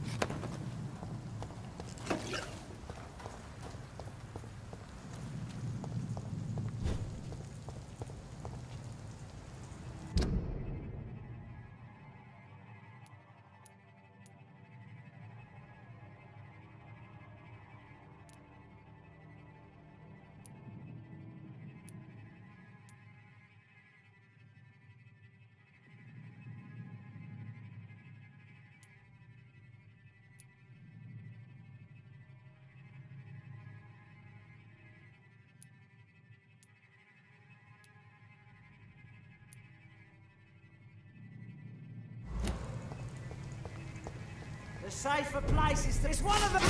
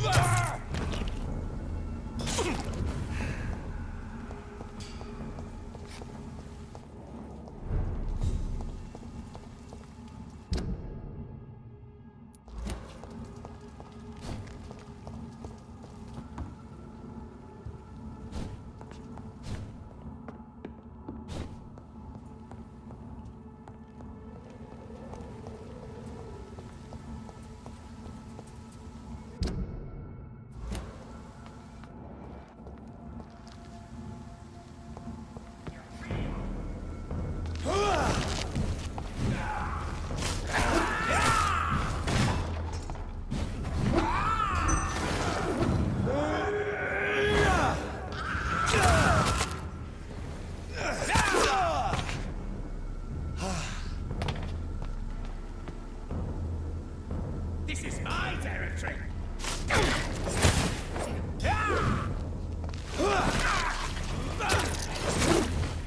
You cannot win this!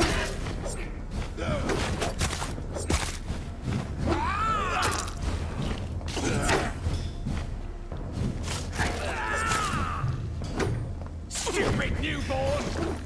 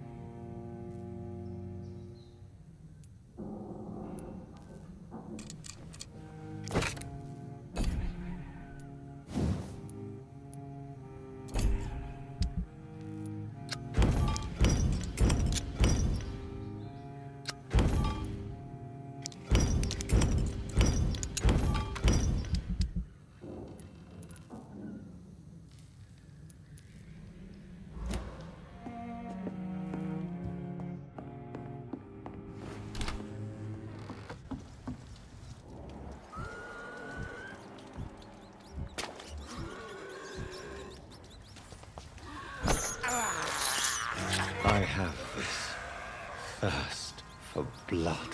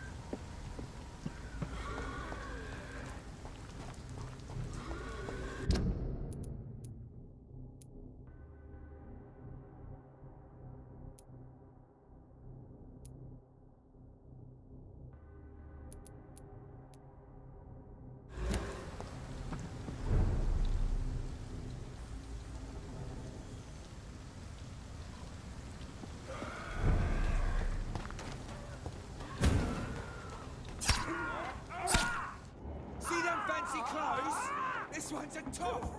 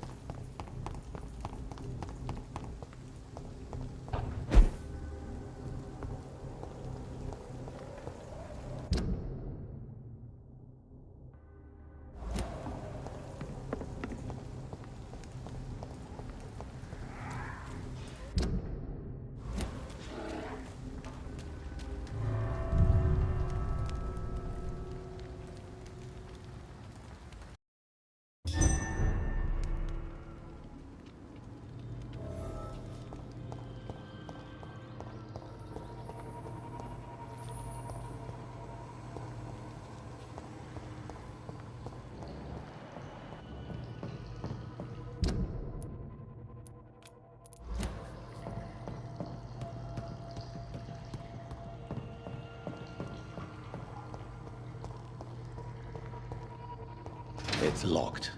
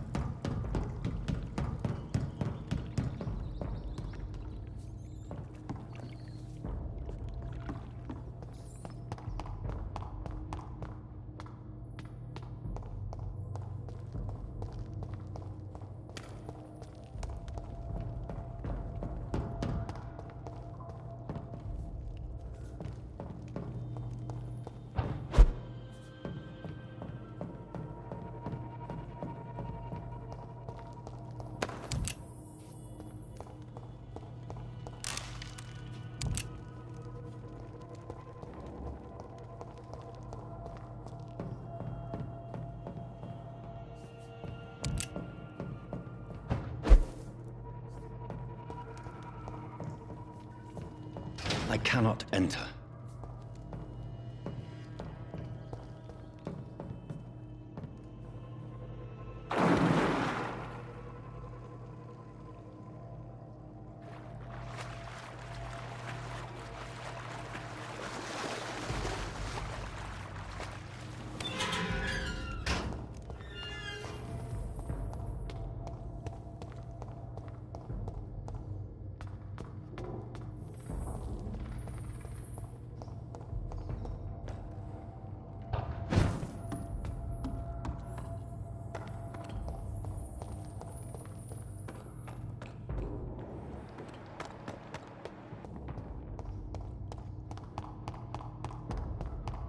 This place has been ransacked. They've all been slaughtered. Pre-one? No, not their style. Where has Harriet gone? She must have left a trail I could follow.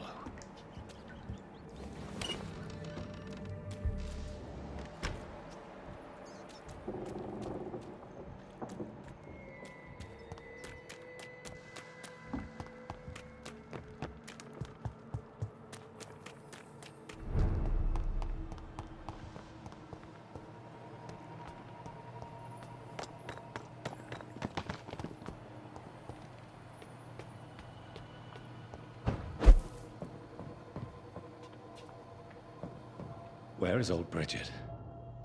Damn. If I'd come earlier, they would still be alive.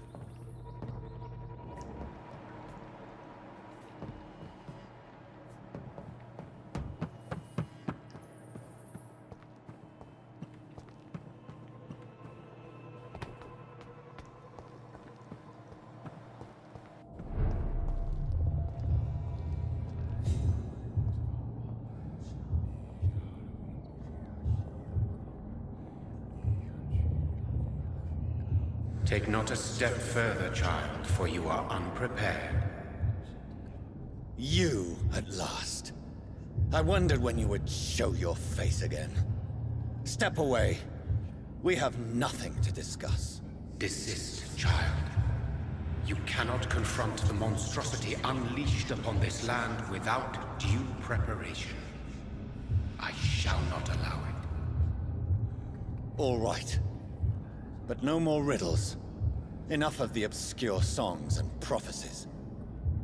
I ask questions, and you answer them. My words have been as clear as crystal lakes, my child. You seem unwilling to drink, to listen, to learn.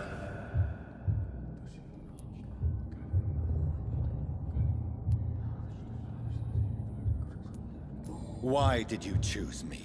Only you could provide a modern, scientific answer to this ancient, mystical threat. Speak to me of this ancient threat? The blood of hate. Vessel of the wrath of the goddess. When she awakens, a disaster will be born into this world, for she is hunger and anger.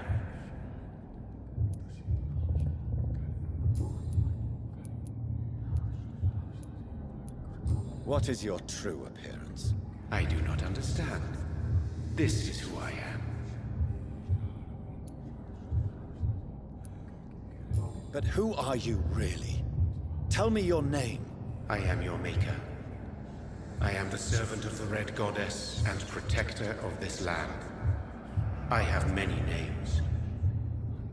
Just give me one, then. There are those who call me Myrddin Wild, the Wild Horned Man. But I never was a man. I was born out of blood.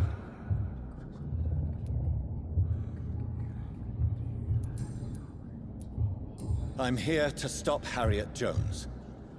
She is the original carrier. The well from which this corruption flows. I have heard you, but be wary. Harriet Jones's mind is no more. She has metamorphosed into an apocalypse. Born from, drenched in, and driven by the blood of hate.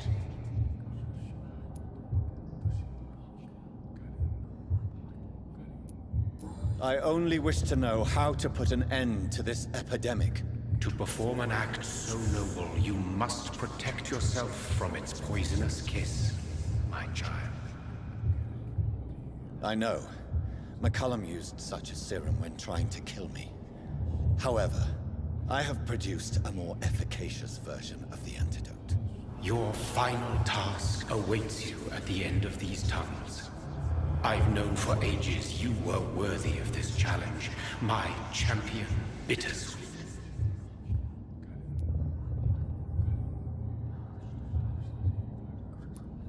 What will happen thereafter? What future awaits me beyond these dark tunnels? Your fate, my child, and the fate of this land.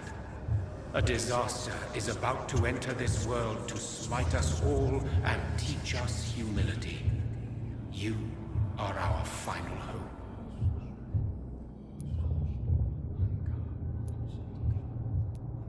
You tricked me. My sister died for your schemes. I have brought suffering and tragedy into this world. I am not, nor will I ever be your champion. Very soon you'll come to know that sacrifice is sometimes necessary. I understand the grudge a child bears towards his father and mother. Be brave, my child.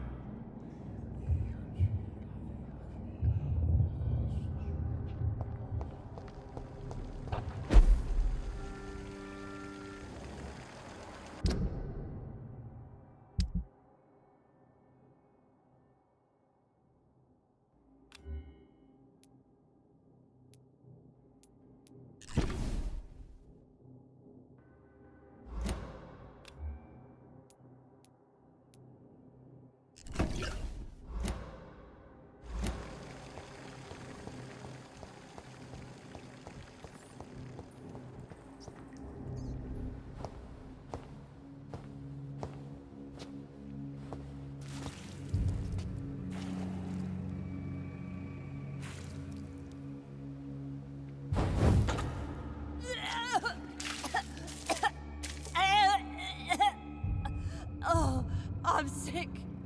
So sick. Doctor, help me, please. I'm in such pain. I'll be glad to be of assistance. Ah, like your help, Doris. Liars! All of you!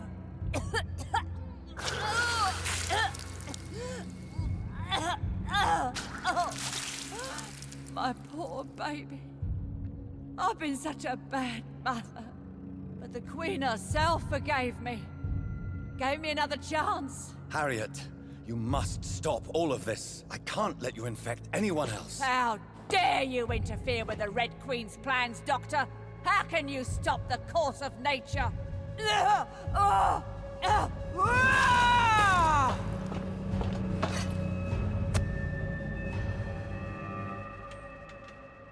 was a good mother.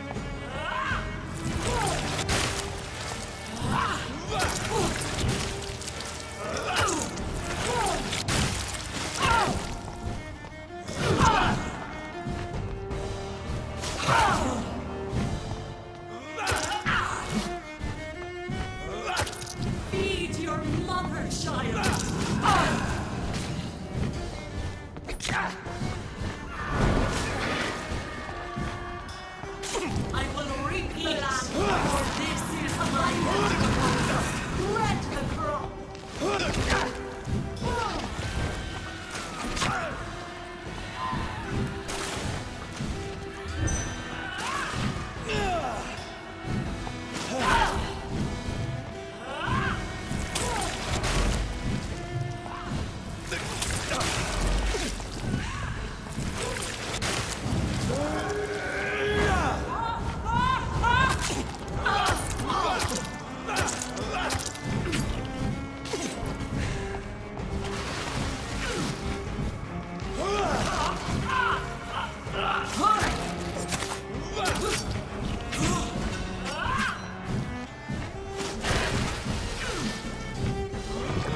Such innocence! Such guilt!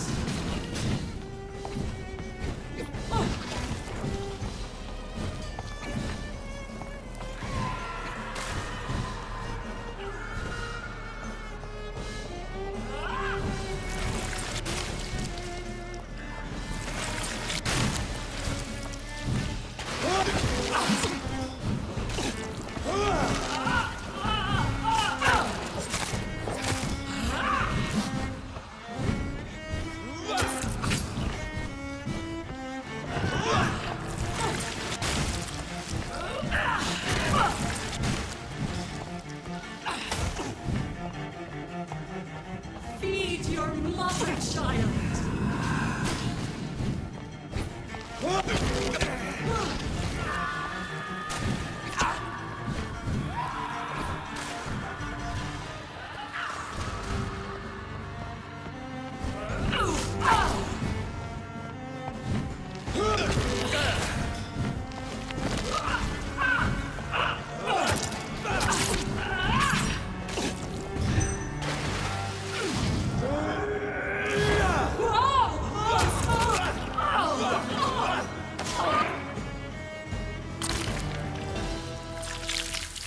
Do you think your champion defeated me, my child?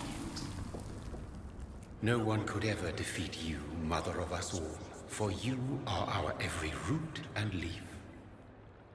You've always been my most amusing son. Then go back to sleep, my queen, and smile at us from your dreams. Did they feel my wrath? Have they suffered enough? More than ever, mother of us all. Until the next time. Until the next time.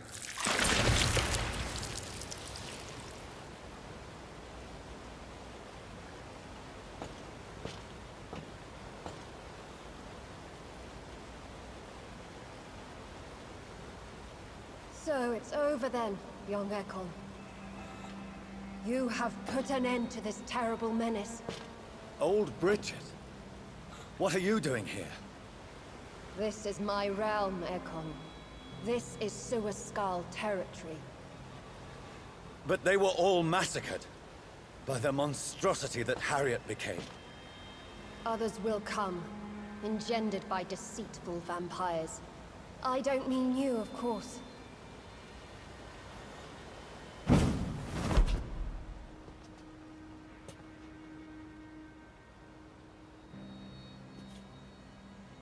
I thought you'd been slaughtered, with all the other Suaskals. I was up above, in search of help when Harriet suddenly turned into that thing.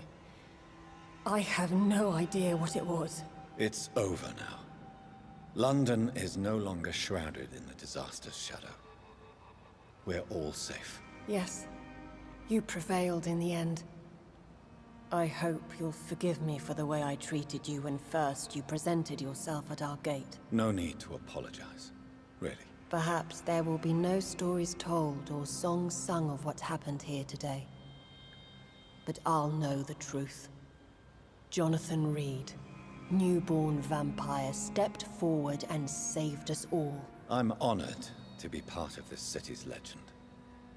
Thank you, old Bridget. May I ask you just one question? How could I refuse you anything now? I'll answer just as I answered Lady Ashbury when we met a few nights ago. Who are you? Really? I was born with the name Bridget Eleanor Wellington. In 1738, my beloved and immortal husband decided to preserve my beauty and youth forever. By making me drink his blood. You were Lord Redgrave's wife. Then the pompous fool rejected you, did he not? It was about 200 years ago. Peace found me in time. And I sincerely hope it will find you too, now that all is over. No, it's not over. I may have ended the vampire epidemic, but I still need answers from the woman I love. I feared you would say that. Go then, young Ekon, and face your fate. Just remember that I'll always be here for you.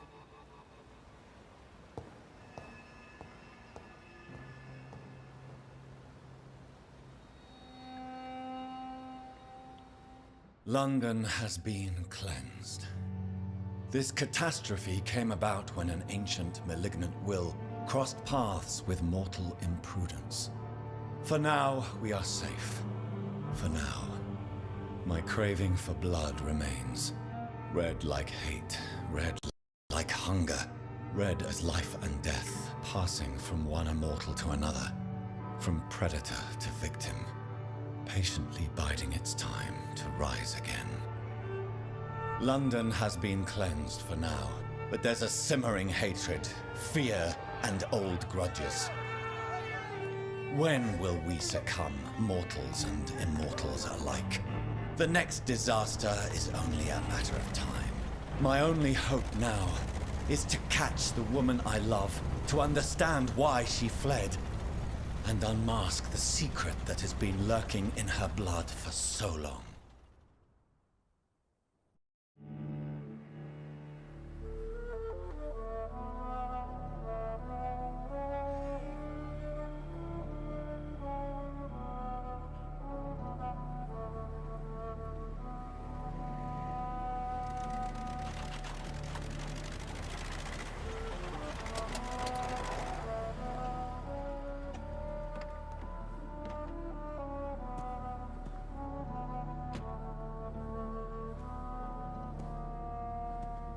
Well, this is it. Lady Ashbur's domain.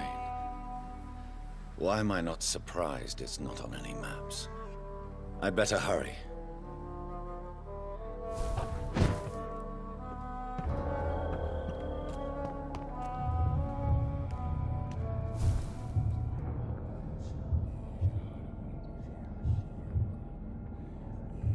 Beautiful morn, my child. It looks like dawn is here at long last. Can't you just leave me alone?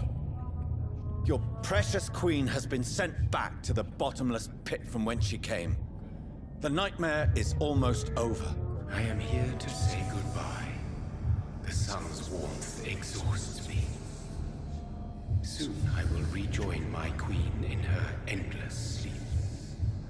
It is over. You did well.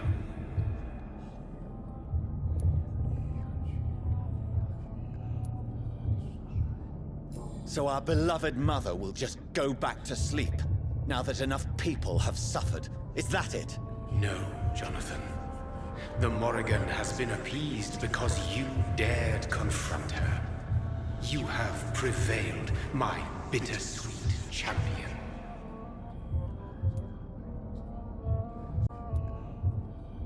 What does she seek? Revenge? Retribution? She seeks nothing, since she only dreams of it. In the ancient tongue, when I was young, her name meant Ghostly Queen. Pray she never fully awakens, for her wrath knows no bounds. And what are you to her? Her counterpart? Her opponent in some timeless game? She is my mother, my dreadful and sour-tempered mother. She is yours too, in a way, but you are not born from her terrible womb like me. You are but a distant child.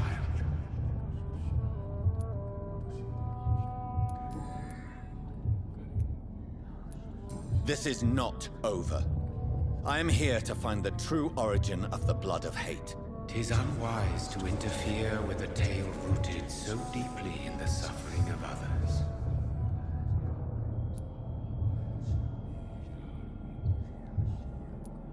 No. I must know why Elizabeth fled here when I discovered she was the original healthy carrier. No, she is not what you say she is. That is a secret you will discover soon enough. And you? Why are you here? Which new thread of which old twisted plan are you seeking to pull now? Tell me the truth. I am just here to salute my sons, and to bid them fare thee well. Your sons? Plural? My God, will you ever stop speaking in riddles? Perhaps I am too old for your spoken language. Perhaps you now have so many subtle words you no longer hear the simplest ones.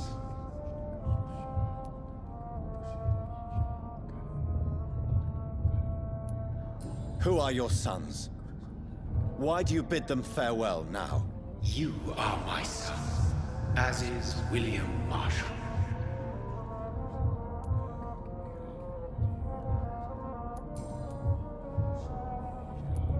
Speak clearly then, and answer my last question. What is it? Did I defeat the epidemic? Now you've found the castle, Jonathan Reed. Only you can answer that. Farewell, my child. I shall dream about you soon.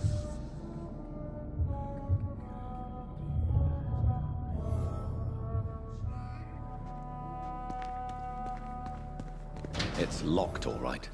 The castle walls look decrepit. Maybe I can find a way to sneak in.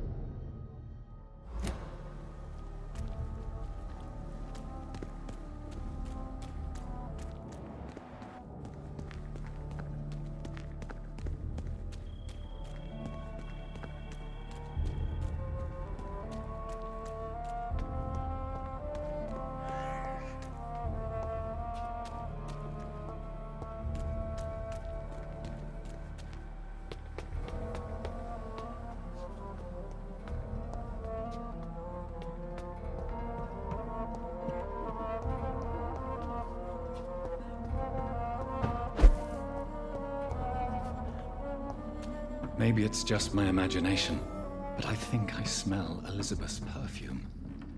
She must be here somewhere.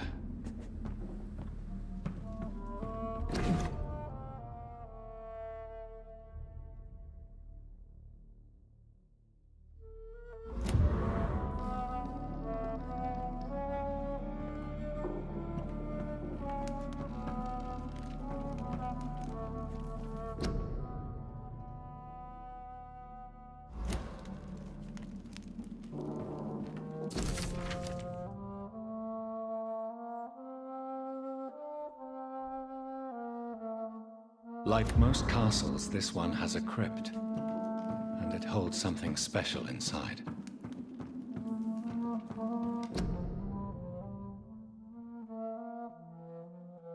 Elizabeth, my love, you allow my portrait to watch over you while you sleep. This castle is falling apart.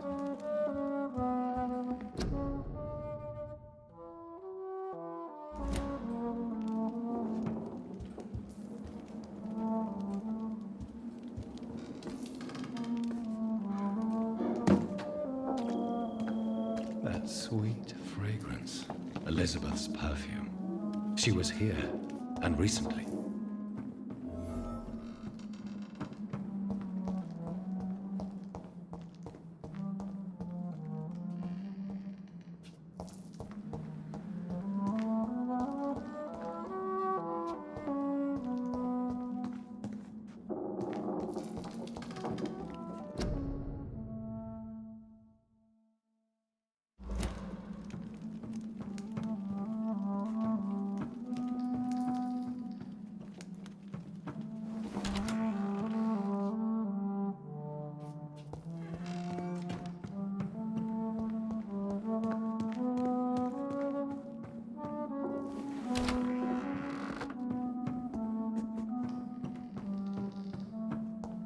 This painting looks suspicious.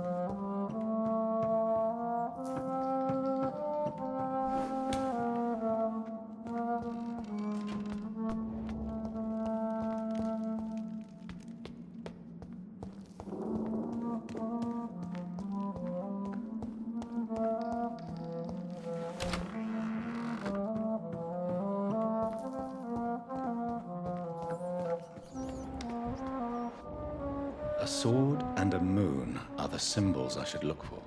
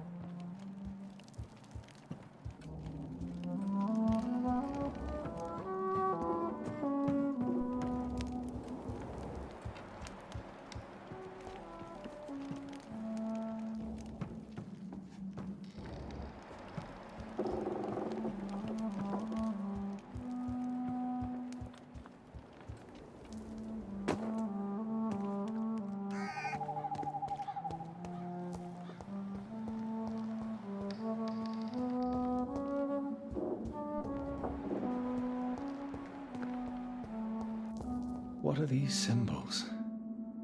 I can feel a mechanism, but it doesn't work.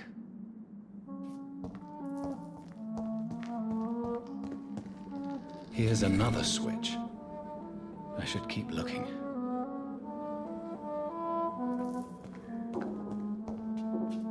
One last switch, and...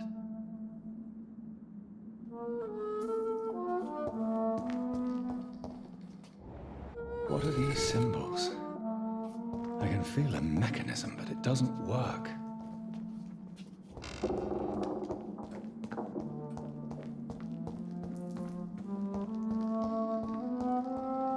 Here's another switch. I should keep looking.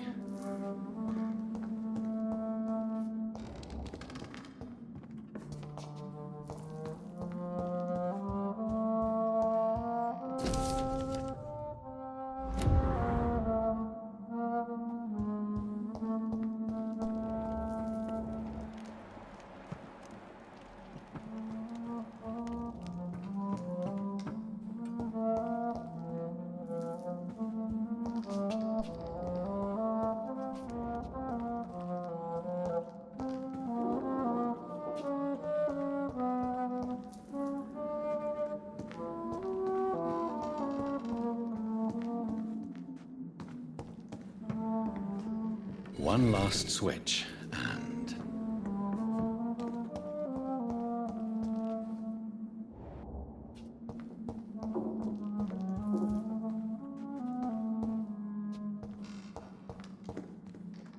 Voila.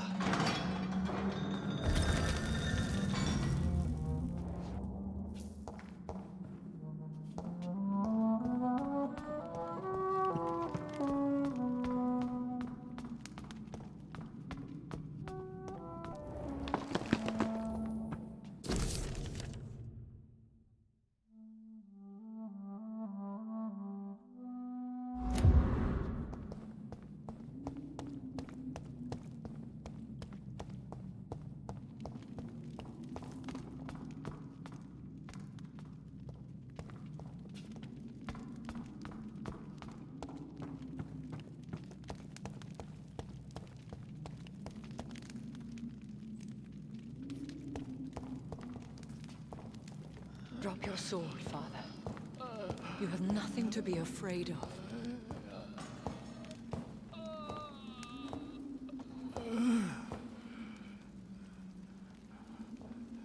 Shall we abandon this then? Shall we lower our heads? No. Never. You taught me that. Blood is approaching.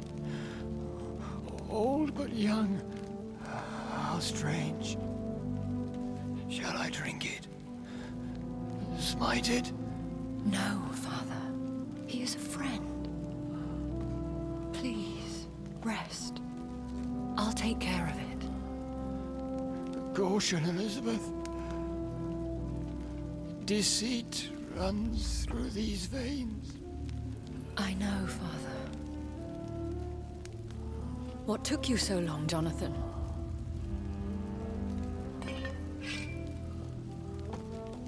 Is this really him? Yes. This is William Marshall, 1st Earl of Pembroke, servant of 5 mortal kings, former regent and savior of England. The greatest knight who ever lived, according to some.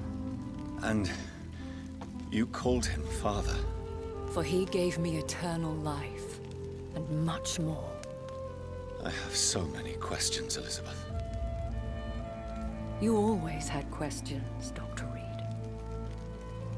Now that I stand before you both, in this vault, I know not where to begin. We still have a few minutes left. Why did you flee here? When you told me I was the healthy carrier, I had nowhere else to go.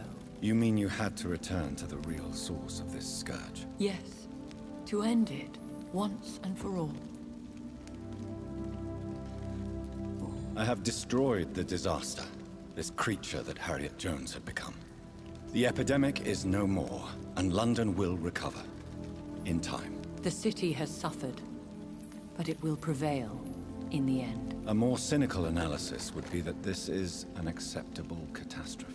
I cannot bear knowing I was the cause of all this, through the use of my own blood. No. This catastrophe was the result of unethical experimentation, and the will of a creature so inexplicably evil, she exceeds all the terrible wonders I have seen since my death. But it was my blood all along. My corrupted blood of hate. The poisoned blood of my father. A healthy carrier. That's all I am.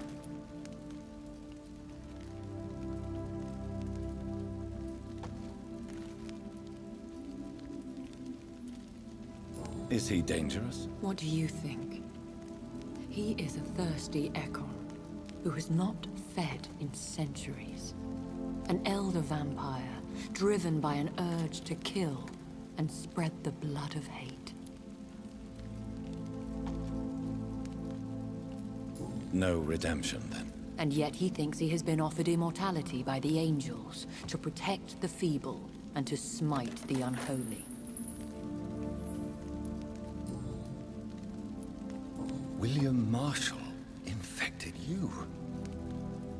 He is the true, original carrier. Yes. But he saved me by sacrificing himself. Saved you? How? The tears of angels. The cleansing of impure blood by an older, more powerful blood. It worked on me, did it not? Yes.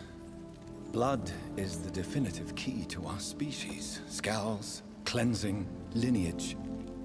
Do you really think it worked? It has, Jonathan. I was nothing but a beast who took pleasure in slaughter.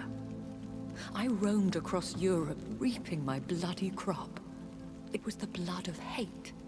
But my father's antidote cured me.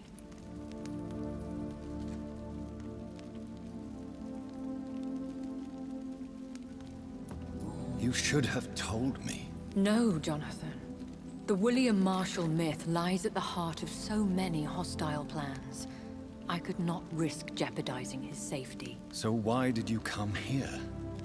You knew I would follow you. I can't let you go. Because I know now the blood of hate is still in my veins. No one but I can put an end to this tragedy. I can help you. You can trust me, Elizabeth. I know, Jonathan. You have been the most loyal ally these last few weeks.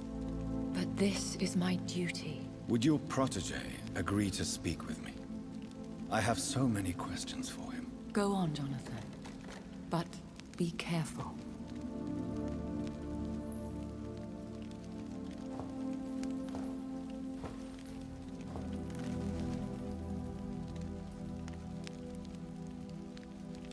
Yes? Sir William. My God. You really are William Marshall. You served Richard the Lionheart and his brother, King John. It is such a privilege to meet you. I did in my day. Come closer if you want to speak. For my hearing isn't what it used to be. I think your hearing is fine, sir. What is it you want then? The blood of hate. How does it affect you? Do you feel it now? The blood of hate? Yes. Nothing more than a sneeze, really. A sneeze held for so long, you could blow a fortress down if you released it.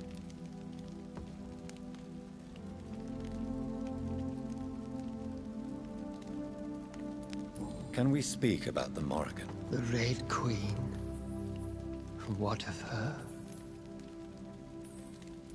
Do you know who she is? I don't want to discuss this in front of my sweet Elizabeth. Why? For a time, she too could hear the Red Song. The steps she danced to its melody brought pain upon the world. Do you remember Myrddin, your maker? Only God is my maker, for he created everything on this earth. He blessed me with eternal life through his archangel, Michael. But Myrddin, Michael, is a vampire. He made you a blood-sucking creature of the night. Blood, yes. I used to drink it from the throats of the unworthy. Then I was punished for my deceit. During my penance, I rely entirely upon my sweet Elizabeth.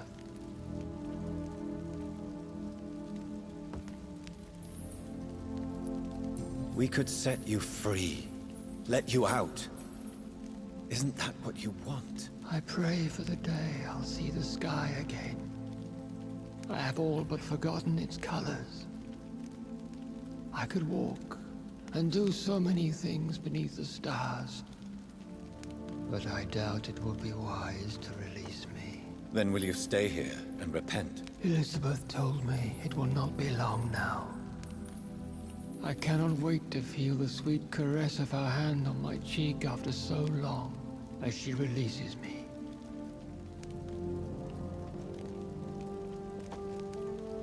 Has the time come? Yes, Father. Why not unleash me then? To see the sky a final time. You already are the sky, and all its stars. I'm not defeated, for I welcome the sword you bear, for it is mine. You were never defeated. my lord.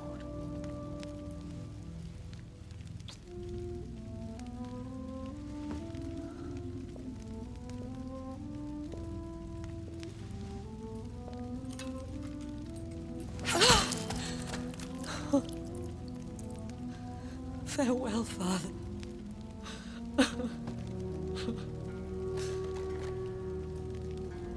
And to you also, Jonathan. What do you mean? I can't stand what I've become. This healthy carrier, as you put it. The flames will purify the poison that runs in my veins. No! I won't allow this to happen. I am death, Jonathan. Wherever I go, I can't stand it. I am Dr. Jonathan Reed, champion of Myrddin, chosen to save England from the vampire epidemic. I could cure you. What do you mean? We are creatures of blood, Elizabeth. Everything about us is in our blood. With time, I could perfect the antidote William Marshall gave you. Trust me, for time is on our side. That is a risk I cannot take, Jonathan. I won't bring another such disaster into this world. Elizabeth, no. Trust me. I can save you. How could I trust you, Jonathan? How could I take such a chance? I'll stay here with you then. As long as we must, until I find a cure. You have no idea what you're talking about, Jonathan. Despite his madness, William was strong enough to start the centuries. I doubt we can do the same. We will lock ourselves down then. I'll get all the material I need and I'll perform my research here with you until you're cured. Are you mad? Who would take care of us? Who would free us if it takes decades or even more? Old Bridget will take care of us. You are serious, aren't you? You really are ready to do this? I love you, Elizabeth. I can do this. Please, stay with me. I believe you. This is crazy, but I believe you, Jonathan.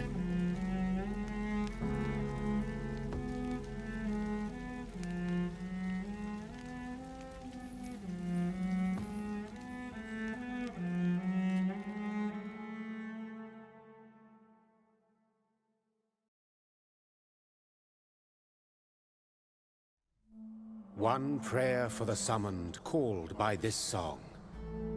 Child born from darkness, whose path he must find. Now the song is sung, and your path chosen. England is safe, for you have prevailed. I bid you farewell, my champion, bittersweet.